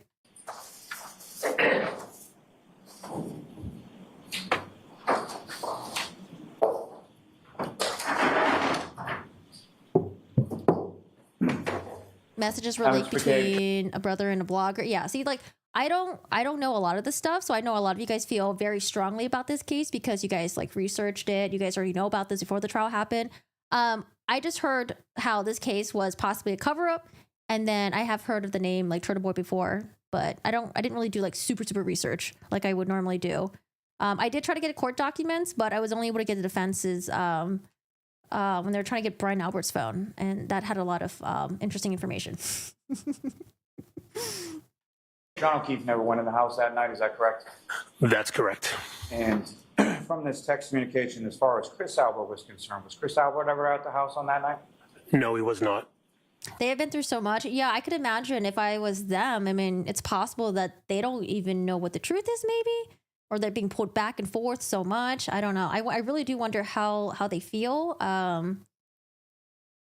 even like John's like niece and nephew. I wonder what they think. And this is something that you, obviously, this, the death of John O'Keefe occurring, how it did, where it did, and why it did. That was something that you discussed. Can you keep your voice up? Yes, I'm sorry. When you guys are saying they, are you talking about the O'Keefe family? They want to blame Karen. They back the blue. They don't believe for 1 second that Alberts or the McCabe's had anything to do with John's death. They believe it was KR. Are you guys talking about John's family members? As Emily Baker said, based off how this trial is going, I'm concerned we aren't going to know anything. Please, no. The trial will end and there'll be no answers. I hope not. I don't know. I was a little bit worried because I was like, okay, we're on like day 14 and it's just kind of like meh. I don't know. I think we're getting a lot more of a clear timeline. Who was where, when, what happened, whatever, all that stuff, with Jen McCabe's testimony. But, I mean, 14 days in, I'm like, but, I mean, I don't fucking know. I'm a little bit lost on this one. Yes, John's family's day. This tragic occurrence, as far as what happened to John O'Keefe, his death, where, why, how, that was something that you discussed within your family, is that right? Yes, that's correct. Why? I didn't hear that Why one. was it a discussion in your family? I hope we get the transcripts for their testimony. If the niece and nephew testifies, I hope we get the transcript. You're talking about the immediately after? No one knew what happened. John never showed it, never came in the house, so we had no idea what happened to John. And John was someone you were a friend with, correct? Yes, that's correct. Now, did you ever tell anybody what to say at any point in time to the state police, to any investigator whatsoever? No. Did anyone in your family or in your presence ever tell anyone that in front of you? No. Now, you asked some questions about when you were looking out and you saw the SUV, correct? Yes. And your focus, as you indicated in your testimony, was on the SUV. I think when the kids testify, I mean, it's not going to be live stream, but I'm sure there will be like people who are at the trial live. They'll probably tweet about it and just give us a recap on that. Because I don't think transcripts, I think transcripts takes a while for people to get and all that. What time is it? Oh God, I gotta eat soon. I gotta go Correct. soon. Yes, that's correct. Now, during the time that you were looking out, did you ever see a pickup truck outside? I knew the pickup truck was out there, but again, I didn't look at the pickup. I kind of saw it, but was focusing on the SUV. And I saw a vehicle out there. Let's say that. my question is more so, as far as the tire marks that you were talking about in the road, was that before or after the pickup This redirect is actually really quick too. It doesn't really spend a lot of time. I'm gonna speed it up a bit. truck? It was after. Now, you were asking questions about directionality and things of that nature as far as coming down Chapman or Cedar Crest, correct? Yes, that's correct. And so, Oh really? No one's tweeting about this at all? I see so many people back there with laptops. I assumed they were like live tweeting or something like that. It should be on Twitter, no? someone had driven by the house, missed the house, and then went on Cedar Crest, turned around. Presumably, then they would be taking a left or a right from Cedar Crest onto Fairview. Is that right? Yes, if they passed the house, they would have come to Cedar Crest and turned around and come back onto Fairview. And you were asking questions about whether or not you saw Mr. O'Keefe from your vantage point in the SUV. Is that correct? Yes, I was. You didn't see him, correct? Yeah, we saw the DUI guy in the background in one of the streams. I did not see him. Could you see anyone inside? Hey, from where you were? Dominique. I could not see anybody in the vehicle. Did you see anything about the windows as far as their tint or anything like that? I don't recall the tint. I couldn't see inside, though. As far as any statements that Ms. Nagel made on the way home, is it your testimony that you, Ms. Nagel didn't say those statements or that you didn't hear those statements? I did not hear those statements. Now, turning to February 1st, do you recall what you were doing on that day when you drove by Fairview? I don't recall what I was doing. I don't recall exactly what I did that day. And were you going specifically by Fairview or where were you? Based off of reading these text messages, I was doing something, picking up a Not true, they're all live tweeting. DU guy didn't keep attending. Yeah, this is better in times 1.5 speed at a minimum. car or something, it says. I don't recall where. And I cut down Fairview. Now, as far as your statement in those text messages where you said, looks like more has been dug up, do you recall that? I don't recall it. I read it in the text message. Do you recall what Ted Daniels, what news channel was he with? I'll look him up. that was in regard to? As far as what were they digging? Sorry, I do recall. They dug out the snow. It looked like the snow banks. It looked like there was more snow dug out around the scene. And by scene, you mean around where the flagpole fire hydrant that was? Correct. Yes. And do you recall any sort of change in the weather between the 29th and February 1st? I believe the temperature rose. Snow was starting to melt. No, that makes sense now. Why Yannetti was hammering on the so the neighbors. You never got to know the name, the Asian neighbors. That makes sense now. Why Yannetti was trying to hammer in on that because of the 2 Asian jurors. If I recall. When you and your wife your wife was talking to Mr. O'Keefe and you were giving directions, there was some reference to Bella's house, correct? Yes, that's correct. And that was sort of used as a directionality as far as Mr. O'Keefe would be familiar with where Bella's house was? Yes, that's correct. What, if any, relationship in the past were you aware of between Mr. O'Keefe and Bella's mother? At some point, Bella's parents were separated, since divorced. At some point, Mr. O'Keefe had. What do the local people? I wonder what do the local people of Canton think about this case? Are they like divided?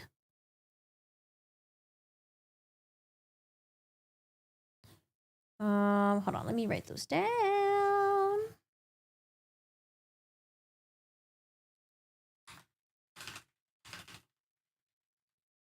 Where the fuck did it go? Is Canton Confidential? Is that a journal? Newspaper?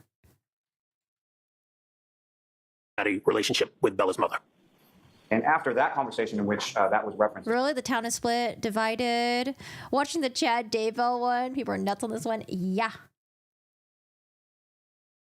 as far as Bella's house, did you ever hear from John O'Keefe again? Never heard from him again. Anything? Just very briefly. Okay. You were just asked if you ever told anyone, if you told anyone what to tell the state police or investigators, and your answer was no, correct? Yeah, I don't recall telling anyone to tell anybody anything. So with regard to your statement, tell them the guy never went in the house, who's the them? Do you mind if I go back and read? Take your time. I think I know, I just want to read it. The them was Channel 4 went into D&E. Wait, what? Wait, I thought we were talking about oh, so they were telling Chris that. Okay, they were telling Chris that because Channel 4 was at his pizza place. Got it. You done with your answer? Yeah, you just asked me who that them was. And the answer is you were instructing people on the group chat to tell Channel 4 that the guy never went in the house, correct? Yes, this was on February 1st. As I said, none of us in the house had any idea what happened to John O'Keefe. So we instructed, I was saying, we don't know what happened. He never came in the house. All right, so, That's what my statement was. sir, I didn't ask you for any of that just now, did I? You just asked me No, why I said I that. asked you who the them was. Objection, Your Honor. You didn't. You look like you asked me to elaborate. Okay, so your answer to my question is the them was you were saying that Channel 4 should be told that the guy never went in the house. Yes or no? Channel 4 was who I was referencing. Yes. No further. All right, you are all set, Mr. McCabe. I will take those documents. Thank you very much. Yes. Thank you. Your next witness, please, Mr. Lally. Yes, Your Honor. All right, that's the end of Matt McCabe's testimony. So I guess. Oh, is she gonna announce Monday? Hold on, I didn't get to the end. She's gonna announce it, right?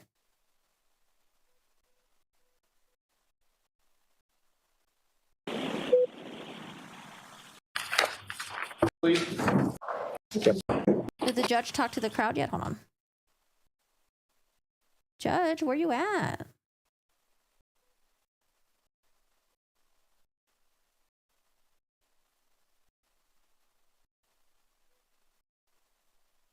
Your investigation Tuesday, Thursdays.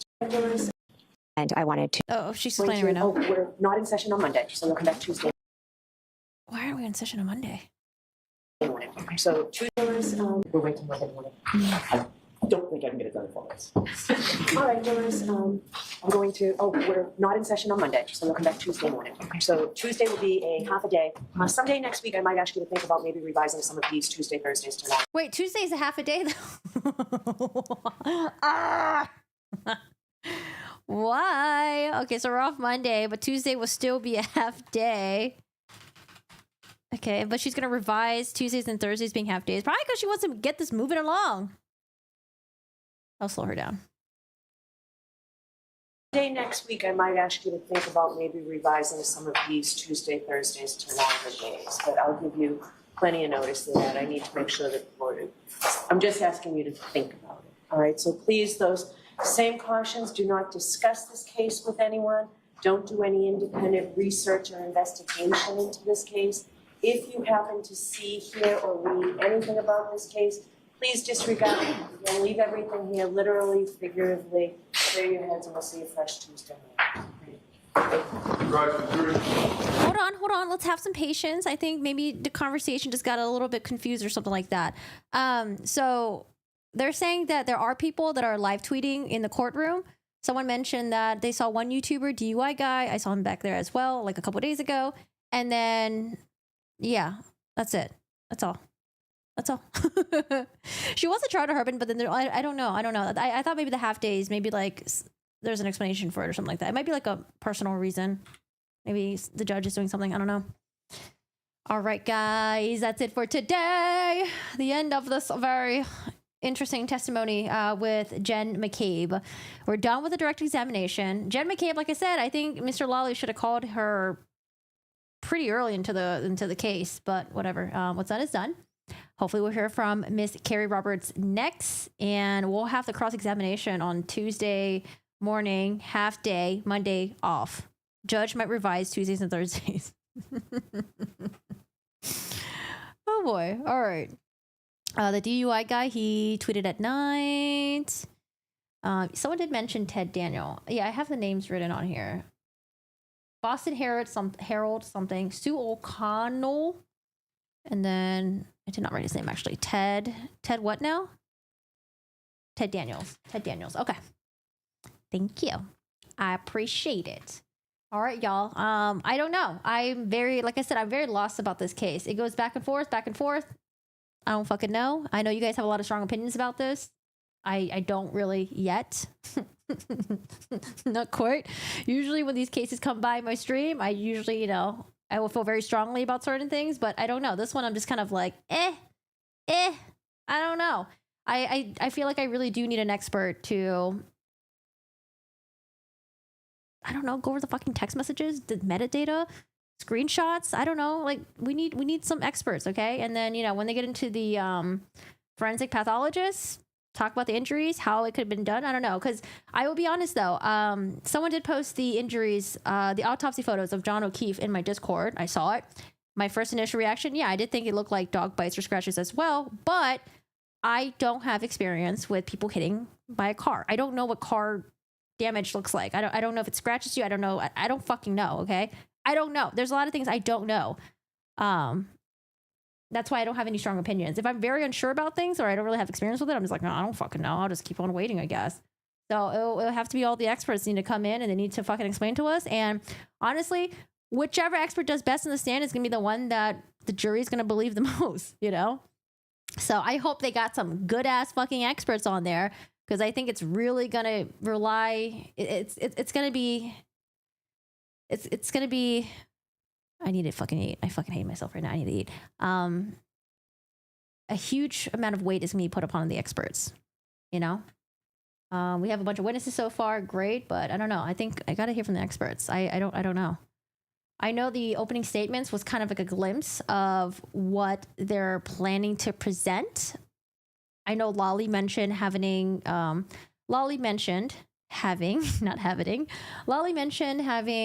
car data from Karen's car. Great. Defense mentioned having surveillance footage of Karen hitting John's car. Great. I can't wait to hear and see all those. So, no, I'm not going to search anything. I'm just going to wait until, I don't know. I'm just going to wait for the trial stuff. Yeah, maybe afterwards. But I mean, I did want to look at the court docs of all the stuff that happened before. And I'm very curious about this federal grand jury stuff. I don't know. I have a lot of questions. I got a lot of questions. Sorry. Slanda was responding to Dibs. Thanks, Slanda. Just search hashtag Karen Reed trial. Yeah, if you don't know how to use the Twitter stuff, I think that's the way you can search it. I don't know. Oh, actually, hold on. Twitter search is actually pretty OP.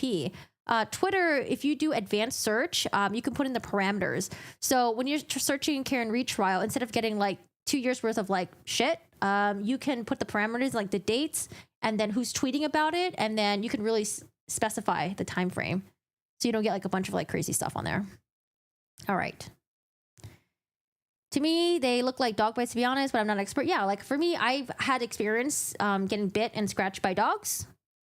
Not big dog. Well, have I got? No, it's sort of a big dog. Like I've had experience before, and I'm like, oh, that could look like it, but I'm not quite sure, right? I've only got bitten like 3 times, I think. I don't know. Is that enough for me to be an expert in dog bites? No. But I also don't know what people look like when they get hit by a car. I don't know. So my mind is very open about that. So that's what I'm just trying to do. I'm just trying to keep a fucking open mind about this because I want to know what happened to John O'Keefe. I want to know who did it. This murder mystery thing is kind of driving me nuts. And I kind of feel like, oh boy, if we don't really get an answer by the end of this trial, that's going to be fucking devastating because we're so heavily invested into this. How do you expert Twitter search though? You can, there's like when you're searching on Twitter, you can hit like the advanced settings or something like that. It's a little bit confusing, so I had to Google how to use it. So you can do that. We can opine. All right, let's do all the opining. All right, guys. So I will see you guys. I think Tuesday will be a half day, so I don't think I'll be live, but I'll be live afterwards. I'm gonna try my best to not watch it. Yeah, I think I'm not gonna watch it. I want to watch it fresh with you guys, just like today. Today I watched Jen McCabe's testimony fresh with you guys. Matt's I already like heard in the background, but I will see you guys on Tuesday. Okay, feel free to pop in and we'll see that. I don't know, that cross-examination. It's gonna be. I love cross-examinations. This is my favorite. It's my favorite part in the trial. Cross-examinations are always the greatest. You got bit by a dog by a neighbor once. Leg and hand drew blood, was scary as fuck, but I survived. Also, it fucking hurts. Getting bit by a dog is not just about it bleeding. It actually bruises and it stings so fucking bad. I got bit by a Saint Bernard Beagle mix, and he bit me like right here. It freaking hurt. It was so painful. I don't know. It was like one of the most painful things ever. But I've gotten bit here before. I don't know. I've gotten bit. You're just like the arms and like hands. But I do wonder though. You guys might have the answer to this. But when I saw the pictures of John O'Keefe's autopsy photos, I only saw, I think, the picture of him. I think it was just like the top view of his arms. So if he got bit by a dog, I'm assuming maybe there'll be. Say if this is like the top teeth, right? Maybe there'll be like bottom teeth to correspond with it. I don't know.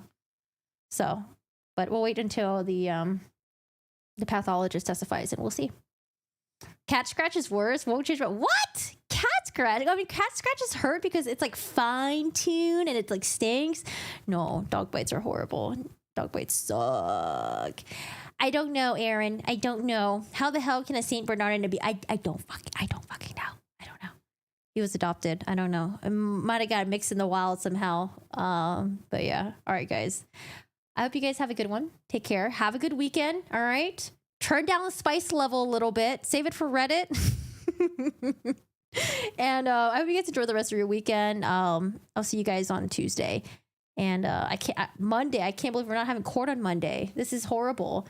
You know when you're watching a TV show and it's just getting to the good part and it's like you just have to wait for part 2. I don't know. It's so annoying. Oh, gosh. All right. But I'll see you guys on Tuesday probably. All right. I hope you guys have a good one. Feel free to join the Discord if you like. We have a true crime section. Feel free to post true crime stuff in there. You guys want to have discussions, feel free. And I'll see you guys later. Were you bitten by a corgi? No, I've never gotten bitten by a corgi. I'm trying to think. Hi, Pickle. How are you doing today? No, I've never gotten bitten by a corgi before. I might have actually gotten bit by Shiro when I was trying to separate him and he was barking. Maybe. I don't remember. Or was it the other dog? It might have been the other dog. I don't remember. Let's go fight on Discord. Yeah, have a boxing match. Have fun. All right, y'all. Have a good one. See ya. Bye. Take care.